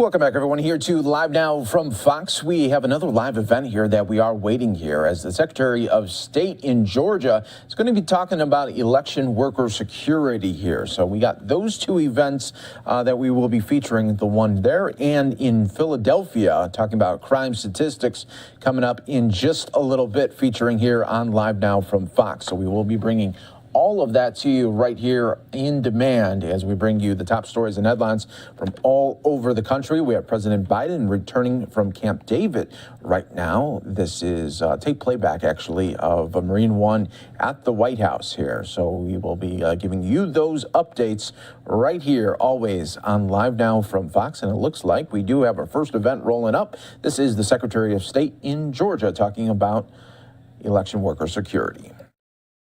All ready?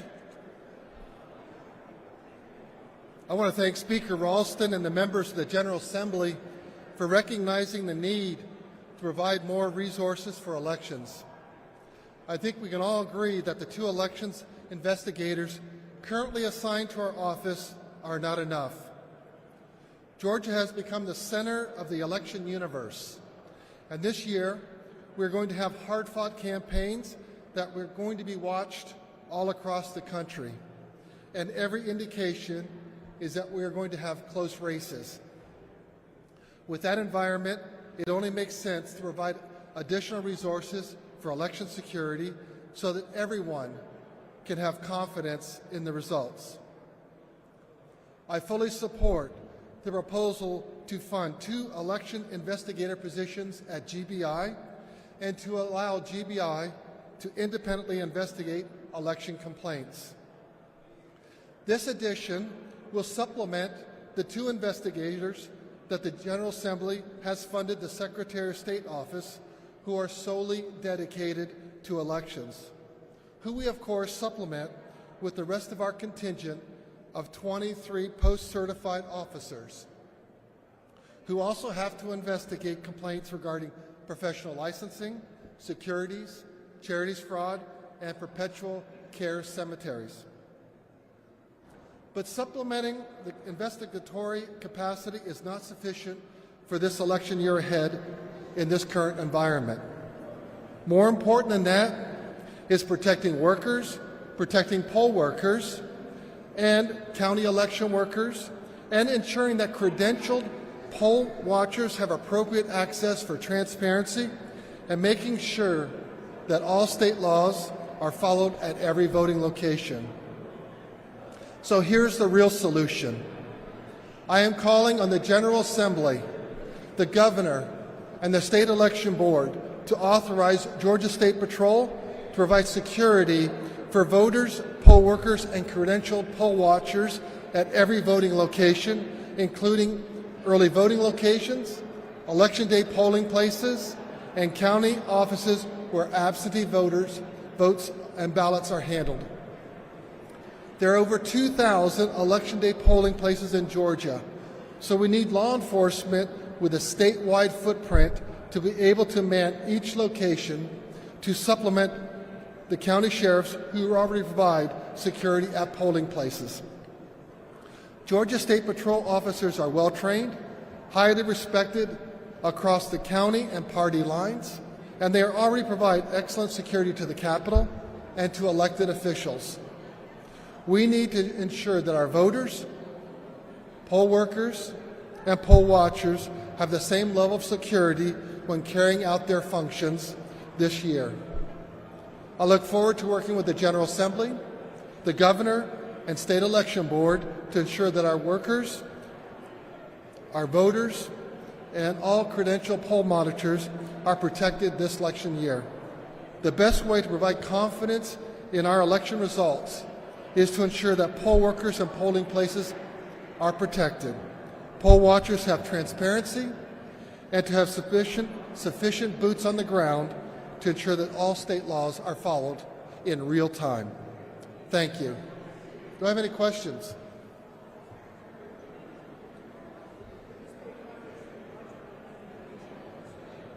Well, there's already the State Patrol officers, and it would be during elections, so that should be able to be handled within the budget.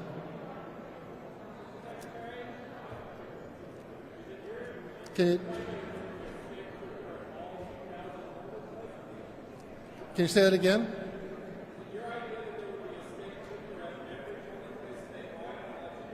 We have 2,000 precincts. We will make sure that everyone, understands that it's going to be a safe, secure environment for poll workers, credentialed poll watchers, and for everyone that's expressing their free will choice for who they want to vote for. They do, and we also already have the deputy sheriffs and sheriffs that do a great job in Halligan. It's really leveraging the resources of law enforcement throughout the entire state of Georgia. That'll be determined at the time when we get closer to the election.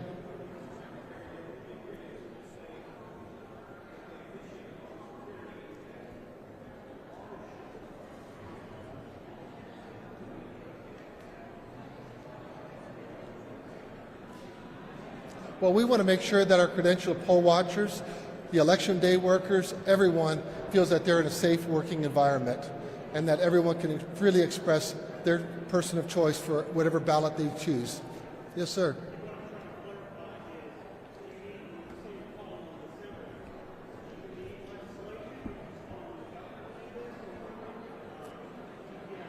It would be legislative action to really make sure that they're empowered to come alongside the deputy sheriffs and also the election workers that we have in GBI.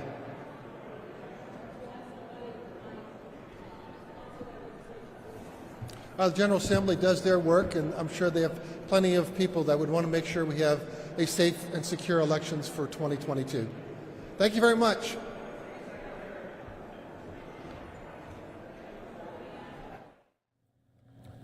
That was the Secretary of State there in Georgia. You're watching live now from Fox. Everybody want to play out just a little bit more of President Biden returning back from Camp David with his wife there back to the White House. You're watching live now from Fox. There will be a White House briefing about 2:30 Eastern. We'll feature that for you, of course, right here. Let's take another quick 2-minute break.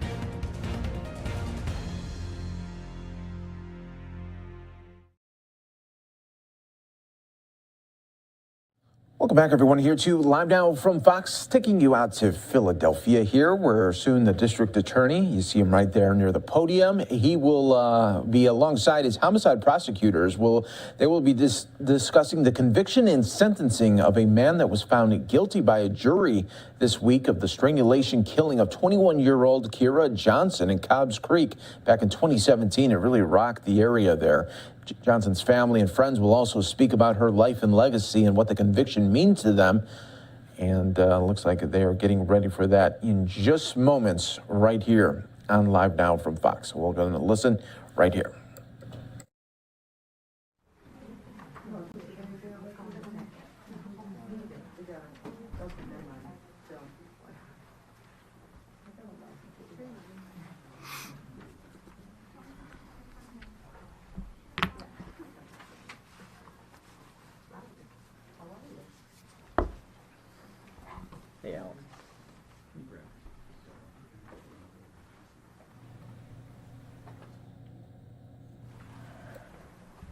Is everybody ready?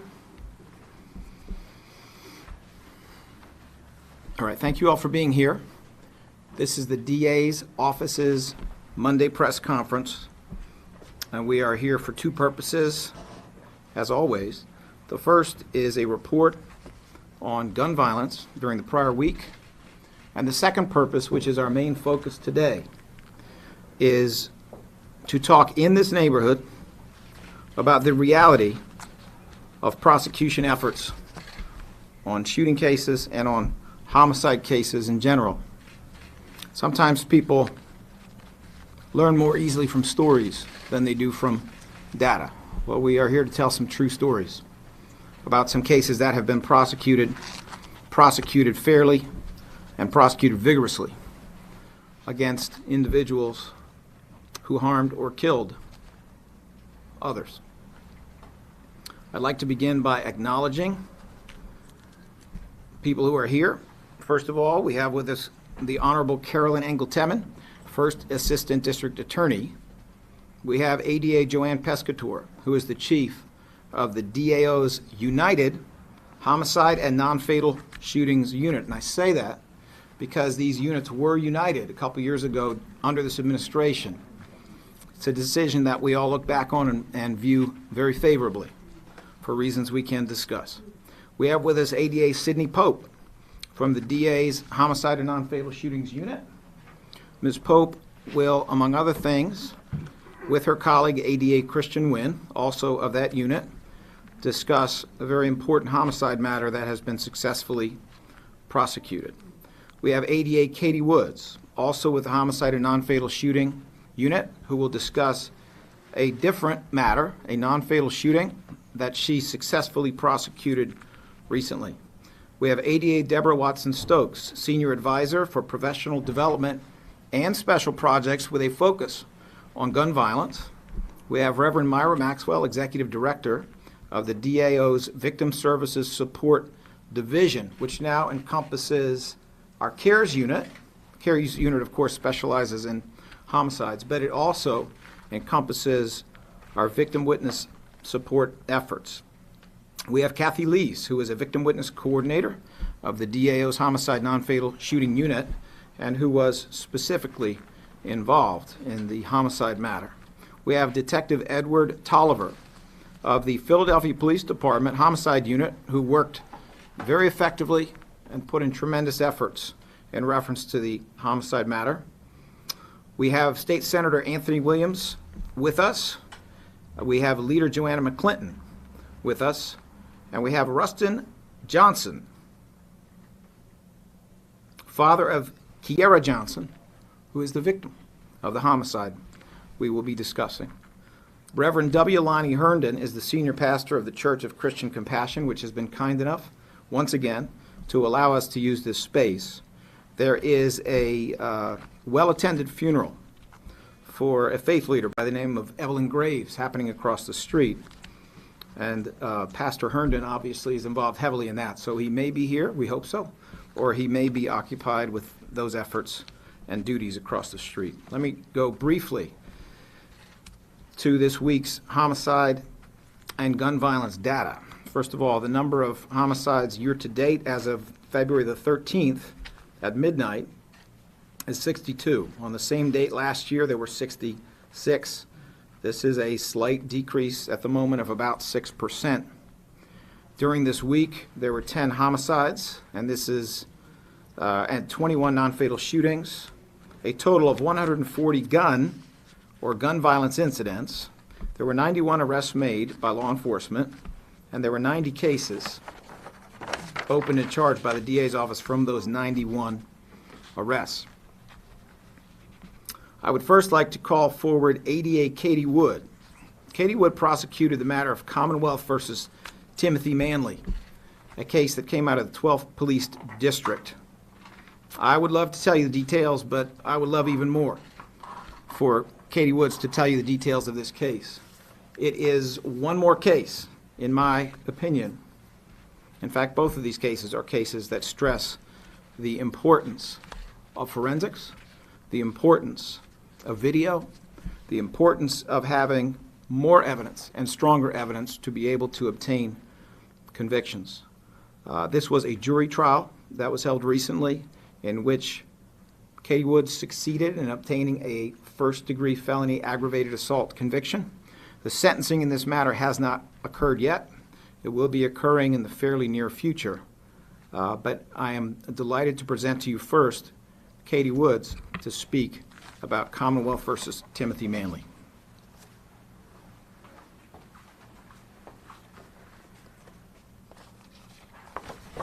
Good morning, everyone. My name is Katie Wood.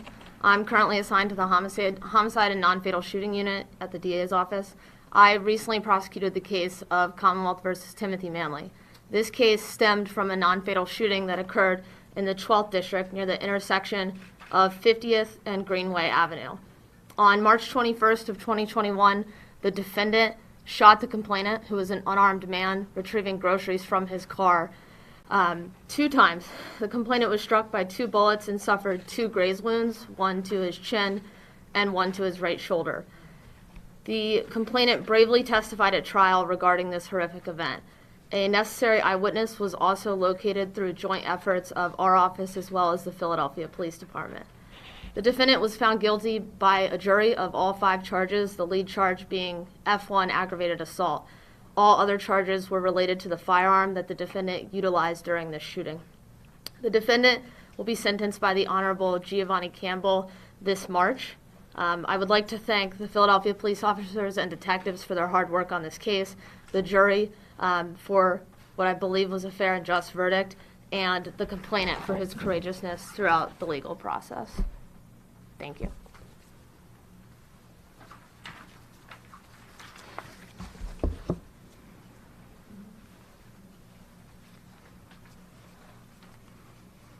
This shooting was extraordinarily senseless. All of them are senseless. But this one was extraordinarily senseless.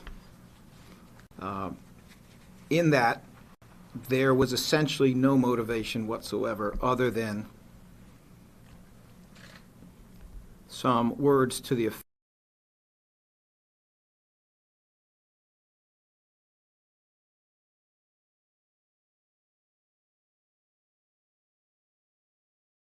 cares deeply about victims. We all care deeply about victims and survivors. Kiera Johnson was an art student with a beautiful future, and she is no longer with us.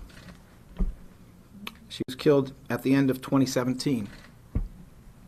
And unlike the Manley case, which took about a year to get to trial, the killing of Kiera Johnson took quite a while. But we got there. And we got there with some great lawyering and some great detective work. I'm going to call up together ADA Sidney Pope and ADA Christian Wynn, who tried this case. I'm also going to call up Victim Witness Coordinator Kathy Lees.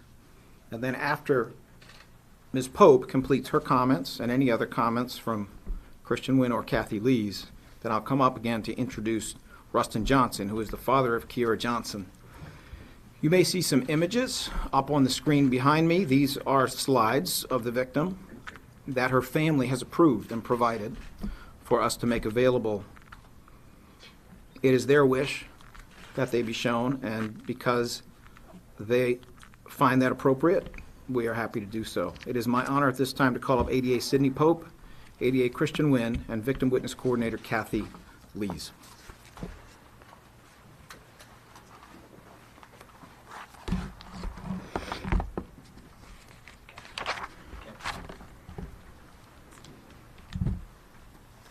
Good morning, everyone.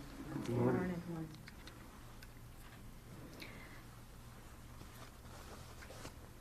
7 blocks away from here. 7 blocks away from here. Underneath the bridge at Cobbs Creek and Spruce. That's where Kiera Johnson's body was found. 7 blocks away from here. on November 3rd, 2017, at 11 o'clock in the morning. There were no eyewitnesses to this crime. There were no individuals who were able to come to court to say that they saw what happened. Despite there being very little media coverage of this case, unlike other art students, other students in this city, despite there being little media coverage, the Philadelphia Police Department worked hard. Detective Edward Tolliver, who is here, worked hard, worked tirelessly, obtained surveillance video that took Kiera Johnson from 69th Street Station walking down Market Street from Upper Darby into Philadelphia, down 63rd Street as it turned into Cobbs Creek Parkway, and right by the Cobbs Creek Rec Center, a rec center that I have been to on a number of occasions, a rec center that many of you have been to, a rec center that is important to this community. And thankfully, that video also caught the last person that she was with. Kiera fought for her life as she was underneath that bridge, fought for her life so hard that the DNA from her killer was still under her fingernails 12 hours after she died, after being submerged in Cobbs Creek. The man who did this will be sentenced to life in prison tomorrow. And what I think is important here, not only to thank the detectives from the Philadelphia Police Department, some special agents from the Attorney General's office, a special agent from the FBI, and all of the family and friends of Kiera Johnson, Rustin Johnson, who is here today, Pam, his fiance, who's here today, many of her friends who are also here today, and her family, Eric, if he is here. Her mother is no longer in this city because it was too hard for her to be here. But she made sure that she could be present by these photographs that we have of Kiera so that we know who she is, remember her for the beautiful life that she had. And we hope that her story, the story of telling someone no and not being interested in a relationship with someone, will somehow help another individual, will help one of our daughters, one of our mothers, one of our sisters. Share your location with someone. Tell someone who the last person is that you are with. Because although we cannot bring Kiera back, we are hoping that with this verdict and with this justice, we are able to affect someone else's life so that they may continue to live it. I'm going to end with Kiera's words. Being an artist and growing up in a lower class home with a single parent, I have learned to use the resources I have to create bigger and better things. And so I do not feel the need to separate my passion for art and my passion for conservation. Rather, I wish to integrate the two things if there is any way possible, as I feel it is a necessity to preserve the arts, history, and nature for future generations to come, because all three of these things have played a huge role in forming the person I am today, and have done the same for many others. Christian? Thank you, Sid. I just would like to say, as a person who is from West Philadelphia, born and raised, it was an honor and a privilege to be able to try this case along with 88 Pope, but also an honor and a privilege on behalf of Kiera Johnson, that she, along with her family and friends, were able to finally have justice. As was said, this is a case from 2017. We're in 2022, but she had her day. And every single person who's touched this case has put in 100% to make sure that we are able to remember Kiera, not necessarily for how she died, but how she lived. And I'm grateful to have had the opportunity to be a part of that. I also would like to say thank you from the bottom of my heart to her family, to her friends who were courageous enough to come forward, who gave statements, who cooperated with the police, which gave us an opportunity to be able to try this case the way it deserved, which gave us an opportunity to be able to give her justice. Because we are all a community and we cannot do this by ourselves. And so I'm not saying that it's easy. I'm from Philly. I know things can be difficult. I am saying that it's important. And rarely ever is doing the right thing easy. But it makes a world of a difference when it comes time to trying these cases. Her family remembered her.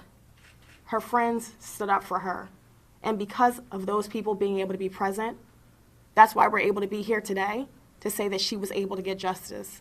That's why David Greer will never, ever have the opportunity to put out another life, another light, like he did with Kiera Johnson. Her death was not in vain. And so I challenge every last one of you to remember that doing the right thing is never going to be easy, but that does not negate the importance of it. And so I just want to say thank you to all those people who participated and came forward, because it made a world of difference in what we were able to do for her. She deserved it.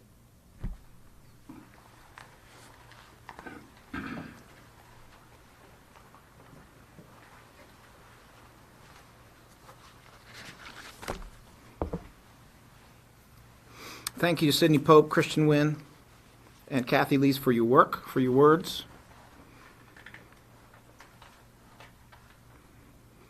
So at this time, I'm going to ask Rustin Johnson, who is the father of Kiera Johnson,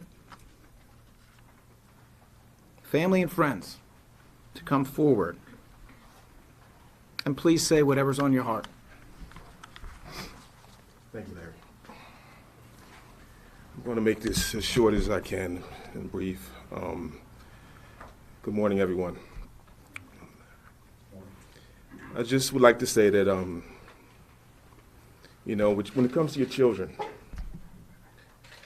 sometimes they may be brats or they may be getting in a lot of trouble, but they're your kids and you love them.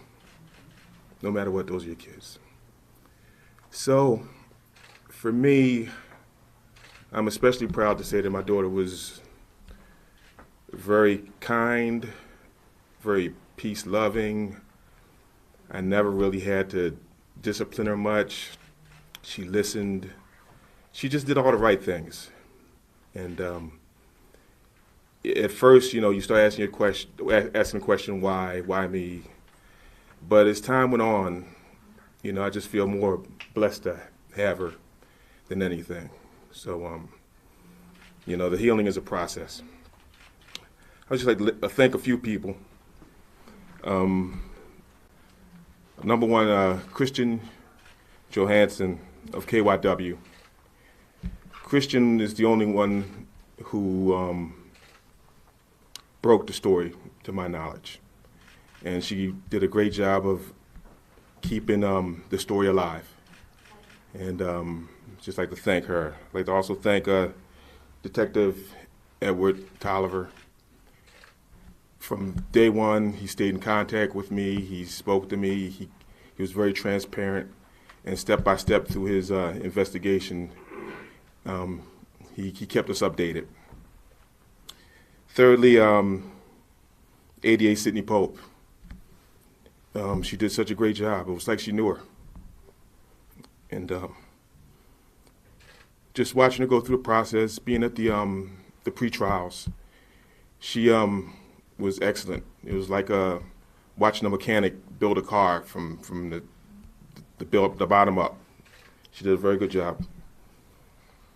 Thank you, Sidney. My therapist from the Anti-Violence Partnership of Philadelphia. Can I say her name? Okay. Her name was Kim Pasadoma. She helped me get myself together and get my healing. I get a lot of credit for being strong, but it really had to do with Sidney and the good Lord. And of course, last but not least, my fiance Pamela Carter. She dealt with me on my worst days, and it was hard. And She hung in there with me, and I love you, Pam. So all I can really say is thank you all. Thank all who loved Key and all who supported the family during these times. And justice for Key, and justice is served. Thank you.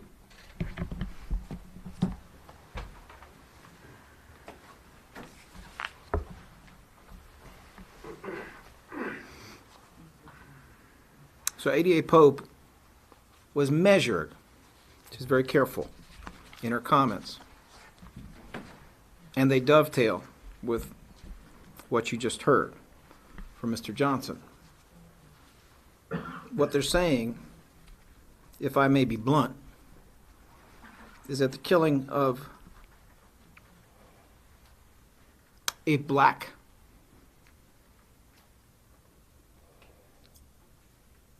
college student didn't register with media the same way the killing of a white college student registered with media in Philadelphia, and more than once. I hope we all leave here mindful of that. And I appreciate the credit given to Kristen Johansson for breaking that mold in this case. At this time, it's my honor to introduce Leader Joanna McClinton, followed by State Senator Anthony Williams. If Pastor Herndon is available, then I would ask him to go third. If not, then I will follow State Senator Williams, and we will go to questions at that time.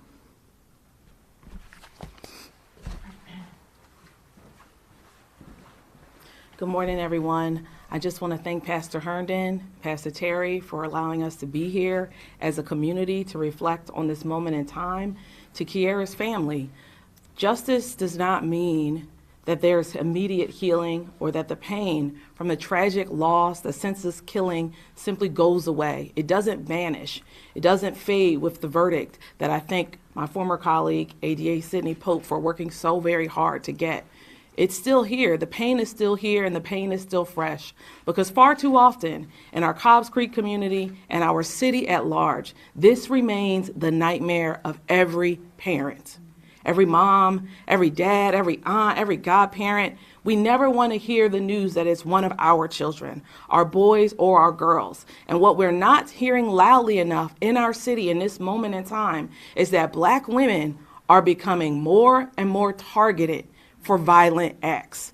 Every single time you hear about a shooting, we seem to be able to dismiss it because we think it's some boy, it's some guy. He deserved it. He was into something wrong. But it's Black women who are pregnant, trying to take out gifts from their baby shower. It's women like Kiara who are working hard for a better future. It's just taken from them, and it absolutely has to stop. So I continue to pray for her family, stand in solidarity with them, and continue to fight in Harrisburg that every single bill we have, anything that's passing, it goes to prevent these types of crimes, and if they tragically occur, to ensure that our prosecutor has all of the tools in the toolbox necessary so that the police department can work collaboratively to bring justice to the moment. Thank you.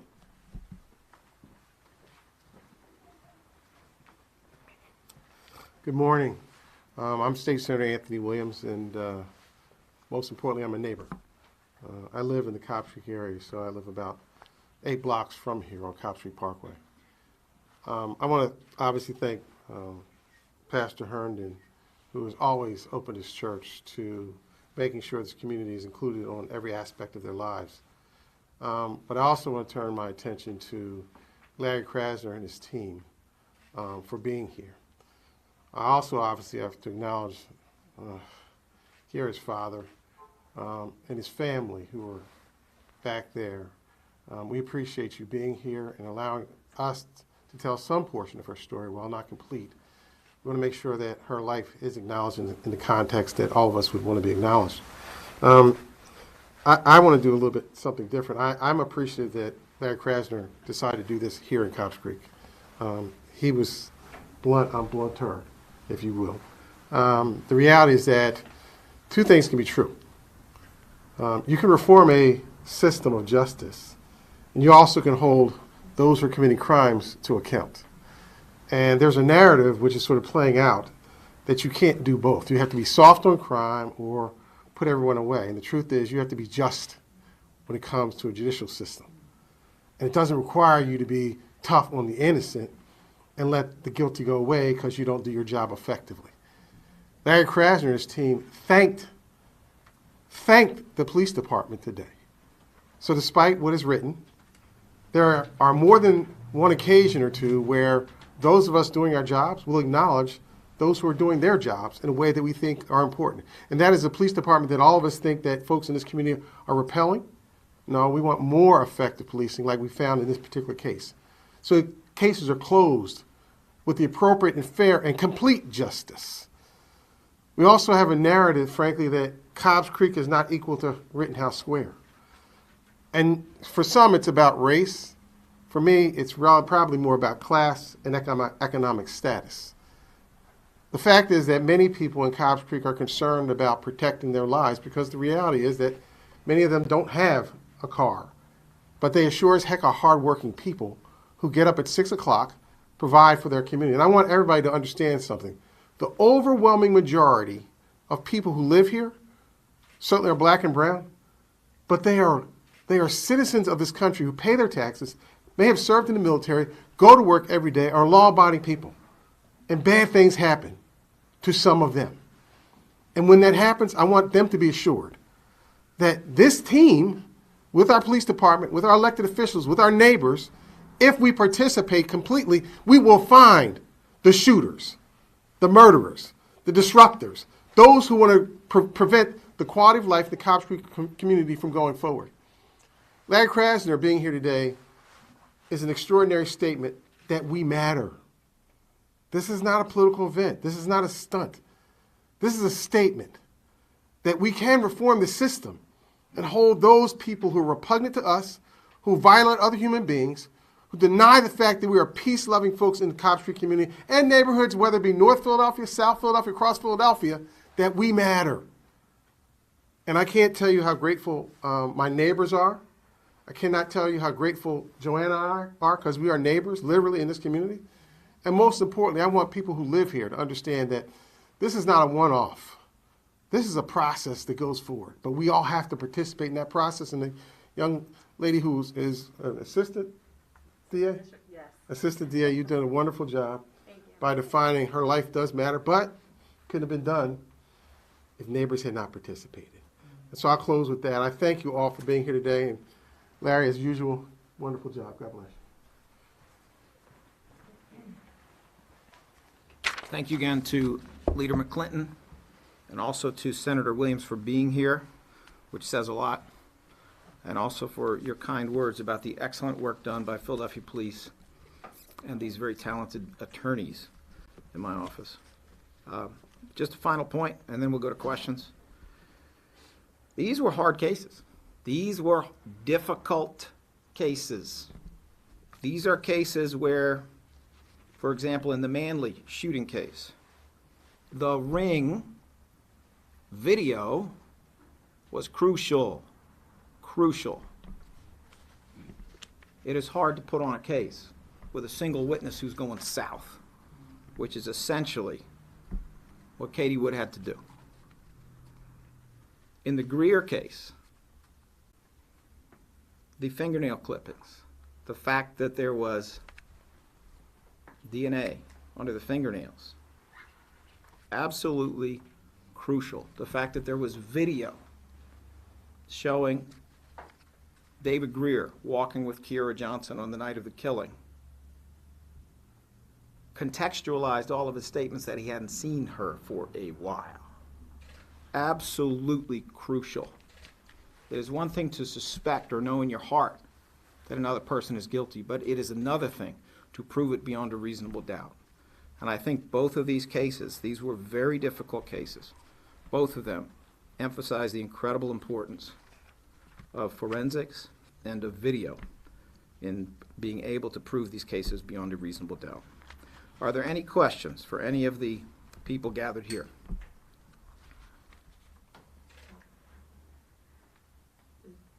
You go. Yeah, Kristen, go. Not about this, but it was about, so there's been, over the weekend, I understand that there were teens that kind of ran around Center City. I understand there were also 3 14-year-olds that were arrested over carjackings. Have you guys all sat down with maybe the police department to figure out what's going on with, I want to say, teens and teenagers kind of like seemingly, some would argue, out of control? Ms. Johansson will be happy to answer more questions on that point, but frankly, I don't want to distract from this matter in which we have the family and parents of Kiera Johnson here today. Are there other questions? Yes. I have one thing on another case and then one thing specifically about Kiera, and I wondered if her father would be willing to just tell us a little bit about her. We were looking at pictures of her. If you could just tell us a little bit about her, tell us what you and your family would like her to be remembered. She was just a beautiful spirit. You know, she was very kind, kind of quiet. Like I said before, very peace-loving. You know, she was really interested in like art and music and animals and nature and those kind of things. She's just very sweet. Thank you. Nope, you're welcome. And I don't know if you want to do this afterwards, but I had a question about the Alan Chernoff case, and where things stand on that. We've heard that the young woman who had been arrested would only be potentially serving a few more years. Can you tell us where things stand? Once again, I don't usually do this, but in light of the situation here where we have the father of a victim of a homicide, we have family gathered around that, I don't want to distract from this. We'll be happy to address your questions later with reference to that matter. Are there any other questions related to the matter that we have discussed here? Yes, you say in March we'll take the sentence for this gentleman for these homicides. Will he be convicted to the full extent? So the sentencing of David Greer for the murder of Kiera Johnson, I understand, is occurring tomorrow. Is that correct? That's correct. And it is a conviction in the first degree, of murder in the first degree. Under Pennsylvania law, that requires a mandatory sentence of life without any possibility of parole. So yes, the sentence that we know is going to happen is a sentence of life without any possibility of parole. Are there any other questions related to these matters? All right. Thank you very much for being here. For anyone who has a question about another matter, please be in contact with Jane Rowe or with Lamar or with me, and we'll try to get you answers later today. Thank you very much. Thank you. You're watching Live Now from Fox, everybody. We're going to take another quick 2-minute break. When we come back, we'll take you out to D.C. Another live event already getting started there. You're watching Live Now from Fox.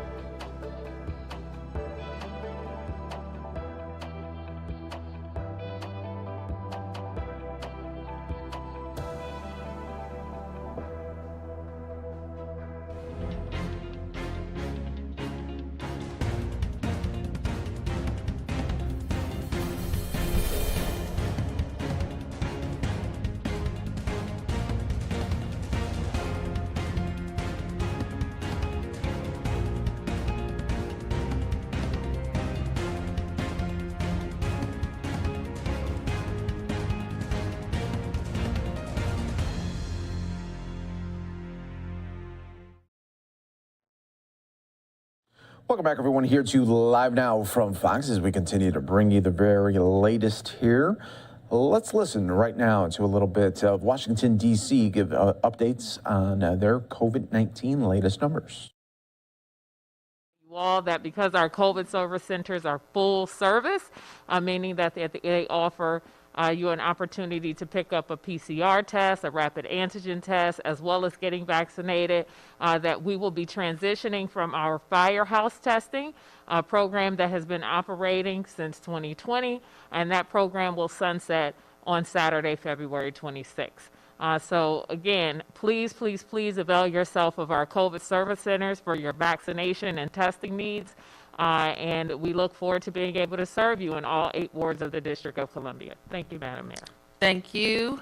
And a reminder, switching a little bit from COVID, to talk about the budget season. The city administrator and our budget team and cabinet members have been working diligently for the last several months to formulate a balanced budget. And a big part of that process is me hearing directly from DC residents. Last week, I had our annual telephone town hall with DC seniors. 5,000 people called in and stayed on the phone for an hour and watched on Facebook and watched on Channel 16. So we invite you to also watch live and participate at the citywide budget town hall at budget.dc.gov. The program starts at 6 p.m. and you again can participate virtually by going to budget.dc.gov. But please RSVP prior to that. Also at budget.dc.gov to learn more. We're also very proud to open, to break the ground this week at St. Elizabeth's East. I will be joined by the team at Universal Health Services, George Washington University, Children's National Hospital, our DC government team, and honored guests for the groundbreaking and naming of the new hospital at St. Elizabeth's. We're obviously very proud that we have made this progress, and this is a big investment in the healthcare system for the district. So with that, we'll answer your questions.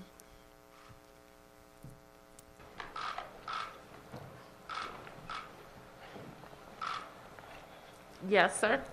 Good morning, Mayor. Good morning. You've mentioned in the past that you'll dial up and dial back restrictions as needed depending on the course of the virus, but can you explain to people watching you right now or reading the Washington Post what goes into a decision to rescind these restrictions, which have been some of the most important ones, I guess you would say, over the course of this Omicron variant? Well, I think I've explained that, Michael, that we went into the winter, and especially Omicron, which hit us probably mid to going into the 3rd week of December. We put these measures in place. We've seen a precipitous drop in case levels for Omicron, and this is where we've landed.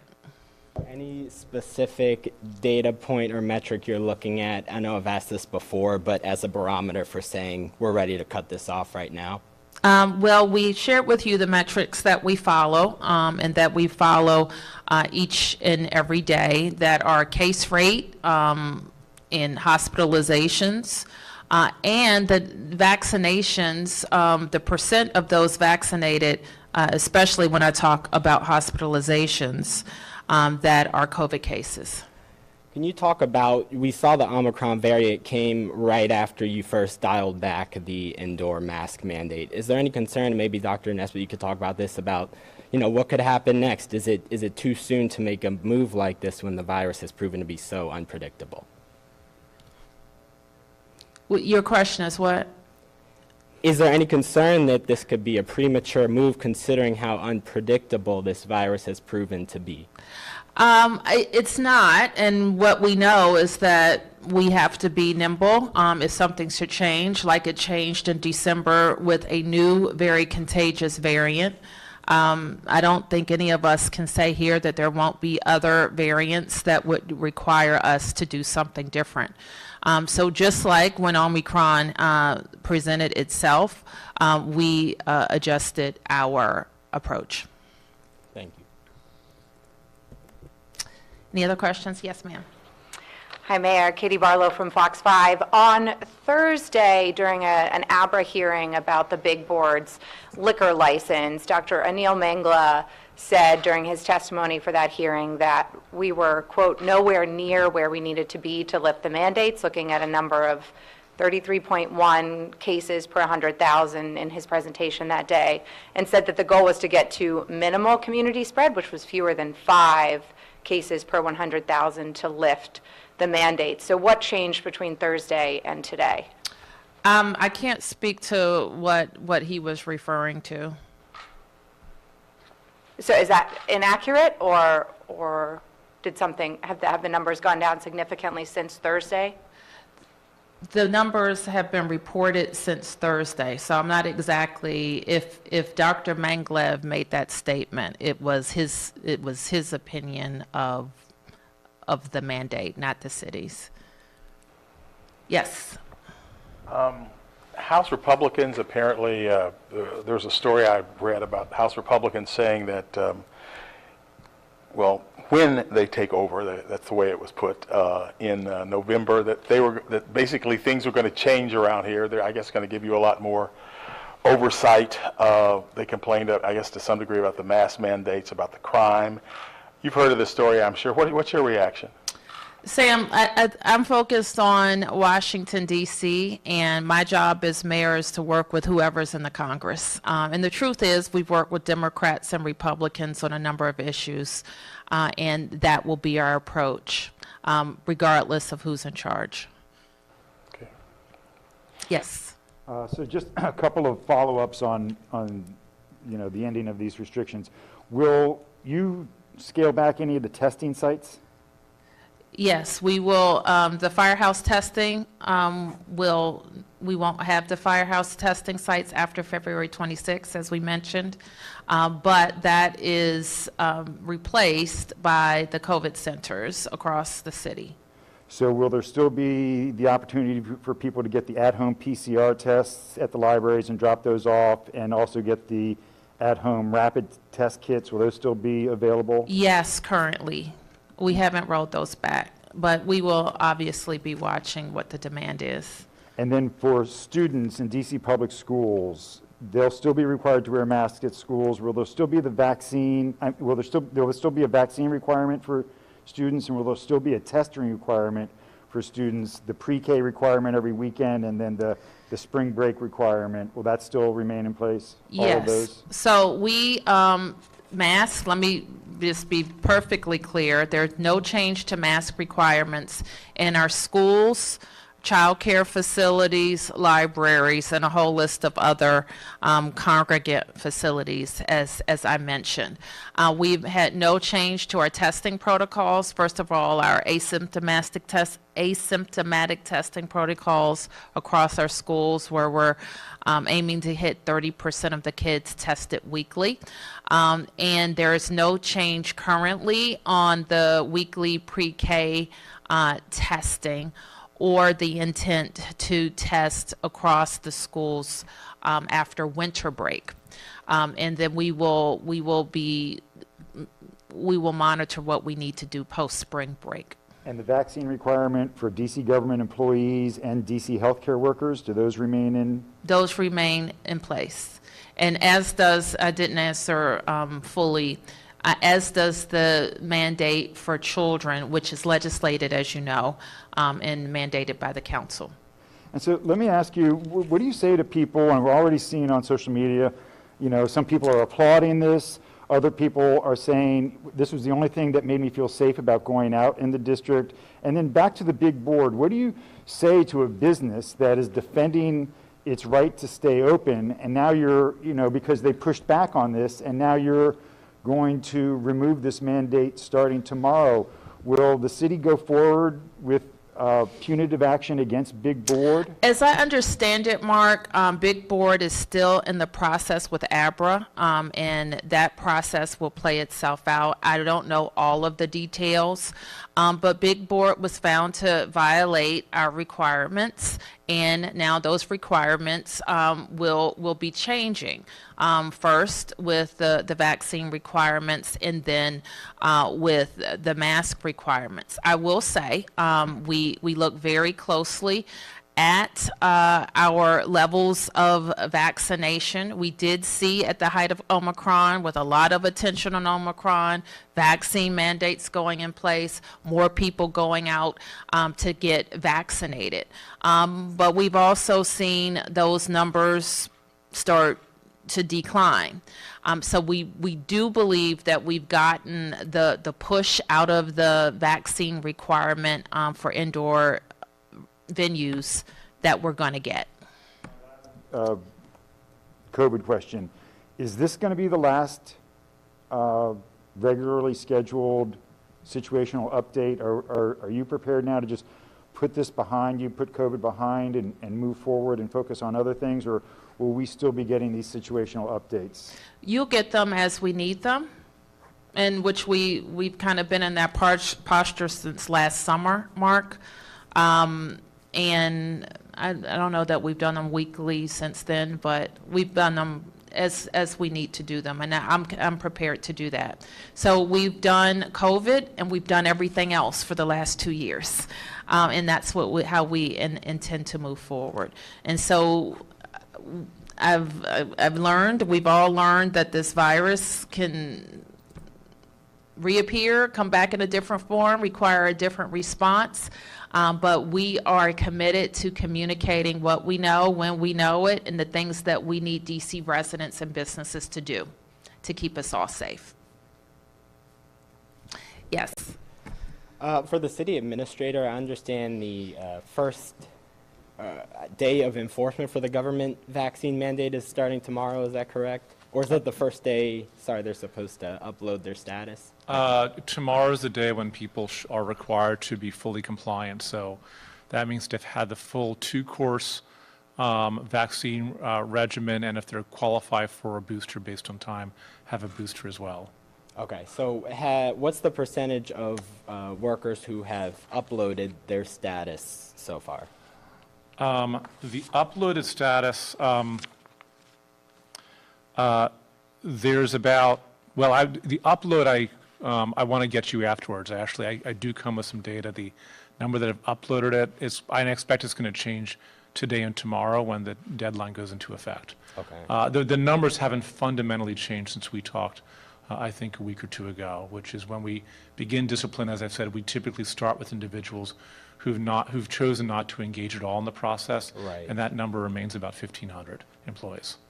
Okay, and then you said you have other data. Is there anything new with our exemption requests?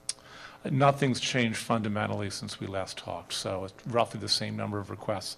I would expect end of last week, today and tomorrow, for additional requests to come in, as what typically happens when the deadline comes. Okay, we've had a number of these requests pending for some time with both the licensed healthcare professionals and government workers. Is there a timeline at this point for those to be approved or denied? I think we'll start to see more movement on the resolution of those in the next week or two. We have been the attorneys that work on this have been watching cases nationally to have a good understanding of what the right balance is when reviewing an exemption request. So I would expect to see the exemption request numbers change more dramatically in the next week or two than they have, say, between today and the last time we talked. Okay, thanks. Mark, Sam, and tell me your name again. Katie. Okay. Mark, Just Sam, following Katie. up on that, Mr. City Administrator, or actually maybe for you, Dr. Nesbitt, it seems like with the data that we've been provided as far as the religious and medical exemptions, it seems like you're working through the process, whoever's actually doing these, working through the process with DC government employees. But when we look at the numbers for healthcare workers, not DC government employees, doctors, nurses, and whatnot, there doesn't seem to You're watching Live Now from Fox, everybody, as we were listening to just a little bit of Washington, D.C. There rolled back some COVID-19 mandates there, as we're seeing really a lot of cities do across the country. Hi, everyone. Mike Page here. Thank you so much for joining us here today, a day after the Super Bowl. We have Valentine's Day, all in the mix right here. Live look right now at right outside of the White House as they are celebrating Valentine's Day as well. You got a nice sign there that says 3 things will last forever: faith, hope, and love. And the greatest of there is love there. So a nice little moment there right outside of the White House. We are featuring that for you, of course, right here on Live Now from Fox. Coming up a little bit later, we'll be talking all about the Super Bowl. You got Sean McVay there, the big winner there, head coach of the LA Rams, as they are happy that they are world champions there. Taking some questions from the media. In just a moment, we'll also play out the real big moment from LA to now Arizona, because Arizona, you are on the clock here for the next host as the Super Bowl comes to the desert. So we'll be featuring that for you in just moments, everyone, here on Live Now from Fox. But I do want to go to some really disturbing and breaking news here. This is from Craig Greenberg. He's a mayoral candidate in Louisville, Kentucky right now. And he wrote this after he was shot at today. He says, "My team and I are fortunately all safe. We are all with the police right now. I will provide an update as soon as possible. Thank you for the outpouring of support there." As the police there, as the council president also says that this was an attempted assassination. And we'll try to get more details here for you on Live Now from Fox. But once again, the mayoral candidate there in Louisville was shot at. He was not hit. Thankfully, his family is safe as well. Staffers are safe. And the investigation continues right here. But I wanted to just pass that along to you right here on Live Now from Fox, everyone. All right, let's go out to Los Angeles as the NFL did the honors today. They do it every time.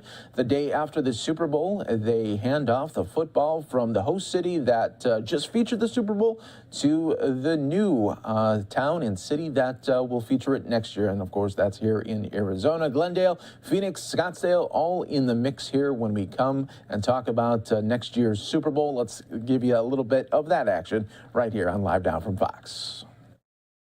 For making it such a wonderful week for all of us, for all our guests, for all the fans coming in from out of town. Just a fantastic week. Of course, congratulations to our Super Bowl 56 champs, the Los Angeles Rams, and Stan Kroenke and their fans. So congratulations to all of them. The game really was a week-long celebration of football and really returning to Los Angeles, which was something that we waited, unfortunately, 29 years for, but it was worth the wait. What a spectacular stadium, what a spectacular week. We just thank all the people, many on my right here. You can't see the smiles, but this is the smile side. This is the shock and awe side over here to the left. But thank you to all of the officials. So many of them are here, Casey and Kathy and the mayor, both mayors, Mayor Butts and Mayor Garcetti. So thank you to all of them for their leadership and for their support all along. So certainly their work made the hospitality, made the events, made all the logistics, just made it so much easier in a very difficult time period for us as we're all still working through COVID. So I'm going to pass it over now to Casey Wasserman, who will make his final official remarks as chair. So.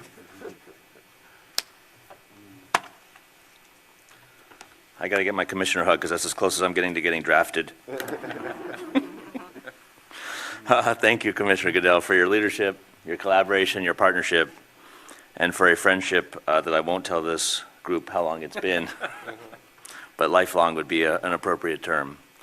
I want to thank the Bengals and the city of Cincinnati for an incredible showing. Their fans were incredible, the team played great, and produced an incredible game. Obviously, the elected officials here, Mayor Garcetti, Mayor Butts, for creating such an incredible environment for us, and to our two hosts, the Chargers and the Los Angeles Rams, for incredible ownership and leadership to bring their teams back to Los Angeles that allowed us to host this incredible game. Hard to imagine this journey started 56 years ago, and it's Hollywood, so it is appropriate that we had a Hollywood ending for this chapter. Rain in Los Angeles delayed our stadium a year, allowed the Buccaneers to win in their home stadium, and allowed the Rams to win in our home stadium at SoFi. And so people come to LA to chase their dreams and to tell their stories, and I'm certain that the chapter that was written last night will just be another classic story in our Los Angeles Hollywood history. But from the beginning, this wasn't just about a win on the field. We delivered a world-class Super Bowl experience. We showcased the best of Los Angeles on a global stage, and we built a foundation for lasting positive impact in our community. We set out to deliver an event that would uplift our communities and put Los Angeles on the map as the place of champions. It wasn't without challenges, including obviously this once-in-a-generation pandemic, but we, and all of us as a we, did it. And when I say we, it's everyone. The 56 nonprofits who we supported and uplift our community and our entire city every day throughout the year, the concession workers, the fans, the entire community, the people of Los Angeles. It is safe to say the champions live here. And now it's my pleasure to introduce a woman who needs no introduction, Kathy Schlossman, the CEO of the LA Sports Entertainment Commission. Kathy! Thanks. Thank you, Casey. As your leadership as host committee chairman paved the way for an amazing Super Bowl and set the standard for high-profile events coming to Los Angeles over the next decade. That bar is now very high. One of our goals for Super Bowl 56 was to deliver an exceptional red carpet experience for all the guests coming to Los Angeles, and I hope we did that.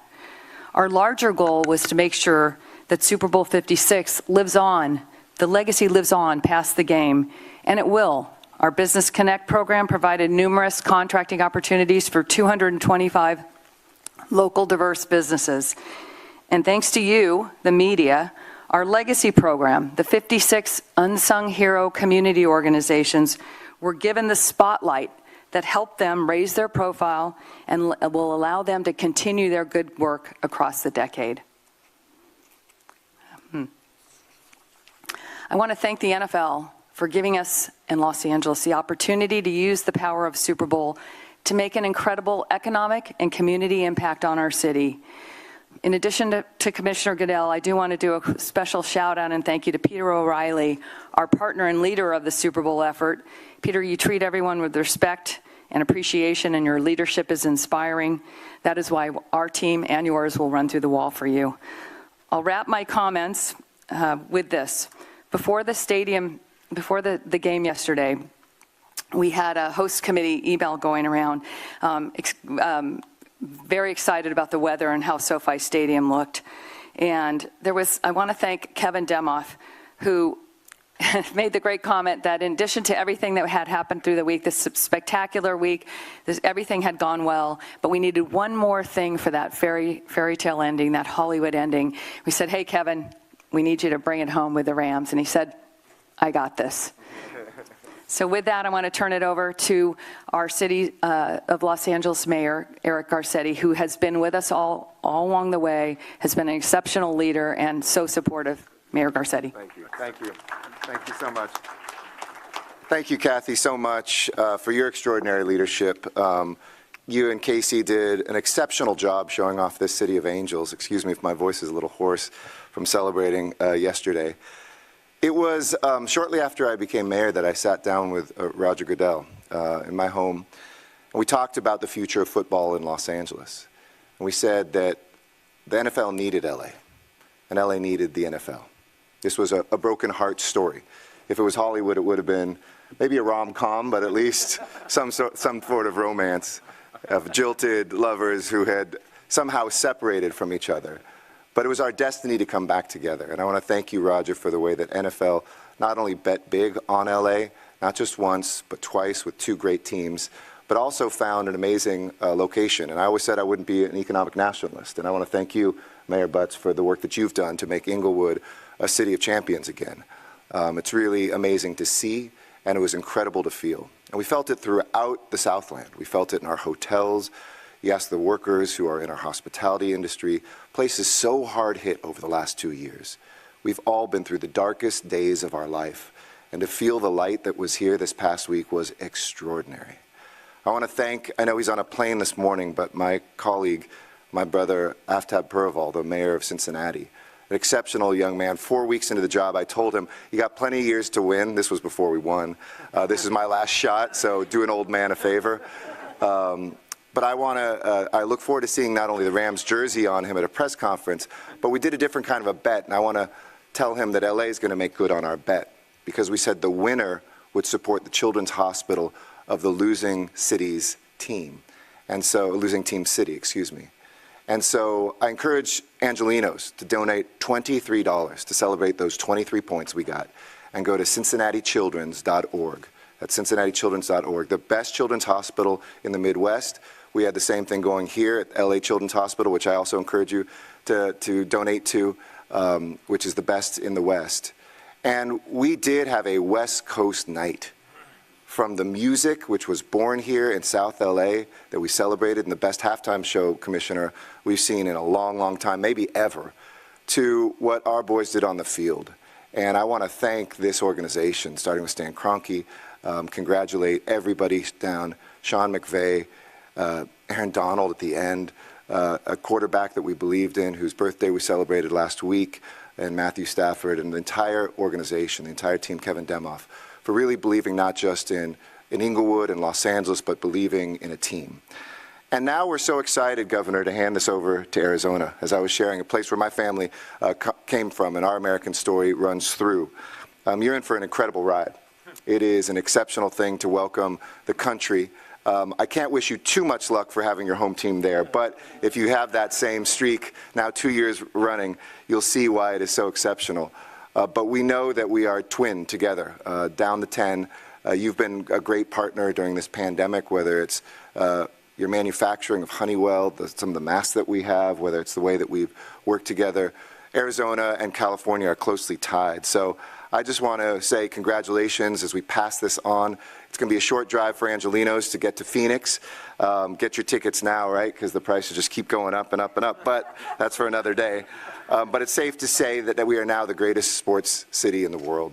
When I came in, we had a Stanley Cup, we won the MLS Cup, we won the WNBA Championship, we won the World Series, we won the NBA Championship, and the only thing that was left, I don't have 6 fingers, but I guess I'll have to put one on my second hand for another ring. We now have all 6 major championships in the last 8 years, and we are ready to host the world at the Olympic and Paralympic Games, also led by this man, Casey Wasserman, and we can't wait to hand off the Super Bowl torch too. So congratulations to the Rams, congratulations to LA. It's a great day. Thanks, everybody. And with that, I think I'm going to toss it over to Mayor Butts, my brother Mayor from Inglewood. Thank you. Thank you. Well done. Thanks, man. First of all, I want to thank Casey Wasserman, Catherine, Roger Goodell, and Stan Kroenke in particular. And I have to set some things straight. This is the Los Angeles region. There's a city of Los Angeles, and there's a city of Inglewood. We're 9 square miles. We're incorporated. We have a charter. And while the city may have worked with the commissioner, it was the city of Inglewood, its government, and its people that passed an initiative that the council adopted unanimously that resulted in a vote that brought, see, they're calling me to make sure I tell you guys. Always. Robocaller. To make it happen, a city of 9 square miles, 110,000 people that hosted the biggest event that occurs annually in the world. I want to congratulate our chief of police, all of our partners from the LAPD, the Sheriff's Department, CHP, Department of Homeland Security, the FBI. We had the most massive public safety deployment in the history of the city. The last one was the 1984 basketball Olympics that we had, but this dwarfed that by an enormous magnitude. We are proud that the city of Inglewood was able to host an event free from a public safety standpoint event. All I heard as the days came, I heard about truckers from the internet. I heard about, are there going to be fights? Can we handle the traffic? Traffic was cleared out in less than 2 hours. This commissioner was, according to the 300 texts I got, the best, if not one of the best, Super Bowls that people have experienced. The halftime show was remarkable. And so what I don't want to be lost, we don't mind being a vessel for Los Angeles County. It's estimated $477 million in ancillary economic benefit came to the businesses throughout this county. The city of Inglewood alone probably made $1.2 million in additional revenues. We're proud to be a vessel, but we are our own city, and we're different than Los Angeles, but we are in Los Angeles County, all right? So I wanted to really make that clear. Thank you, Commissioner, for having the faith in us and for the owners to have voted, I think it was 30-2, to allow Stan Kroenke to come to our city, followed by Dean Spanos and the Chargers, followed by Steve Ballmer and the Clippers, and we haven't stopped yet. So thank you very much. Well done. Thank you. It is true from every aspect that the Super Bowl always sets a new bar for the next city. That's part of, I think, what makes this game so great, is that whether it's the logistics around the game or whether it's the work that goes into leaving a legacy behind in the community, every city seems to do it in their own way, and everyone seems to set a new bar for everyone. So thank you again to Los Angeles for setting that bar so high. And now we're going to turn our attention to Arizona, so you can set a new bar. So Michael Bidwell, as the leader of the Cardinals and a tremendous leader in the Arizona community, has put together a great team to help us organize for Super Bowl 57. So we're excited about that. We're looking forward to being in Arizona next year and having them host a game. So Arizona, I think what I'm supposed to do is officially put you on the clock. This is not the draft, but it's a better one because you're going to get the Super Bowl. So you are officially on the clock. Come on up.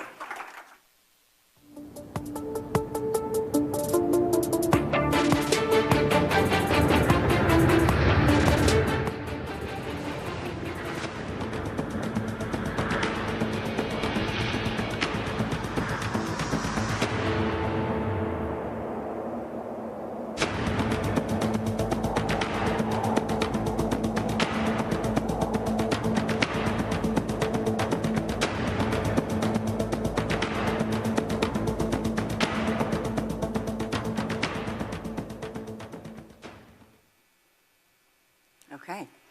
Well, Commissioner, thank you. Arizona is ready to be on the clock, right? Okay, I want some enthusiasm over here. We're ready. We got our X factor over there. Well, first, congratulations to Kathy, to Casey, and the greater Los Angeles region and Inglewood, part of LA County. How am I doing? You know, exactly. Seriously, what a week. It was energizing to be here. It was inspiring to be here. And you really did set a fantastic bar for Arizona. So your planning, your hard work, it did pay off. And what I can tell you is in 2023, Arizona will host Super Bowl for the 4th time since 1996. And so we do know what it takes to host this phenomenal event. And it looks like it all happens in a week, but we can attest that it takes months and years to get ready to host this phenomenal event. Commissioner, we're ready for the countdown. And what we're looking forward to is that Super Bowl does bring a tremendous amount of economic impact, of economic economic impact on our communities, and so many activities that start happening today and go for the next 365 days. So we embrace that. Arizona is a great host community, and we have a fantastic committee put together with a lot of experience with major events, and I think the energy and the freshness to host Super Bowl 57. Today with us, we have our Governor Ducey, who you'll hear from, Michael Bidwell, as the Commissioner mentioned, him and his family and the Cardinals have been a tremendous supporter of all of our Super Bowl activities. And who's not here today with us is David Rousseau, our Chairman of the Board, who was involved in 2015, decided to come back and do it again for Super Bowl 57 in 2023. So he's back home resting up and getting ready for all the work ahead. But he is a tremendous leader, and we're thrilled to have him with us again. So I get to introduce our new X Factor for Super Bowl 57. There's no one better as an ambassador for Arizona, a phenomenal football legend, but just a fantastic person, and that's Larry Fitzgerald, the Executive Chair of the Arizona Super Bowl Host Committee. Please welcome Larry.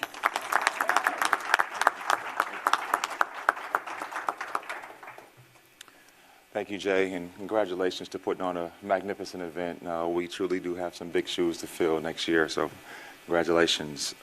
Ms. Perry, she noted last time the Super Bowl was hosted in Arizona, the entire world was watching. Over 180 countries, millions across America. And what excites me most, after playing 18 years, my entire time in the state of Arizona, is we're ready for the world stage, and we're ready to show the world what we're capable of doing.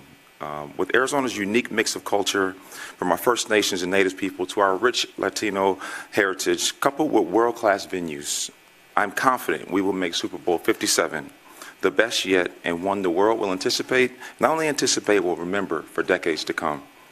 Arizona is an unmatched destination, from the top of Camelback Mountain to the glory of the Grand Canyon, from the beauty of the desert to the pristine rivers that run through the state.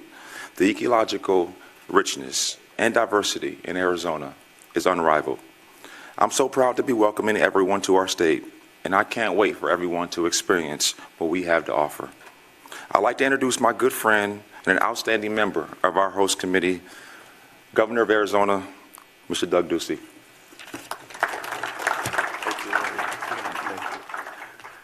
Thank you, Larry, very much, and I want to say thank you for being such a great ambassador for the state of Arizona. I also want to congratulate Los Angeles and Inglewood and the community leaders here for putting on a blockbuster show, and thank the commissioner and congratulate him on an incredible year for the National Football League. It's our honor in Arizona to accept the Super Bowl handoff on behalf of our state. And what a day it is for this exciting event. Today is Arizona's 110th birthday, which is fitting as we celebrate the past and look forward to Arizona's promising future. We've come a long way in Arizona since we hosted the last Super Bowl in 2015.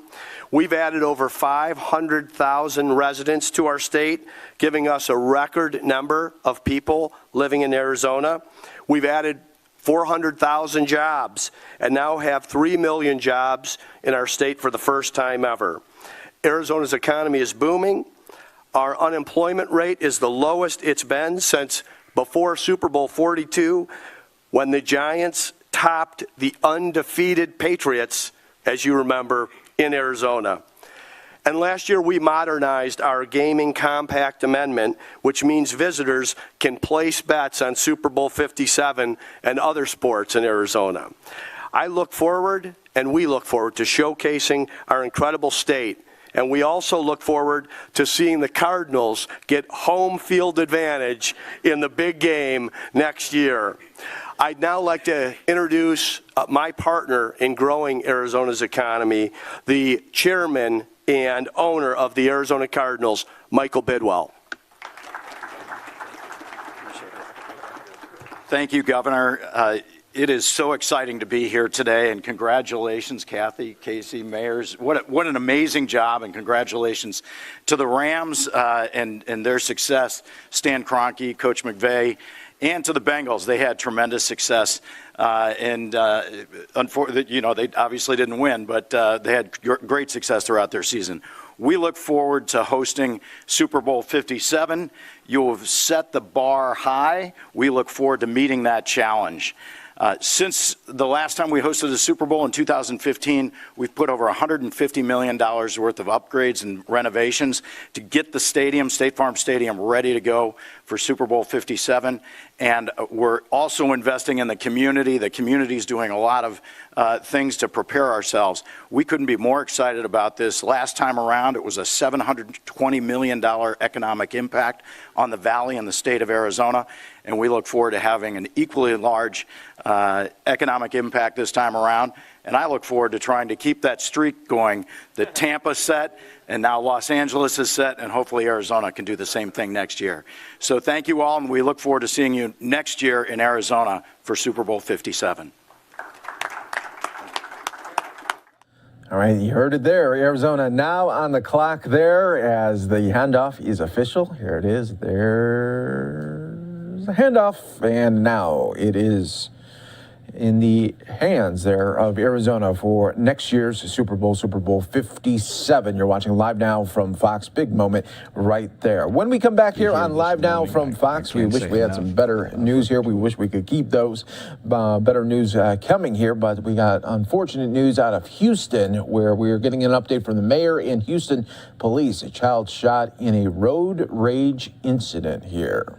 You're watching Live Now from Fox. Coming up in just 2 minutes.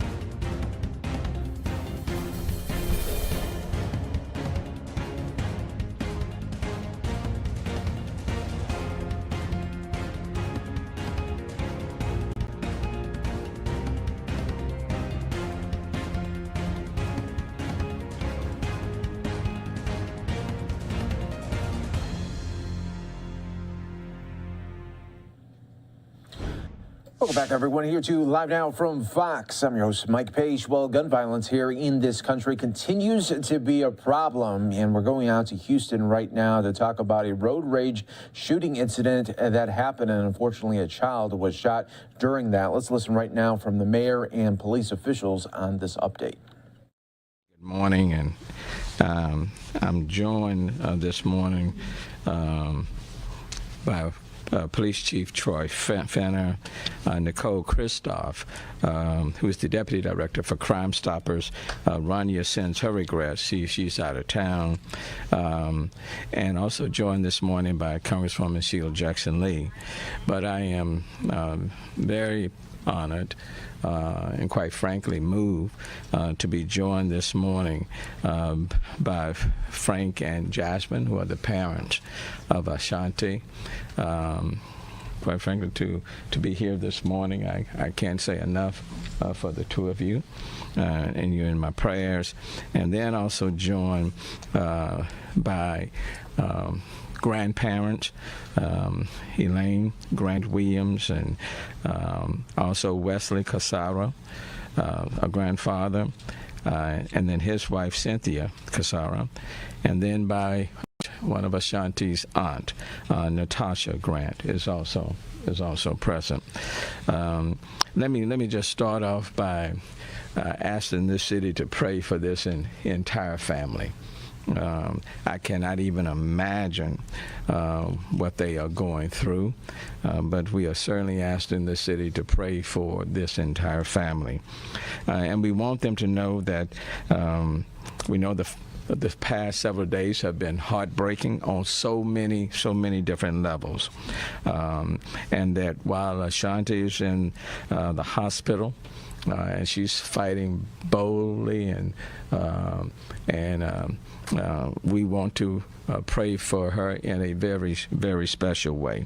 The entire city is praying for her recovery, and I want each one of them to know, these parents in particular to know, that the people in this city, we are all praying for Ashanti. We've all seen photos of Ashanti from before the shooting. We know this is a beautiful young girl, 9 years old. Smile just radiates. And we've heard her classmates speak about her. So we know this is a beautiful young girl, and we want and asking this entire city to continue to lift her up, and quite frankly lift up the medical staff, the doctors, the nurses, and everyone who are providing excellent care for her. And we're asking for and hoping and praying for a full recovery. Her young life has been altered forever by a cowardly act, and I underscore that, by someone, a criminal driving our streets and freeways thinking he or she is above the law. And quite frankly, acting with a callous disregard for human life. We wanted to hold this press conference to keep the spotlight on what transpired on our roads in our city.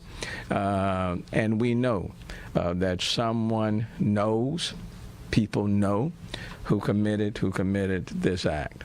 To the person who's responsible, my advice would be to turn yourself in, because we're not going to stop until we find you.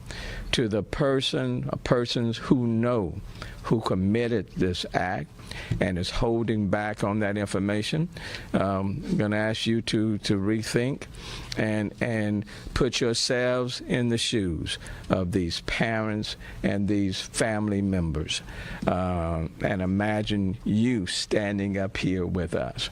So I'm asking, and we are asking anyone with any information on the person who committed this heinous act on February the 8th between 9 and 10 p.m.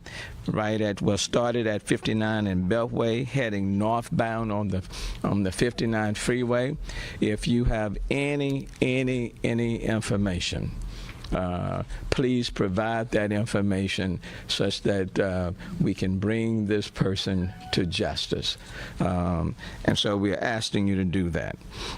Earlier this month, I released One Safe Houston, a comprehensive plan to drive down crime in Houston using a holistic approach. Part of that plan includes working with business leaders and Crime Stoppers of Houston to increase the reward amount for anonymous information leading to the charging and or arrest of any felony suspect. A gun was used in this heinous act committed against Ashanti, and today we are announcing an increased award of $30,000 for information leading to the charging and or arrest of any felony suspect. And I want to thank Crime Stoppers. I want to thank people in our business community and others who are contributing to provide additional reward dollars to come to find the suspect, the persons responsible for this incident. Someone knows who the shooter is, and I encourage that someone to pick up the phone and call Crime Stopper Houston with the information police need to make an arrest and charge the shooter. We are not going to just walk away from this incident. We want to hold this press conference to keep the spotlight there and for people to recognize that, especially when things happen to our babies, when things happen to our kids, we will go the extra step, go the extra mile to find you, because we are talking about our children. We have already added, in One Safe Houston, already added 125 police officers to our street. That has already taken place. The Safe Roadway Initiative, which started back in July of 2021, remains in place, and we'll take additional steps to beef that up. And I am now asking HPD, Houston Public Works, Transit Star, now to look at cameras that will video record traffic on our streets and roadway, such that we can go back and replay them, especially when criminal acts are occurring. That would be a change. But it is important that we augment our boots on the ground with the use of technology. And so now I'm asking all of these groups to look at cameras to video record moving traffic on our streets and roadway throughout the city of Houston. 9-year-old Ashanti is an innocent child who was struck by a bullet. Ashanti should be in school with her teachers and classmates and returning to her family. Instead, she remains in a hospital fighting to recover. If that doesn't move people in this city, if that doesn't move folk who have a tendency to be on our roads and firing guns and injuring and in some cases killing other persons, I don't know what will. If that doesn't move someone who has information to provide information on what happened to Ashanti now, I don't know what will. But in the meantime, this city shall continue to lift her up in prayer. We'll continue to pray for her and ask God to heal her body and give her a full recovery. Now let me pause to Chief Troy Feller. For some of you, we are going to take a quick 2-minute break. Stay right here with us. Thank you, and thank everybody for being here. We sometimes miss out on the human element, and I talk about it. But this family, I want to thank them for standing with us. Mayor, thank you for your support. Congresswoman, thank you for being here. And thank you, Crime Stoppers, Ms. Christoph, for being here as well. This family, nobody knows the backstories, the tragedies that they have had to deal with even before this incident. We know it. So look, I just want to thank them for being here and standing strong with us, a very spiritual family. And I ask that the city, and the mayor said it, but I'm going to say it again, please pray for Ashanti. And I'm going to refer to her as Princess, because that's what she is. She's precious. It's one of our kids. And I had a script, but Mayor covered that. But the most important thing is that we all come together. Even the streets have rules. Even the streets. And I'm from the streets. I'm from this city.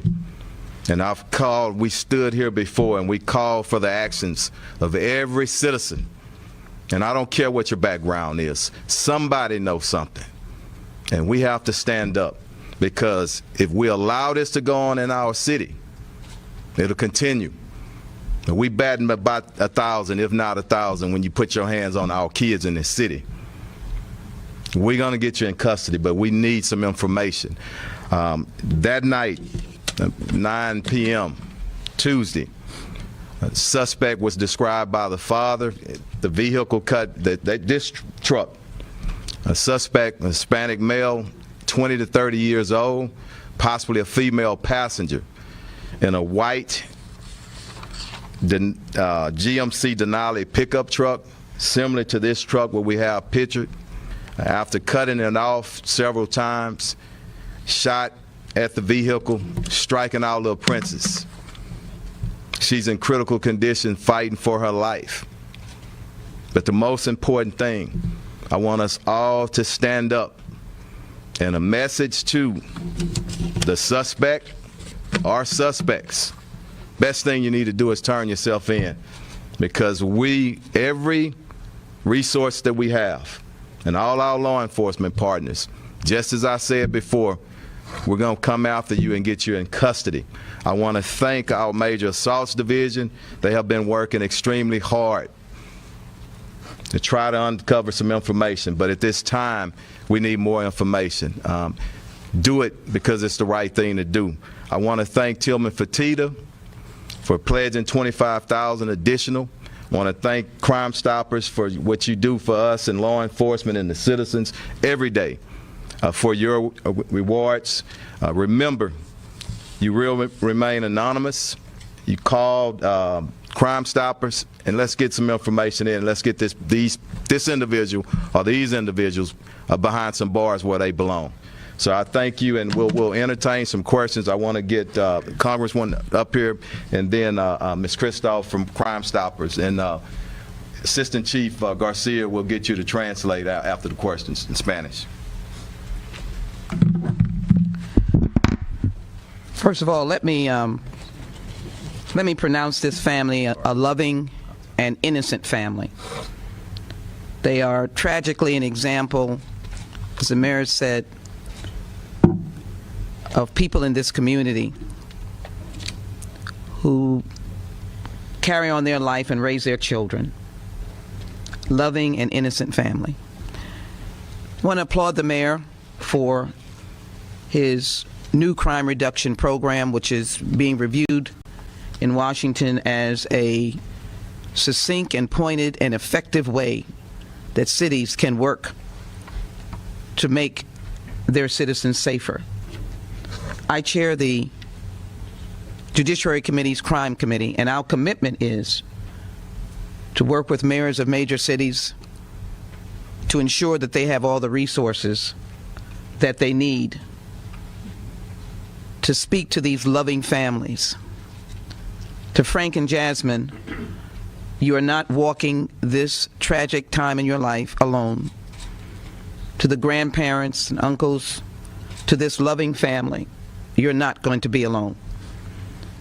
So I want to follow the mayor's call and just say that this city is safer because of Crime Stoppers. But it can be even safer if everyone renames themselves to neighbor. We've always considered Houstonians our neighbors. We will not bring down crime just by the hard nuts and bolts of any kind of funding or any kind of plan. We'll bring it down when our law enforcement, Houston Police Department, of which I express appreciation, gets the help from each and every one of you.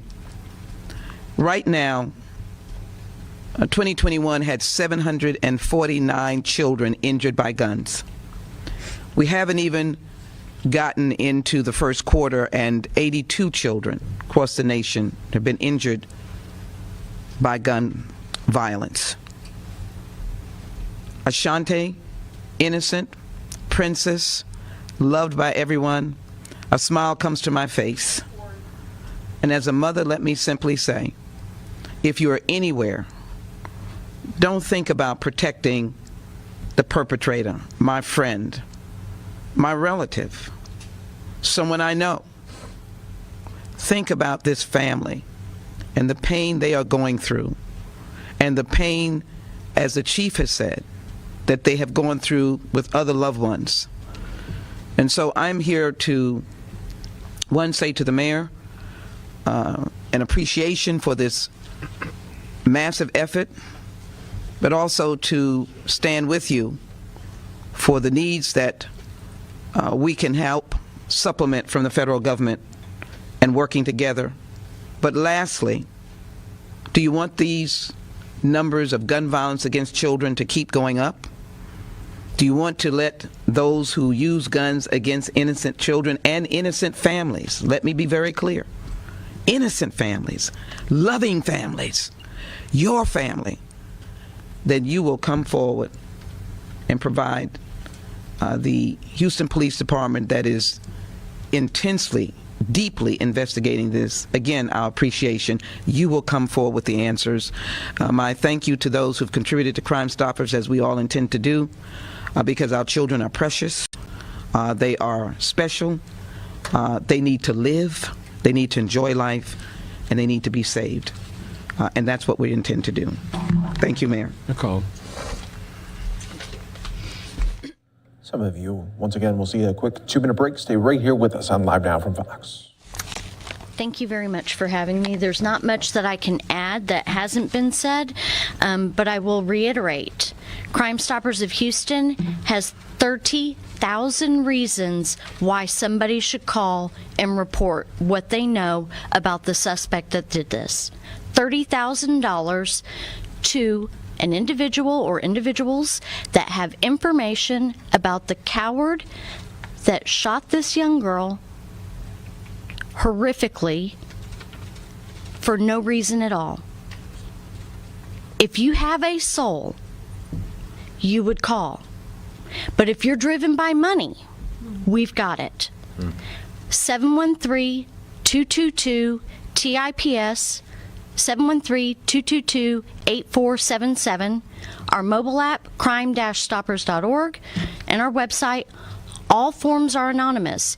If you call Crime Stoppers with that information, you will remain anonymous, and you could receive up to $30,000 for doing the right thing.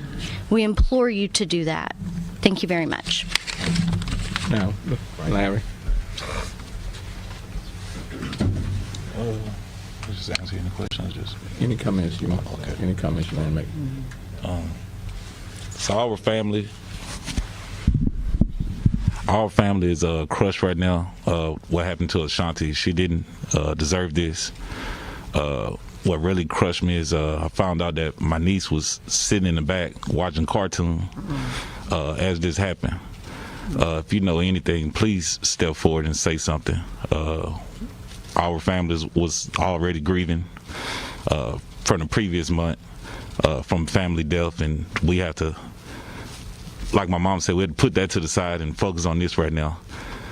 So we just want someone to please bless our family and please step forward, and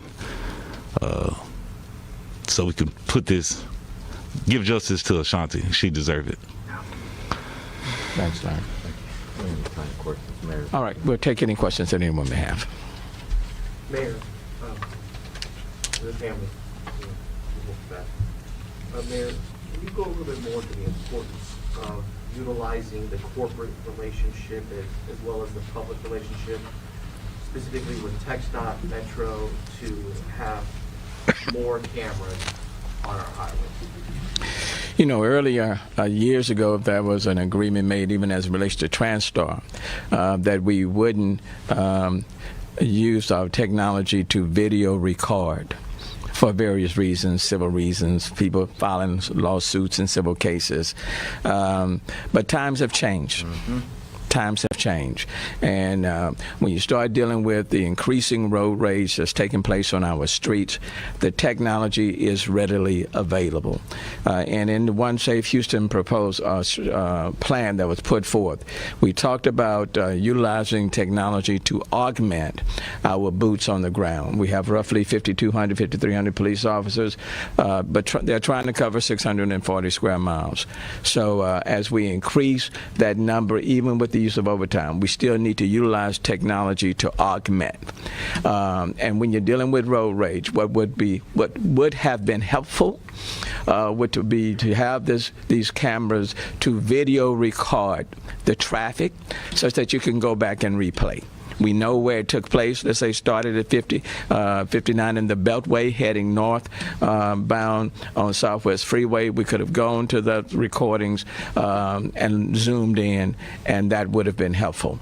And so now I am asking HPD, TransStar, Houston Public Works, and others to now look at utilize HITS, talk with them this morning to utilize technology where we're using cameras to video record record the travel on our streets for purposes of when there's a road shooting like what happened here, for criminal activity, not for civil litigation, but for where criminal acts occurred.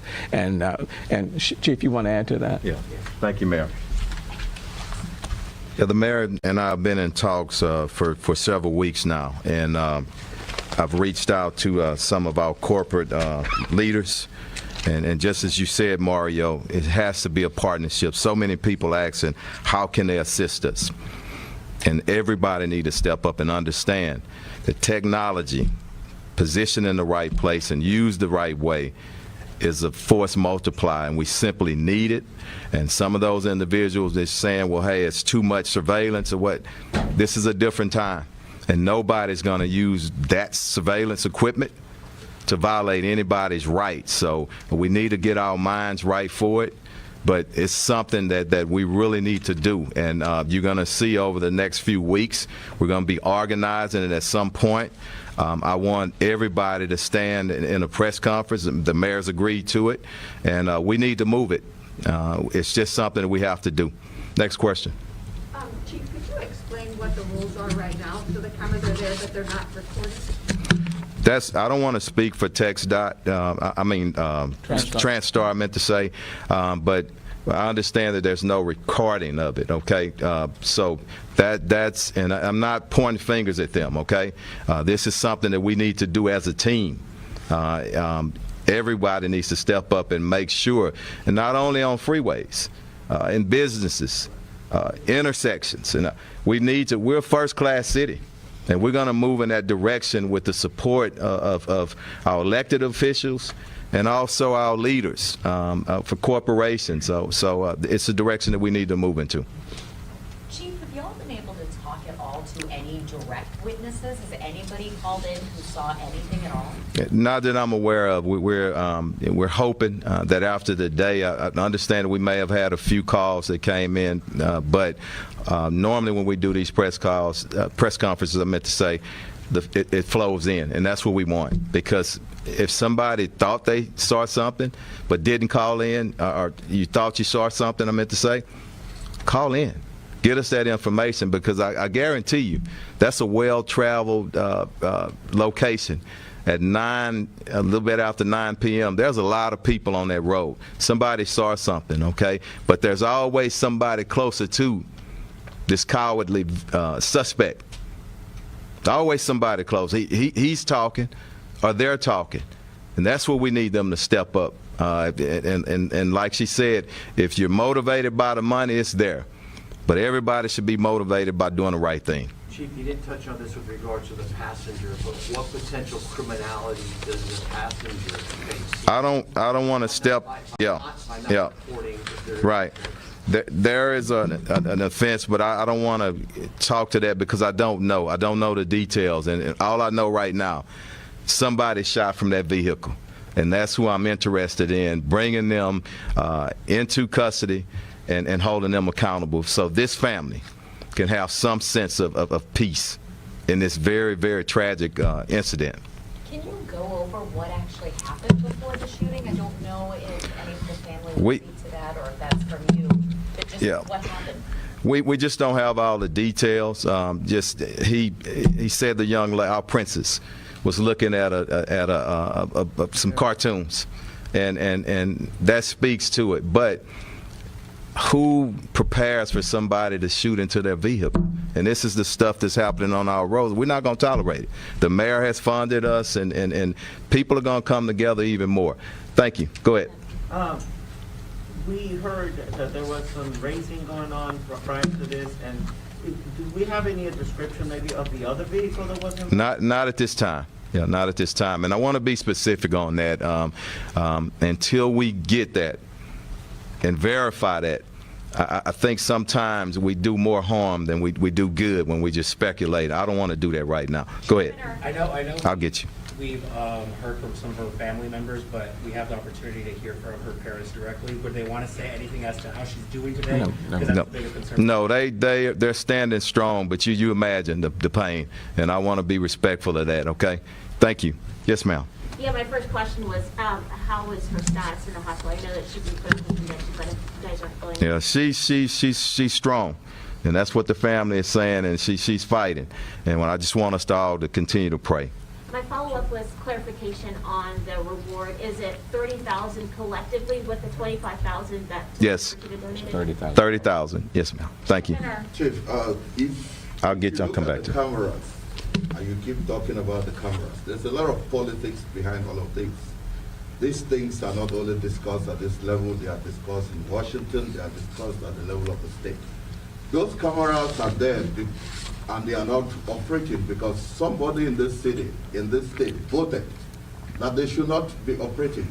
And we cannot just get up one morning and say that we are going to get them up when the people have not, repealed or voted again. That Well, I tell you what, and the mayor might want to respond, but let me tell you something. The heart of this city and doing the right thing at the right time, I never question that. We got a sophisticated city, and I'm going to tell you, I expect that everybody's going to move in the right direction, but Mayor, you want to? Yeah, let me just say, some time ago, a decision was made with all the different partners at TransStar not to video record. What happens at TransStar is that you see the traffic in real time. So you can see where the traffic is congested, or even as it relates to heavy rainfall, flooding, you can see it in real time. You can see where the bayous are raising, all of that. But the decision was made not to video record for various reasons. You didn't want to get bogged down in civil litigation and all of that. But at this point in time, for public safety reasons, especially as it relates to road rage and criminal activity, I am now of the mindset that we need to utilize the technology to video record, to have that footage available, such that when a road rage incident occurs, we can go back to that footage. And quite frankly, it serves two reasons. It serves as deterrence for people to know that the technology is being used, so it serves as serves deterrence. And number two, if somebody should commit a heinous crime by pulling out their gun.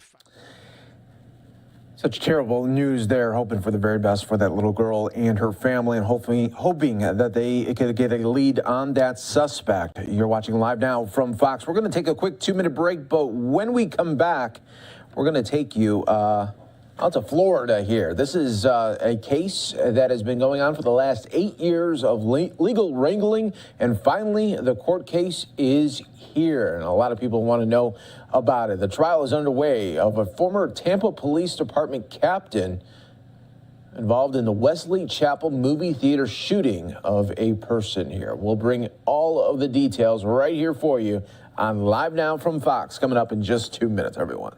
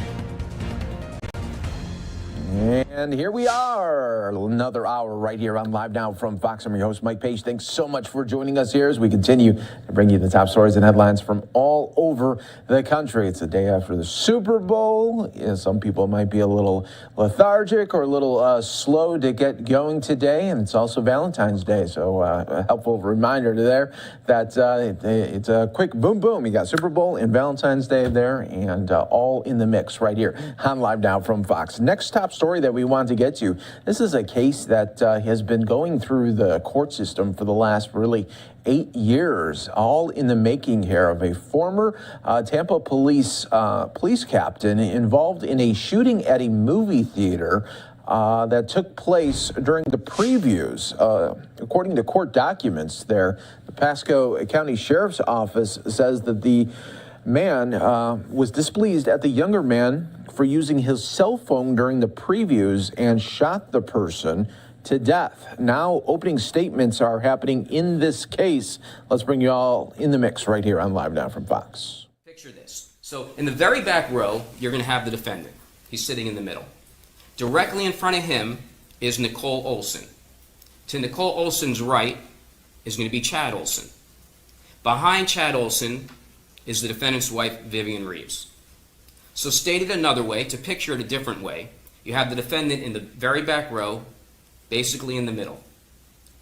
An entire row in front of him and an entire seat over to the right is where Chad Olson is sitting. That's the layout of the theater on this particular day when this shooting occurs. Now, what you're going to learn is that there were many people that came into the theater.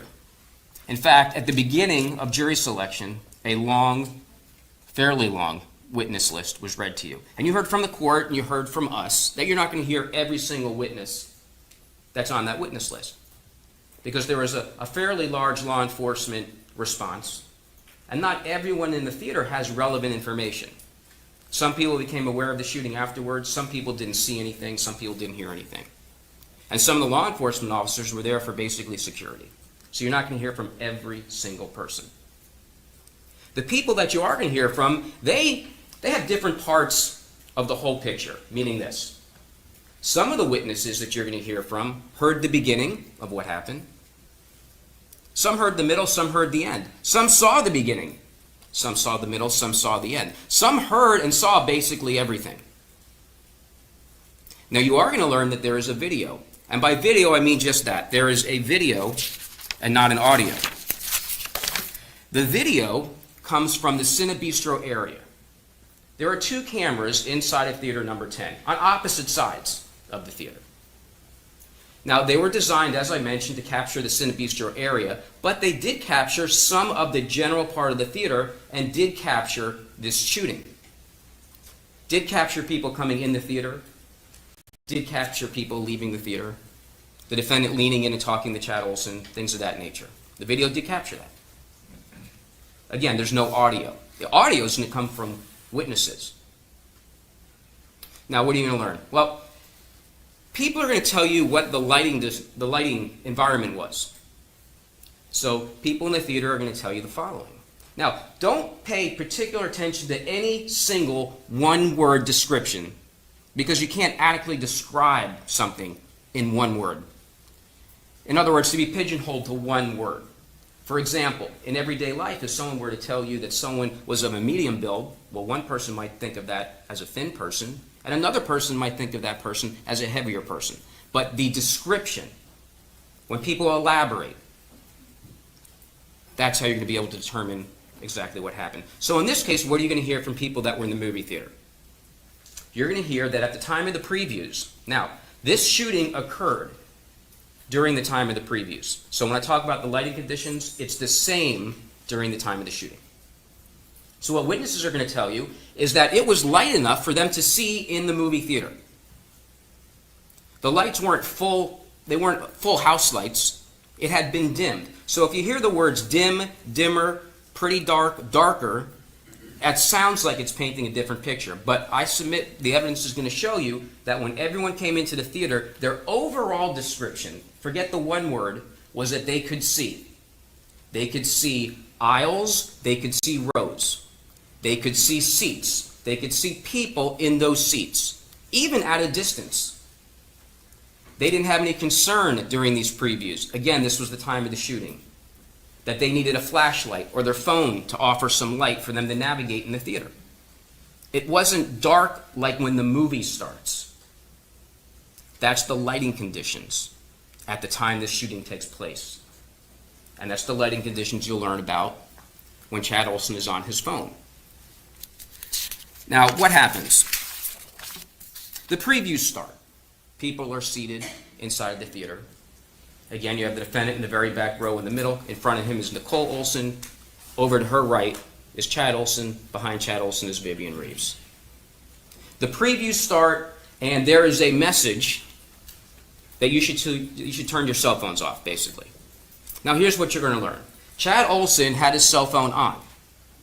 Now, by on, this is what I mean. Chad Olson, the evidence will show you, he's not talking on his phone. He's not conducting a business transaction. He's not talking to a friend, a family member, not having a loud conversation. By on, literally the phone is on. That's it. The evidence will show you that there was a white light coming from the phone. That's how the phone was on. You're going to learn that almost immediately or very close after the time of that message, please be responsible, turn your cell phone off, whatever the message is. Very close in time to that, without really waiting, the defendant over here leans in to Chad Olson and Nicole Olson. Because the evidence will show you the cell phone had a light on it. Now, what you're going to learn is that this defendant leans all the way in, and it's going to sound silly when I say this, to Chad Olson's personal space. And you're going to see this on video because it's captured. Not only is a witness going to talk to you about it, but it was captured on video. The defendant leans all the way in from his seat and basically gets back to the left ear of Chad Olson. So the defendant's head is basically in their space. You're going to learn from a witness that the defendant's tone was kind of demanding. Turn your cell phone off. Now at that point, the evidence will show you they're kind of taken aback by this. Now, Chad Olson did not turn his phone off. Now, here's what you're going to learn what was going on that phone. He was looking at Facebook. Social media. There was a website that he was looking at through Facebook. And they had been looking at it. The evidence will show you, of course, that's no reason to shoot another man. But here's what you're going to learn. That the defendant leans all the way forward, tells Chad Olson to turn his phone off. Chad Olson doesn't turn his phone off right away. Now, in a perfect world, should Chad Olson have turned his phone off? Yes, but the evidence will show you that you can't kill someone for that.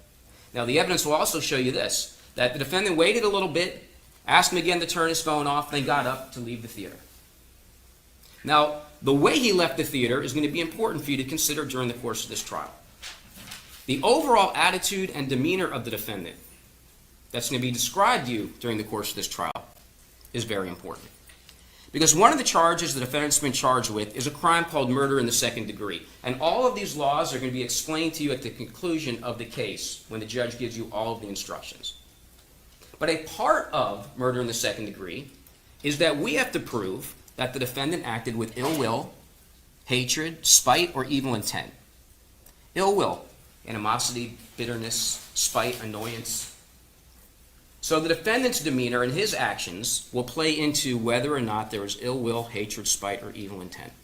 So here's what's important about when the defendant gets up to go tell the manager that this white light is bothering him during the movie previews.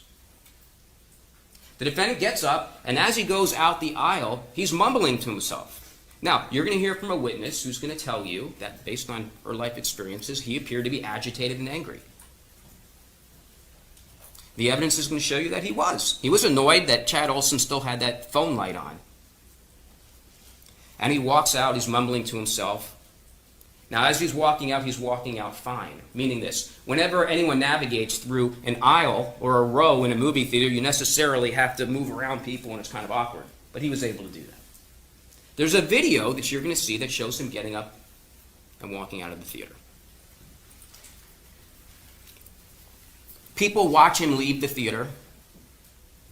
Remember, he's in the back row. Goes all the way down the steps. There might be 13 rows. You're going to see pictures. You can count for yourself. Walks all the way down the ramp, all the way to the manager's desk. Now, when he's at the manager's desk, what happens? Well, when he's there, and again, there's no audio, there's going to be just a video, watch his demeanor. Now, I don't mean to present to you, and I'm not painting the picture to you that when he's at the manager's desk, he's banging on the desk and screaming and demanding action, because he's not. But when we're talking about the demeanor of the defendant, the evidence will show you this ill will or spite. Watch his arms, watch his hands, watch his fingers, watch his facial expression. He's there for about 3 minutes, walks back into the theater, all the way up the ramp, around the corner, all the way back up to the back row, all the way across again into the middle. Now, the witnesses you're going to hear from are going to tell you this. They're going to tell you that the defendant did not appear to have any disability. He didn't have a cane, didn't have a walker, didn't have a wheelchair. The evidence will show you, and it sounds like a silly thing to measure, the defendant parked 133 yards away from the theater. Now, it sounds silly, again, it's a football field and a third, but there's no handicap placards. The defendant's not handicapped. Wife didn't have a handicap placard. You're going to see video of the defendant as he purchases tickets. He's in the lobby area, in the concession area, walking to and from the theater. Now, why is that being brought up? Well, the evidence is going to show you this, and we're going to talk more about it in just a little bit. But the defendant gives a taped statement to law enforcement, freely and voluntarily waives his rights, and there's going to be a picture painted during this taped statement. And one of the things you're going to learn in this taped statement is the defendant states he's got arthritis in his back and his knees. Well, the evidence will show you that, let's say that's all true, it's very, very bad. The evidence will show you that's no reason to shoot and kill another person. However, when you see the actual pictures, meaning the video, and you listen to the witnesses, you're going to see he was completely fine. Now, what happens? When he walks back into the theater, after speaking to the manager, coming back across the row. Now, it doesn't matter exactly when this happens. It's either as the defendant comes back into the theater, as he's sitting back down, or even some seconds after he's fully seated in his seat. Doesn't matter. But the defendant in this taped statement indicates that he reinitiates contact with Chad Olson. Now, what's the evidence going to show you in this case? Chad Olson was talking to someone earlier, and it was the person in the row in front. At no time will the evidence show you that Chad Olson is volunteering to talk to the defendant. The defendant's always the one initiating the conversation. And as the defendant comes back, based on his own statement, he indicates that he reinitiates contact with Chad Olson and tells him this. And here's something that's important you're going to learn during the trial. Chad Olson did, in fact, turn off his cell phone. The phone was off when the defendant came back into the theater. The evidence will show you that the defendant could have just sat back down in his seat and everyone could have watched the movie and everything would have been fine. The phone was off, no problems. The evidence will show you that after there's a conversation, Chad Olson is in his seat. Now, what the defendant states to Chad Olson is, I see you put your phone away. I told the manager for no reason. Now, I submit the evidence will show you that there was no reason for that. Regardless, the statement was made.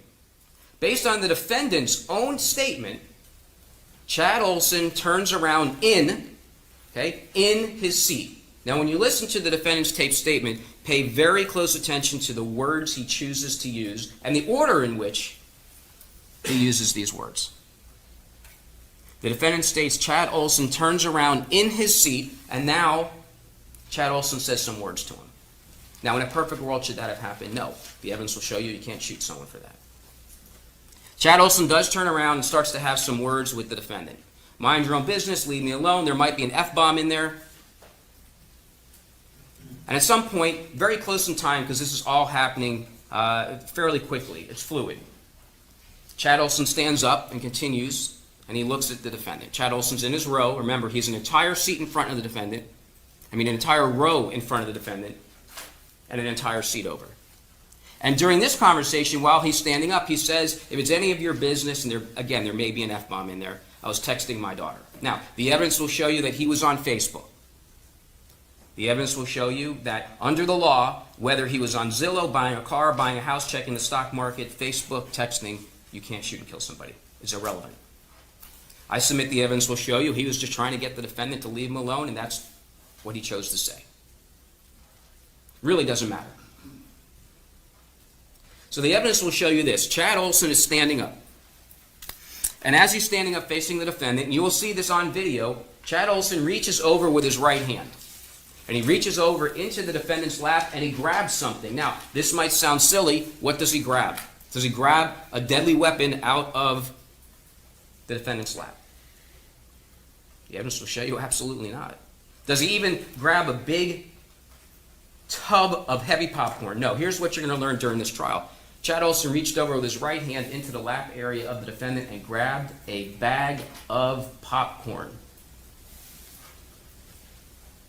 And he grabbed that bag of popcorn and he brought it back and he flicked it at the defendant. Now, the evidence will show you, of course, in a perfect world, should Chad Olson have grabbed a bag of popcorn and tossed it on the defendant? Well, of course not. The evidence will show you can't shoot and kill another person over that. So the evidence will show you this, because there's a couple of things happening simultaneously at this point. So I want to break it down just a little bit. We're going to take a quick 2-minute break right here on Live Now from Fox. Hands up, he's facing the defendant, says something about texting his daughter. He reaches over, grabs the bag of popcorn, and flicks it. Doesn't pull it back, isn't using it like a bat, just flicks the popcorn on him. His hand is now coming back. At about that very same time, Nicole Olson, remember, she's sitting in front of the defendant. She's starting to reach over with her left hand while this is happening. And in the process of getting up to say, honey, it's just sit down. So her hand's up.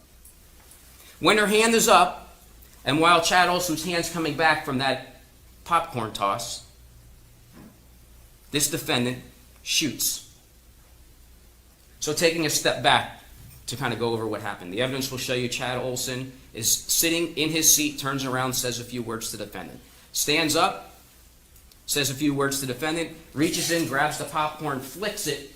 Now, this is important to watch on the video because it goes back to arthritis, my back, my knees. What you're going to see on the video is the defendant, in an incredibly quick and swift maneuver, reaches his right leg out as he's leaning back, goes into his pocket to get his firearm that he's brought into the theater, pulls it out, and lunges forward to shoot Chad Olson. The evidence will show you he's not back cowering in fear, but watch the manner in which he grabs his firearm, how quickly he is able to do it, how fluid he's able to do it, and how he lunges forward as he shoots. And why is that important? Well, to go back to the instruction of ill will, hatred, spite, or evil intent. The evidence will show you he was mad. Chad didn't listen to him, and Chad threw popcorn on him. So, what happens next? After that, Chad stumbles. He begins to turn to go towards the aisle. He goes down a couple of seats. He's shot in the chest. He can't make it to the aisle even. He falls down on other people in the theater. Nicole Olson's finger is almost shot off. It's almost severed from the bullet going through. She's screaming. Chad falls on the ground. There happen to be nurses and other people there that try to help Chad Olson as he's laying on the ground with that bullet in his chest. Now, ultimately, of course, Chad Olson dies. He's basically dead in the movie theater. There happened to be an off-duty deputy, not from the Pasco Sheriff's Office, but from another county in the theater. He gets up, you're going to see this on video, and he walks over to the defendant. The defendant has his gun on his lap. It's taken from him. The gun eventually is given to a sergeant at the Pasco Sheriff's Office. That gun is eventually sent to a place called the Florida Department of Law Enforcement. Now, during this trial, there's going to be some stipulations. Stipulations are agreed upon facts, so to speak. You get these, there's not going to be any other testimony on the matter. They're basically just accepted to. Now, one of the stipulations you're going to learn is that this firearm, the one the defendant used, it's a .380, was sent to the Florida Department of Law Enforcement. There was a shell casing there. Shell casing came back to that gun. Now, that's not an issue in this case because this is not a whodunit case. The important part of that stipulation is that this firearm, the one the defendant brought into the theater, was working properly. Didn't malfunction, wasn't an accidental shooting. This was an intentional and purposeful shooting. The gun was working fine. Now, People are working on Chad Olson. This other deputy is with the defendant. People call 911. Now you can imagine when there's a 911 call about a shooting in a movie theater, there's a fairly large law enforcement response, and there was. And this is when the investigation begins. Now, people that were in the theater, they go to different parts of the theater. Some are in front of the screen, some are in the concession area, the lobby. Now, fire and rescue was called. They had to what's called stage, meaning they had to wait for the movie theater to be secured before they could go in to try to help Chad Olson. When the deputies came in, they made sure the scene was secure. They were trying to help Chad, dealt with the defendant. Fire and rescue comes in, everyone goes to the hospital. Chad's life can't be saved. Eventually, Nicole has work done on her finger. Now, while deputies are there and people are in different parts of the theater, they hand out these blank forms. And sometimes they're called written statements.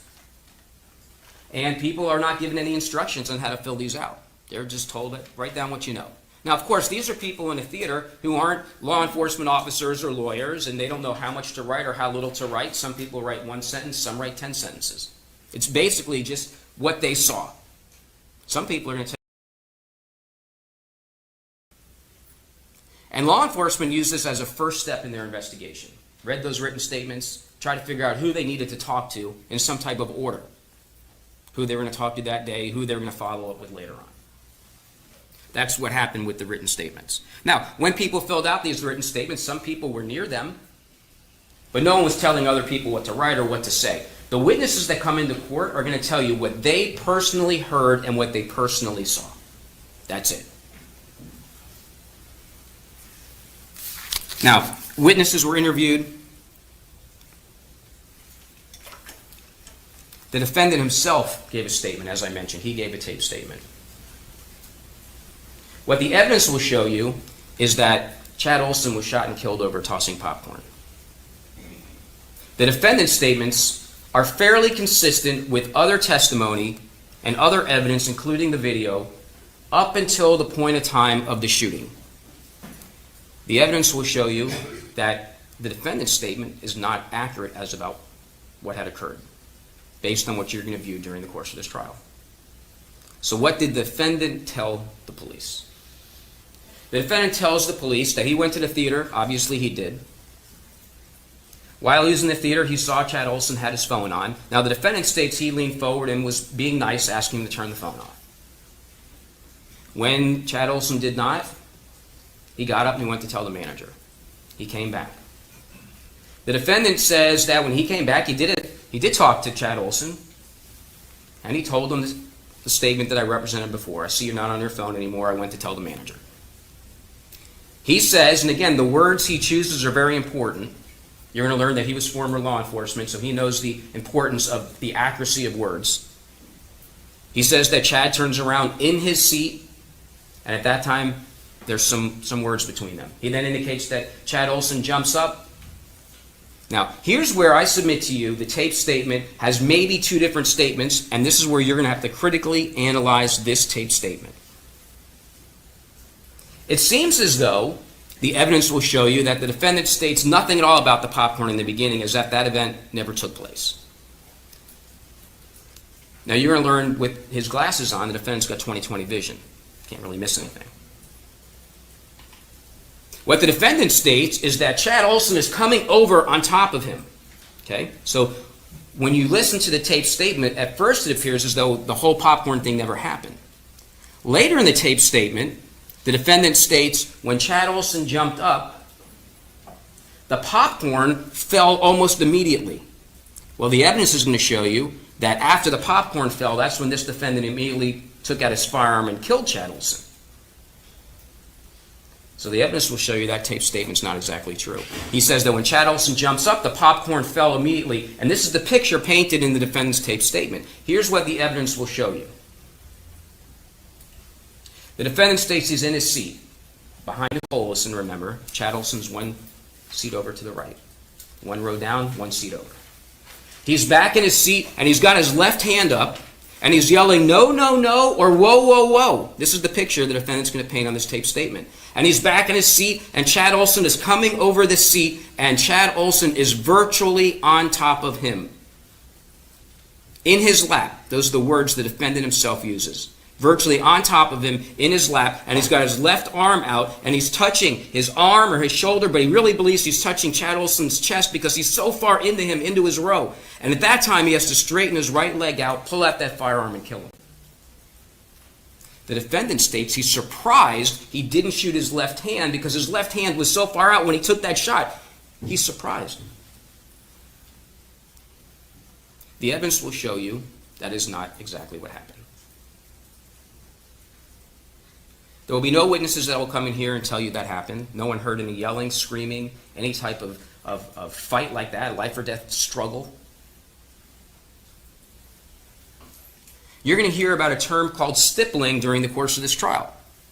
Stippling, and this might be a really bad description of it, is when a firearm is fired, material comes out, hot material, and anything that's close in its way gets these embers, so to speak, and there's a burn mark on skin. Now, you will see stippling in this case. The evidence will show you there was stippling on Nicole Olson's hand because it was in front of the firearm when her finger was almost shot off. You're going to see stippling on Chad Olson's wrist because when he brought his wrist back after tossing that popcorn, you're going to see stippling all over there. But the evidence is going to show you there's no stippling on the defendant's left hand. The evidence will show you that's because his left hand was not out. No, no, no, no, no, you got to get off of me. That's what the evidence is going to show you. Now, after the defendant fires the shot, there's some important words that people in the theater hear. And these are people that don't know each other, and these are people that are in different areas of the theater. And the defendant states some words to the effect of throw popcorn at me or throw popcorn on my face. Yet when you listen to the defendant's tape statement, it never really brings up the popcorn. The evidence will show you that's important for ill will and spite. And when you see the way he lunges forward with the firearm and makes that statement, you get a clearer picture of what was really going on in the theater on January 13th. For some of you, we are going to take a quick 2-minute break. Stay right here with us. More Live Now from Fox continues. Arm out, yelling, no, no, no, or whoa, whoa, whoa. And Chad's virtually in his lap. He's struck on the left side of his face. Remember, you can hear defendant, prior law enforcement. Words and choices of words are important. The defendant states in his tape statement that he's hit on the left side of his face. Well, witnesses are going to tell you they never saw that. And the evidence will show you that almost scientifically, physically, it's not possible. Because the evidence will show you that Chad Olson was a row in front and a seat over to the right. And that it would be virtually impossible for him to do this hook that hooked all the way around from that distance across an aisle, all the way across seats, and struck the left side of the defendant as he was all the way back with his left hand out. The evidence will show you that simply did not happen. The evidence will show you there was no injury, as if he was struck that hard, because the defendant in his tape statement, you will learn, says he was dazed. But he wears glasses. You will see there is no injuries of any markings for glasses of being hit that hard that he felt he had to kill another human being. At some point in the tape statement, the defendant indicates he thinks that maybe a cell phone was at play because he saw the blur of a screen. Now, you will learn that a cell phone was found in front of the defendant, and it was in fact Chad Olson's cell phone. I submit the evidence will show you that it got there in one of two ways. One, because he was holding it in his left hand or his left side, and we know that because that was the side that was bothering the defendant. That when he stood up and he grabbed that popcorn, it fell over. Or, at the time he was shot, it was dropped. But the evidence will show you that no witnesses see anything remotely close to the defendant being hit with that phone, and there's no possible way that could happen. Now, another stipulation will be about this cell phone.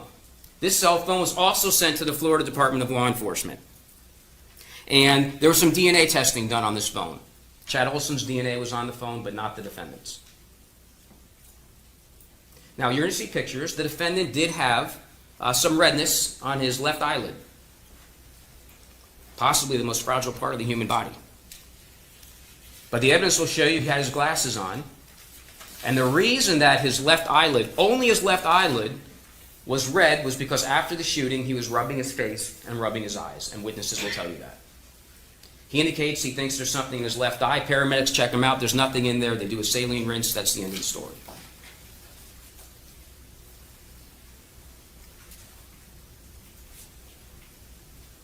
The defendant indicates in his taped statement that he second-guessed himself. He's sitting in the cruiser, and you're going to hear he says, I'm second-guessing myself. Did he hit me? This is the picture that's going to be painted for you during the course of this trial. The defendant also states, and I apologize for cursing at some point in his taped statement, and again, I apologize for the language, but oh shit, this is stupid. Now, for his actions, the defendant's been charged with 2 crimes: murder in the second degree and aggravated battery. Now again, all of the jury instructions are going to be explained to you at the conclusion of the case. Now, suffice to say, this is what murder in the second degree is. What we have to prove to you is Chad Olson is dead.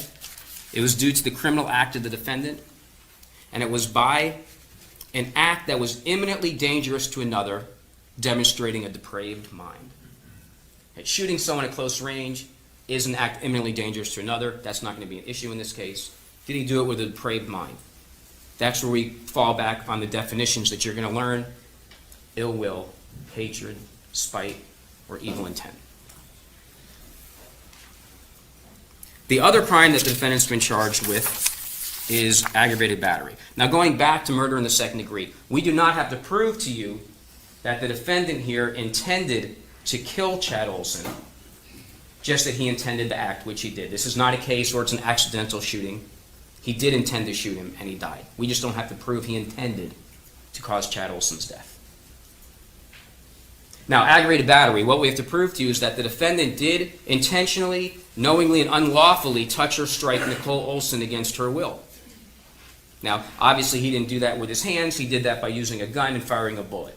So it's the same analogy. Did he touch or strike her against her will? And did he use a deadly weapon? Yes, a firearm is a deadly weapon. The other way that we could prove aggravated battery on Nicole Olson is, did he intentionally touch or strike her against her will? Yes, and cause great bodily harm, permanent disfigurement, or permanent disability? And the answer is going to be yes. You're also going to learn about an instruction called transferred intent. And basically what that means is if one person intended to do an act, meaning the defendant intended to do an act to one person, but ended up harming another. In other words, intending to shoot Chad Olson, but harmed Nicole Olson, be transferred intent. And that's how we get to the aggravated battery charge. Now, what is this case going to be about? Based on the facts that you were given at the beginning during jury selection and the defendant's own taped statement, it's apparent the defendant is claiming self-defense. So you're going to hear a lot about self-defense. At the conclusion of the case, you're going to get all of the self-defense jury instructions.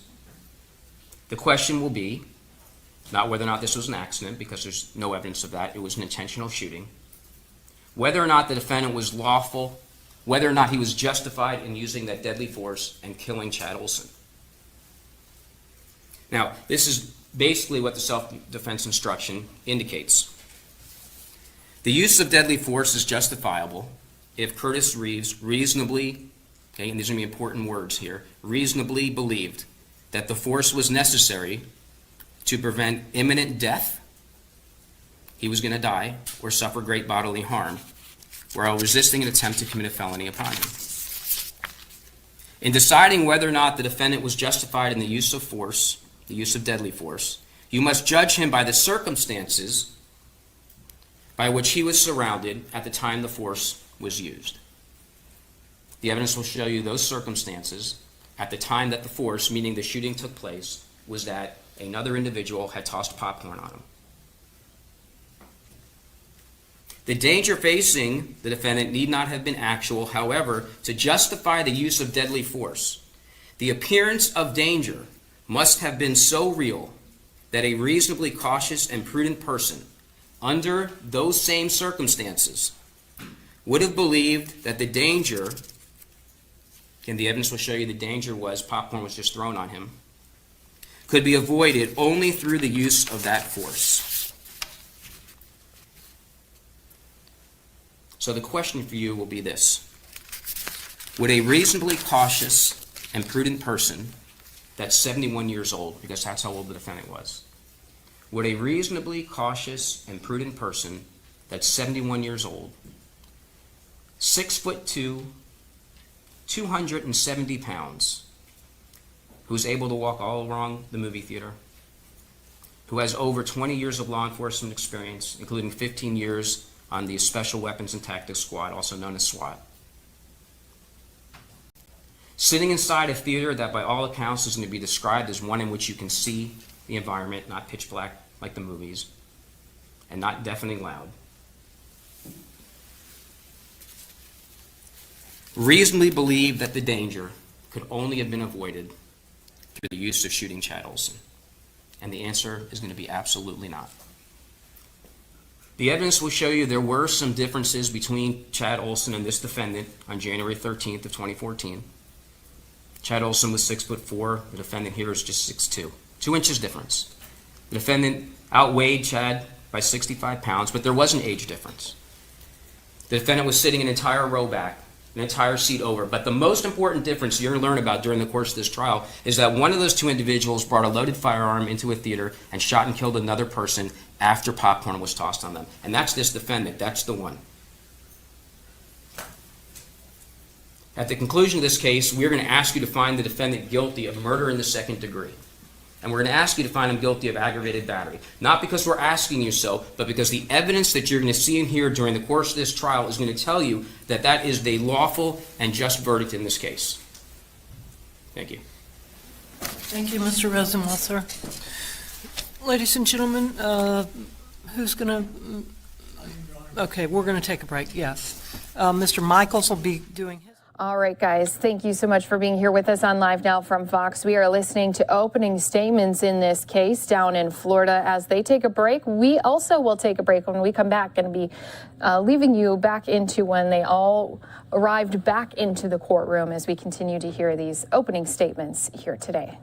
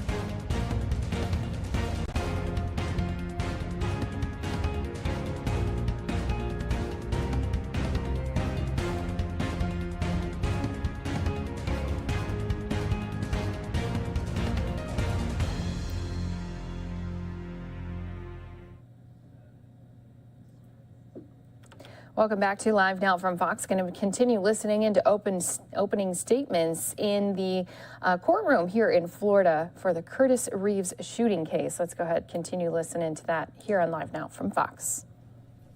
Thank you, ladies and gentlemen. You can have a seat.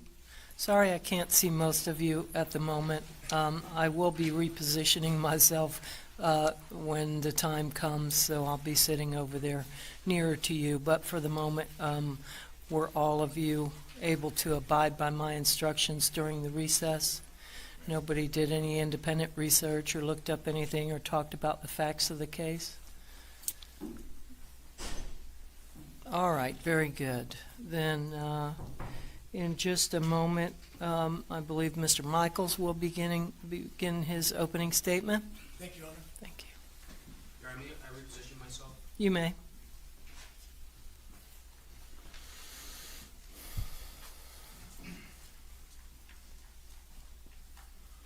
Before I begin my opening statement, I'm going to request of the court, Your Honor, if you would please read the stipulation concerning the DNA evidence in this case on the cell phone case and screen. All right. And ladies and gentlemen, when lawyers agree that certain facts are true, that is called a stipulation of fact. You must accept stipulated facts as having been proven.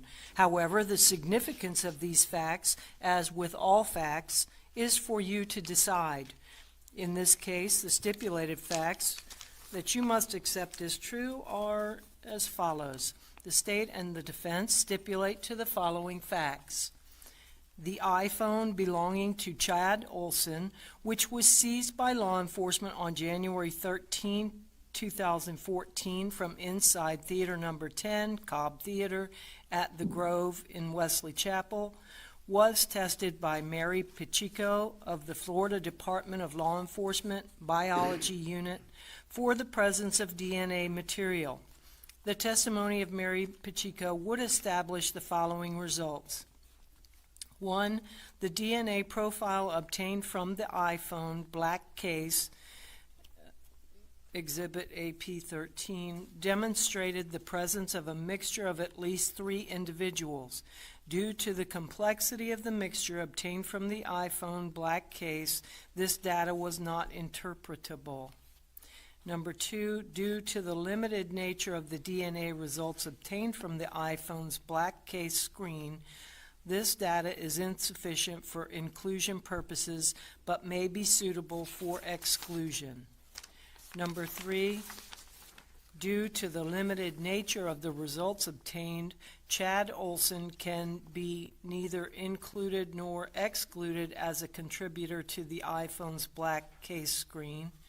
And number 4, Curtis Reeves is excluded as a source of the limited DNA results obtained from the iPhone's black case screen. Thank you. Mr. Funderburg, bring up the display, please. Thank you. Okay, let's look at this. Why did I bring this up to start my opening statement? I brought this up because I want you to be able to put into context, to look at the form of the information you're getting from the prosecutor right off the bat at opening statement. What the prosecutor told you is simply not true. There is no stipulation, there is no evidence that the cell phone case or the cell phone case screen had the DNA of Chad Olson on it. It's just not true. Let's look at this. It says, as the court read, DNA profile from the iPhone case. This is an iPhone case, black case that has a white cell phone in, a white iPhone. It's a case that has one of those screens that's kind of attached to the front for protection. So when they talk about the case, they're talking about the outside. When they're talking about the screen, they're talking about the front of the screen that a person would kind of scroll on. And so what this says is that, number 1, presence of a mixture of at least 3 individuals. Due to the complexity of the mixture obtained from the iPhone black case, data was not interpretable. So based on what they got from the case, they couldn't interpret it. They have at least 3 people on it. So is it possible that if the evidence was properly preserved, that we would see Mr. Reeves's DNA, Curtis Reeves's DNA on that case as it hit him in the head? Of course it's possible. We'll never know because the way that this phone was handled was abominable. The sheriff's office didn't go in there and try to preserve it for any DNA evidence. They had a tech pick it up, manipulate the phone. Later on, they pull it out of a room again and try to turn it on to see whose it was, even though they knew who it was, who it belonged to. Due to the limited nature of DNA results obtained from the iPhone's black case screen, the front of it, this data is insufficient for inclusion purposes, but may be suitable for exclusion. Again, that doesn't tell you that Chad Olson's DNA was on the phone. It tells you they can't tell you whose DNA was on the phone. Next page, please. Due to the limited nature of results obtained, Chad Olson can be neither included nor excluded as a contributor to the black case screen. So what they're telling you is, not as the prosecutor told you, the evidence will show with a stipulation that, not true. That phone does not come back with Chad Olson's DNA. We know it's his phone. His wife said, that's my husband's phone. The prosecutor and the state attorney's office and the sheriff's office, they all went in the phone. We know it's Chad Olson's phone. But there's no DNA evidence that says his DNA was on it. It says Curtis Reeves is excluded as a source from the screen. That's all it says. So if a phone is going through the air, there are two sides to it, there are corners to it, the screen hits Mr. Reeves. Maybe. What if the back hits Mr. Reeves? Then certainly this isn't something that would be unusual. Not unusual. And so I bring this up to you because I think that it's important. That's only one thing.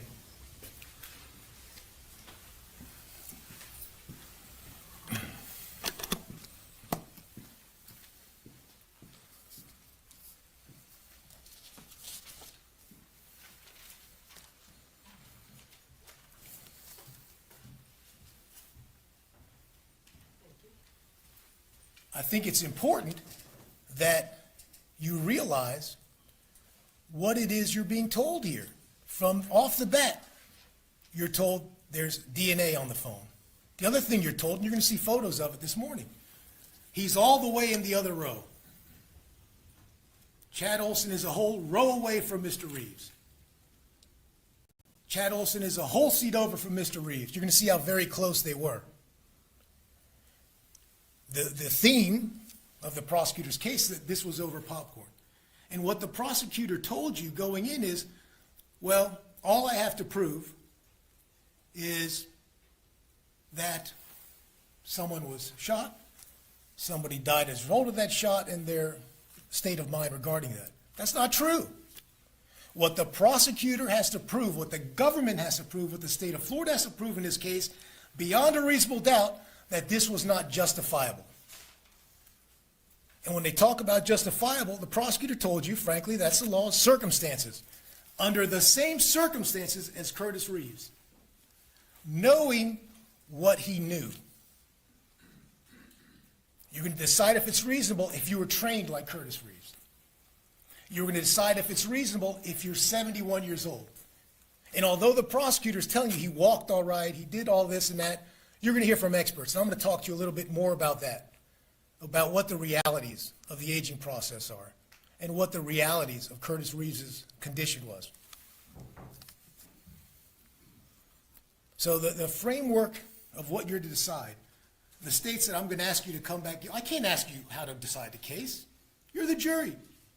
You look at the evidence, and that evidence has to measure up beyond the exclusion of every reasonable doubt that Curtis Reeves did not act justifiably in protecting himself and protecting his wife who's sitting next to him. So since we're talking about Curtis Reeves and stepping to his shoes, let's think about that for a second. Number one, he's in a theater. The prosecutor's trying to make it seem, the same way they tried to make it seem about the DNA, that this theater is somehow lighted so you can see everything. A lighted movie theater with the previews on, imagine. They're telling you, don't believe If somebody comes up with a description in one word, don't believe. No one can tell you what to believe and what not to believe. Their job is to put on the evidence, and you believe or don't believe. You're convinced by their evidence. Not because they're putting parameters on you, they're giving you rules. Don't believe this. If you hear one word, that's not true. Listen to the testimony, which you will.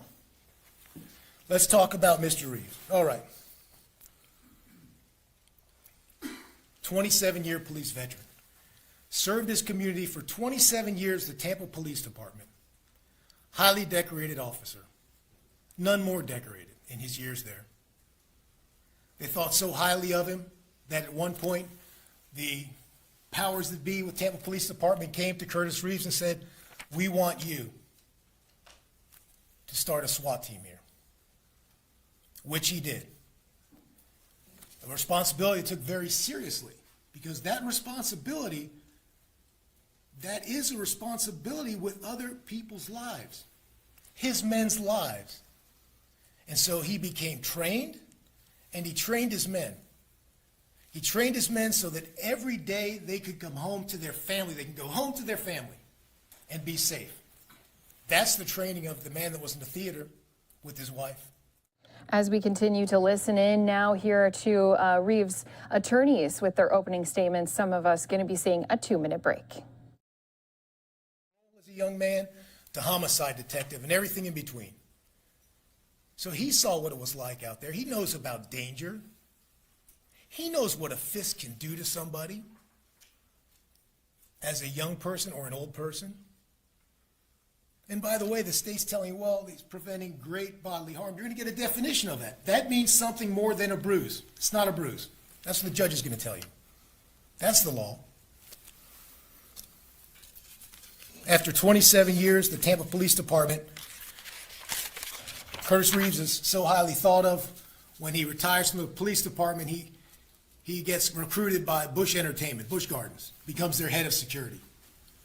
Now he's kind of in a job where he's dealing with the entertainment industry, the pleasure of the experience in the park industry, and he receives training for that. And you're going to see, we're going to talk about it in a little bit, some of the various courses he took. You're going to see a list of courses, and we'll talk about some of them. So throughout his years, he certainly learned how to assess a risk. He certainly knows how to spot danger. And so when he's in that theater, it's no different. That's his training and experience. That's something that you must consider before you make a decision, whether it was reasonable or not. And is this over popcorn? It is not. I'm going to show you some videos. And you're going to see that the prosecutor tries to paint this picture.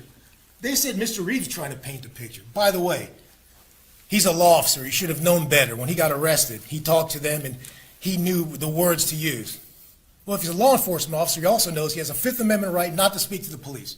And he could remain silent and call his lawyer right away, but he didn't. So let's just talk about the fact that he's in a movie theater and they're saying it's over popcorn. You're going to see there was an attack before the popcorn was thrown.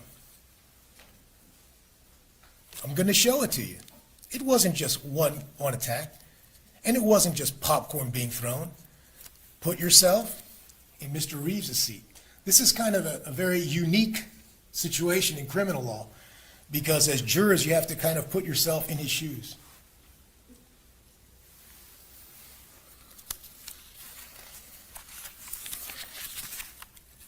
After working at Busch Gardens, his body starts to break down a little more, continuing to break down, and he retired. Just couldn't do the job.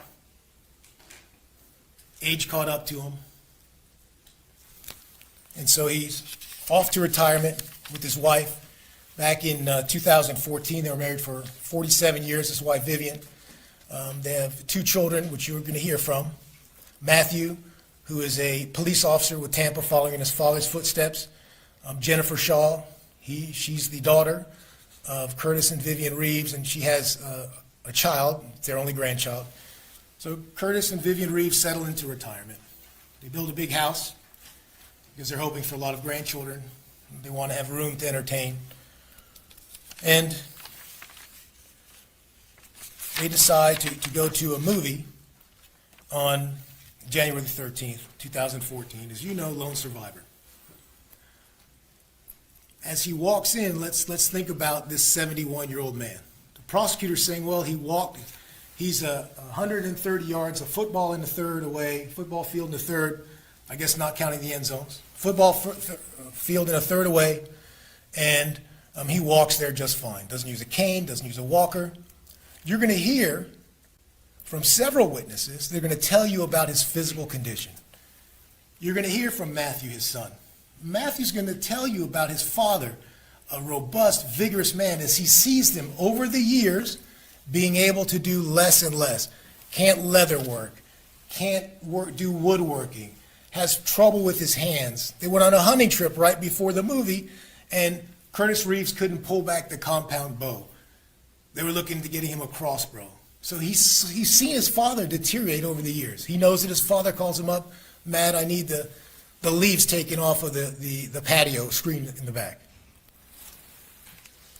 Jennifer, his daughter, is likewise going to testify how she's seen her father over the years deteriorate. She's seen him at one point, again, outdoors, going hunting, going fishing, camping, to a point where he can't take apart the paddles for a kayak. To the point where when he's on the floor playing with her daughter, with his granddaughter, he can't get up without help. Vivian Reeves is going to testify too. Now, she has her own health problems. She probably has ailments that are very serious. In fact, I know she has ailments that are very serious. She's going to tell you about them. She's being treated at Moffitt at the time. She had a knee replacement. Not in the greatest of shape. At any rate, she's going to tell you how she's seen the changes in her husband as well. How he needs to push himself off of the chair to get up when they're watching television. A little thing to some of us. Very important in this case. In fact, she's going to tell you that the day they were in the movie theater, the shoes that he was wearing, that Curtis Reeves was wearing, you didn't have to tie him with your hands because he had problems tying his own shoes. That little thing you pull, like you put on a preschooler, so they can tie their own shoes. You're going to hear from Dr. Donna Cohen. She's a PhD. She's a leading authority in the field of aging and the process of aging. She headed up the aging studies in University of South Florida. In fact, she started it. She's been doing it for over 50 years. She's an educator. She's going to testify as an expert.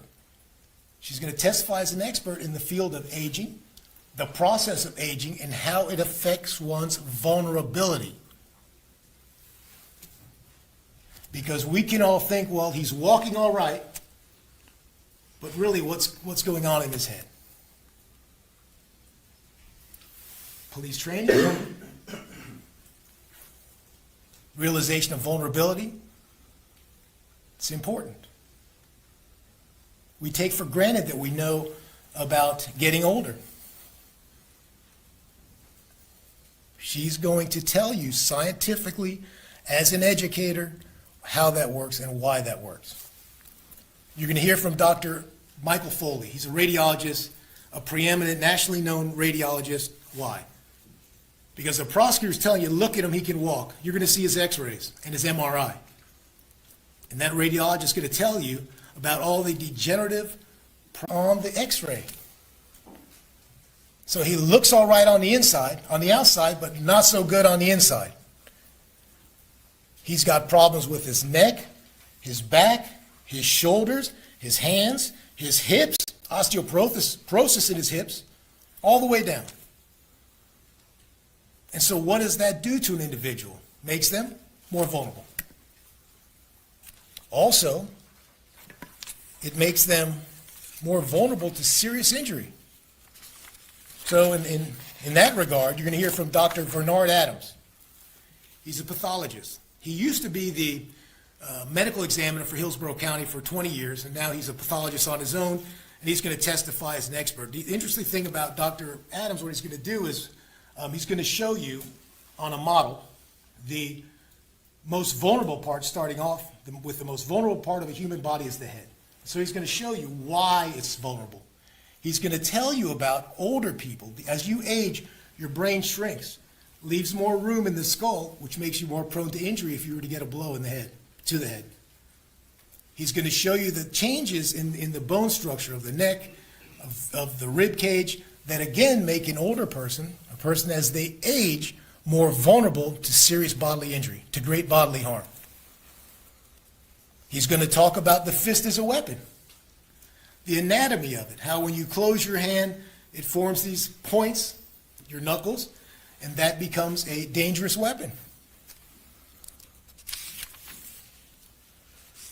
You heard a little bit about what Curtis Reeves said. He got hit. He did. He has a red mark on his eye. The prosecutor's telling you somehow magically the phone flew around, this and that. Well, if it was so well lighted, you can see it on the video, why didn't everybody else see that happening? Why didn't everybody else see the popcorn grab? Because it was a dark theater.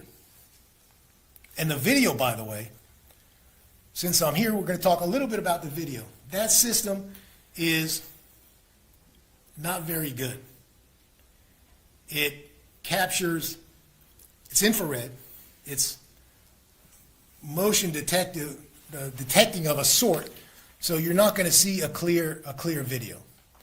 In fact, our expert, Bruce Koenig, who again is a nationally renowned expert, he worked on the Monica Lewinsky case. They actually had him look over the JFK tapes again. He worked for the FBI, headed up their audio and visual department. He's still out there testifying as an expert. He will tell you about the resolution, how bad it is. I don't have it in front of me, so I don't want to give you the wrong numbers, but the numbers compared to what the iPhone was at the time. The iPhone had like 600 pixels, and this had like maybe 12,000, something crazy. And so you're going to see, you get a little piece of it today, a video that doesn't really give you good quality and doesn't show you everything. We would hope that it showed you.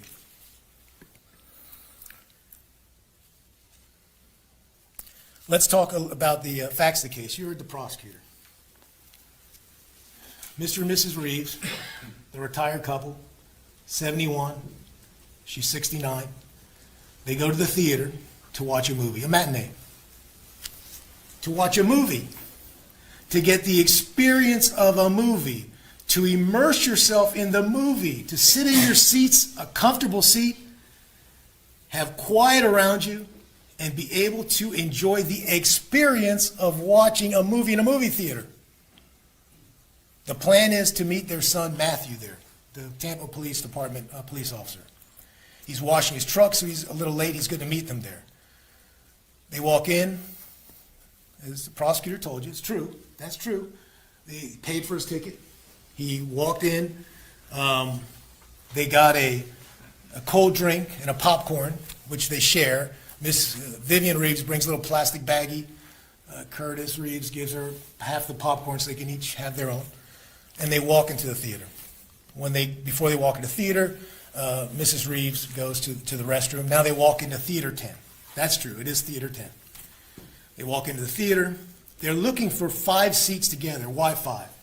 Because they want to put their son together with mom and dad and have 2 seats, one on either side. And so they look. They see 5 seats together at the very back row. The very back row, as you were told, is the row that abuts what's called the Cine Bistro. There's a wall that's about 5 feet tall. Prosecutor told you about that, but the interesting fact about that wall is the chairs in the theater, they move back. They recline back slightly. Not, you can't lay down, but they recline back. With that wall behind the seat, you're not going to get as much movement on them. So Mr. Reeves sat there. Curtis Reeves, his wife, directly in front of Curtis Reeves, already there is Nicole Olson. Directly in front of Vivian Reeves is Chad Olson. Now the prosecutor's telling you it's a whole row away. You'll see how close those seats are. They sit down to enjoy the movie. Curtis Reeves notices the phone is on. Yeah, he's not talking, but there's a white light. Prosecutor, there's a white light coming from the phone. We know he was on the phone. We know he was on Facebook. Doesn't matter if he was talking or not. There's a white light coming from the phone, and it's in Curtis Reeves' face. He asks him politely, would you please put the phone away? The answer he gets is, I was texting my effing daughter, do you mind? Something to that effect. Again, put yourself in the theater.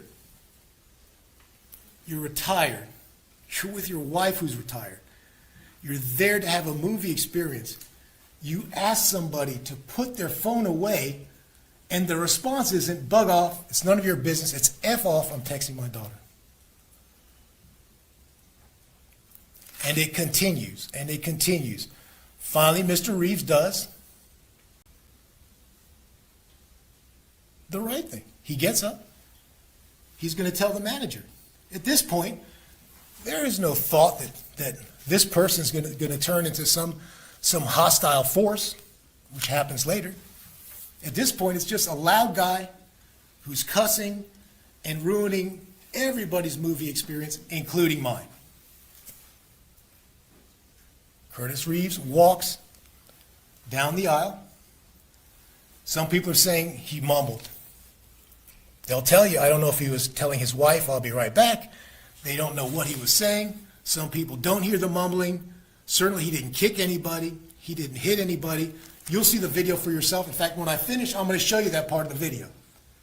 You hear from the prosecutor how he can just walk down the aisle. It's not a problem. It's really close. Watch the video. This is what you're going to see. I guarantee this is what you're going to see. As Curtis Reeves walks down the aisle, he has his hand up, and he's touching the wall for balance. You'll see him do it. He goes out to the desk, the service desk. The manager's there, a fellow named Thomas Peck. He's talking to this woman, Dawn Michelle Simpson. If the prosecutor doesn't call her, we will. She's there talking to the manager, telling him that she wants some movie posters to decorate her house, her TV room, some sort of thing like that. Mr. Reeves just waits. He doesn't interrupt her. He's not rude, and that's a testimony you can hear. You can hear the testimony from Dawn Michelle Simpson. You're going to hear the testimony from Thomas Peck that Mr. Reeves was polite and act very nicely to please help me enjoy this movie experience I came for. Those aren't the words, but you get the idea. Mr. Reeves walks back into the theater, and I understand what the prosecutor's saying. The prosecutor's saying, well, he says in his statement that he initiated contact. Well, think about that statement. Here you have somebody who at this point is a suspect in committing a crime, not because it's a whodunit, as the prosecutor rightfully said. It should have been because the detective should have been thinking, was this a justified? All right, guys, we've been listening into some of those opening statements here as the trial is now underway after 8 years of legal wrangling and delays. So this again is for a former Tampa Police Department captain, Curtis Reeves, who is being charged in a deadly movie theater shooting of Chad Olson. We'll continue to keep track of this case here for our viewers with us on Live Now from Fox, but I want to bring us out to a live picture in Ukraine. We do have some new information coming in here to our Live Now from Fox desk after the Ukraine president has spoken to his nation, talking about a potential attack from Russia. They have identified what day they believe it will happen. We'll give you all the details coming up here in 2 minutes.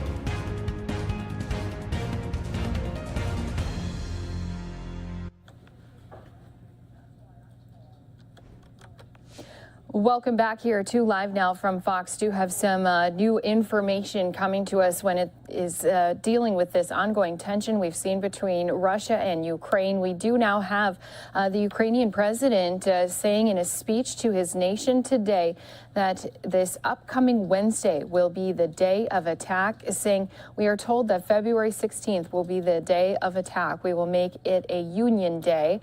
The decree has already been signed. This Wednesday afternoon, we will hang national flags, put on blue, yellow ribbons, and show the world our unity. So this, again, is just breaking, coming in here to our Live Now from Fox desk. Wanted to report it, let all of our viewers know that they do now believe Russia is going to invade Ukraine coming up this week on Wednesday. So we're only a few short days away. Secretary of State Antony Blinken said today that the U.S. is in the process of temporarily relocating our embassy operations in Ukraine from our embassy in Kiev to Lviv due to the dramatic acceleration of buildup of Russian troops. So again, it is they're trying to look for a new location closer to Ukraine's border with Poland, where thousands of American troops are being deployed. We do have Blinken saying the embassy will remain engaged with the Ukrainian government, coordinating diplomatic engagement in Ukraine. We are also continuing our intensive diplomatic efforts to de-escalate the crisis. Going ahead, taking a look here, not only live in Ukraine, but also just at our stocks. With this news breaking, looks like we have taken a dip here in the markets, down near that 400-point mark. But this, again, all coming on the heels of this invasion, as we've been waiting to see when Vladimir Putin was possibly going to be making his move. There's been a lot of buildup last week. We had even more urgency put into some of those briefings. Do want to let our viewers know that we are expecting a briefing from our State Department coming up here in less than a half hour. So we're almost about 15 minutes away. It was scheduled to come at 2:30 this afternoon Eastern time. So right now, again, U.S. temporarily relocating, closing their embassy in Kiev and relocating it. And so this, again, was something that we knew was possibly going to be happening here very soon. We did have just last week many of our U.S. officials urging Americans who were still in Ukraine to leave within 24 to 48 hours. And now today, the Ukrainian president saying they believe the day of attack will happen on this Wednesday. We have had a number of different countries weigh in on this escalation we've been seeing. German Chancellor, following a meeting with the Ukrainian president on Monday, said, in the event of a military escalation, we are prepared to impose very far-reaching and effective sanctions on Russia in coordination with our allies. So this is the DPA news agencies reporting it. They said that the Chancellor also had reportedly promised Ukraine an additional $170 million in financial aid. When asked about Russia, said there's no sensible reason for such a military deployment. So that was according to the Associated Press when asked about what was happening. So the German leader is set to meet with the Russian President Vladimir Putin in Moscow on Tuesday. And again, Ukrainian president saying they believe Wednesday is going to be the day of attack that happens. So we've been on top of this ever since there's been that buildup, that growing tension. We've had a number of different reports coming out of Ukraine talking about some of what they'd been seeing on the other side of their border. And now here today, hearing that the United States not only closing its embassy in Kiev, it's going to be relocating it. And there was a speech addressed to the nation from the Ukrainian president saying, we are told February 16th will be the day of attack. We will make it a union day. The decree has already been signed. This Wednesday afternoon, we will hang national flags, put on blue, yellow ribbons, and show the world our unity. Unity has been a word we've heard from many of our United States allies, NATO partners as well. There's been a number of times that they have said that they stand by Ukraine and stand firm with a lending hand in any way they can. We have seen time and time again different shipments of military aid arriving to Ukraine, not only from the United States, but also from other of its supporting countries as well. So again, this just breaking here this afternoon. We do have, again, the Ukrainian president saying they believe Wednesday is going to be when Russia invades their country.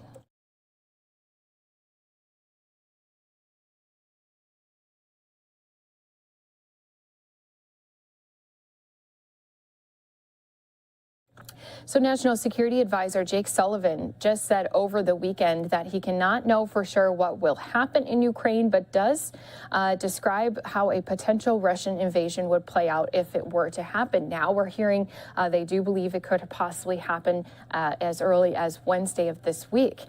He did say if there's a military invasion of Ukraine by Russia, it's likely to begin with a significant barrage of missiles and bomb attacks. Those are never as precise as any army would like them to be, and we don't even know how precise the Russian army would like them to be. So innocent civilians could be killed regardless of their nationality.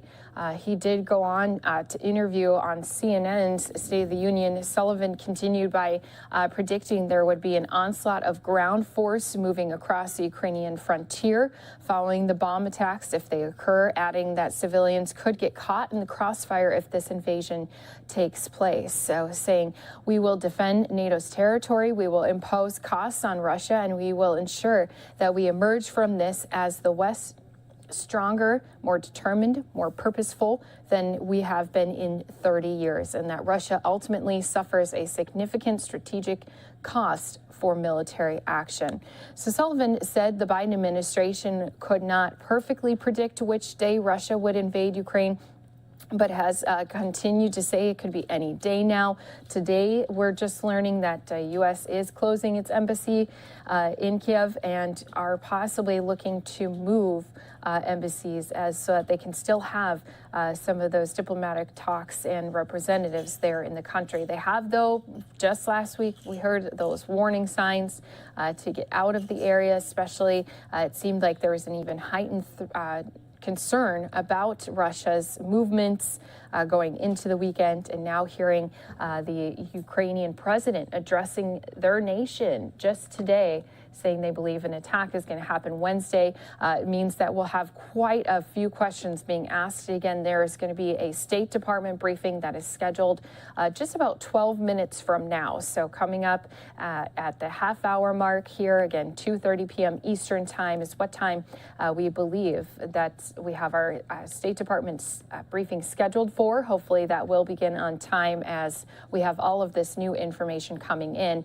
And as we've said, you can't always predict exactly what the Russian president was going to be doing, but with this newest development, hearing that it could possibly happen on Wednesday will help give some of those people, the citizens in Ukraine, also the military members, a little bit of time to prep what could possibly come. So going back to again, our National Security Advisor, Jake Sullivan, speaking about the very action and the attack that could happen. They say the way Russia has built up their forces, the way they have maneuvered things in place, does make it a distinct possibility that there's going to be that major military action very soon. Sullivan also was saying that they not only have been telling Ukraine members of the American citizens in Ukraine to leave immediately. They have also emphasized there's not going to be a military evacuation. So State Department on Saturday had said Americans should escape through Poland. So again, just a lot of movements still happening as we're preparing for this attack that could possibly happen, the invasion that we thought would happen. We had our Pentagon press briefing the other day. We did have John Kirby say if it's a deterrent and you use it before the aggression is made or the transgression is made, and then you'll lose your deterrent effect. If you punish somebody for something that they haven't done yet, then they may as well go ahead and do it. So we believe there's a deterrent effect by keeping them in reserve. We have been very clear with the international community, with Mr. Putin, about the severity of the economic consequences that he could face. So that, again, is about U.S. whether or not to impose sanctions against Russia, because, again, this was all just potential invasion talks. But now we're hearing that that attack could happen as soon as Wednesday. The Ukrainian president today warning all of its citizens, everyone in the country, a speech to the nation saying that they are going to, on Wednesday, have a union day where they're going to wear their colors proud and join together in union no matter what does happen. So we have been trying to stand on top of this story, always bringing you those latest pieces and information. Again, here today, just breaking this morning, we do know that we do have the Ukrainian president warning his nation on Monday of Wednesday being a possible day of attack. We're going to continue this coverage right here for you on Live Now from Fox after we step away for a 2-minute break. We'll continue to keep you covered on this, plus then take you into that State Department briefing when it does happen. Again, that is scheduled about 9 minutes from now. So we'll stay on top of this top breaking news story here for you on Live Now from Fox after this 2-minute break.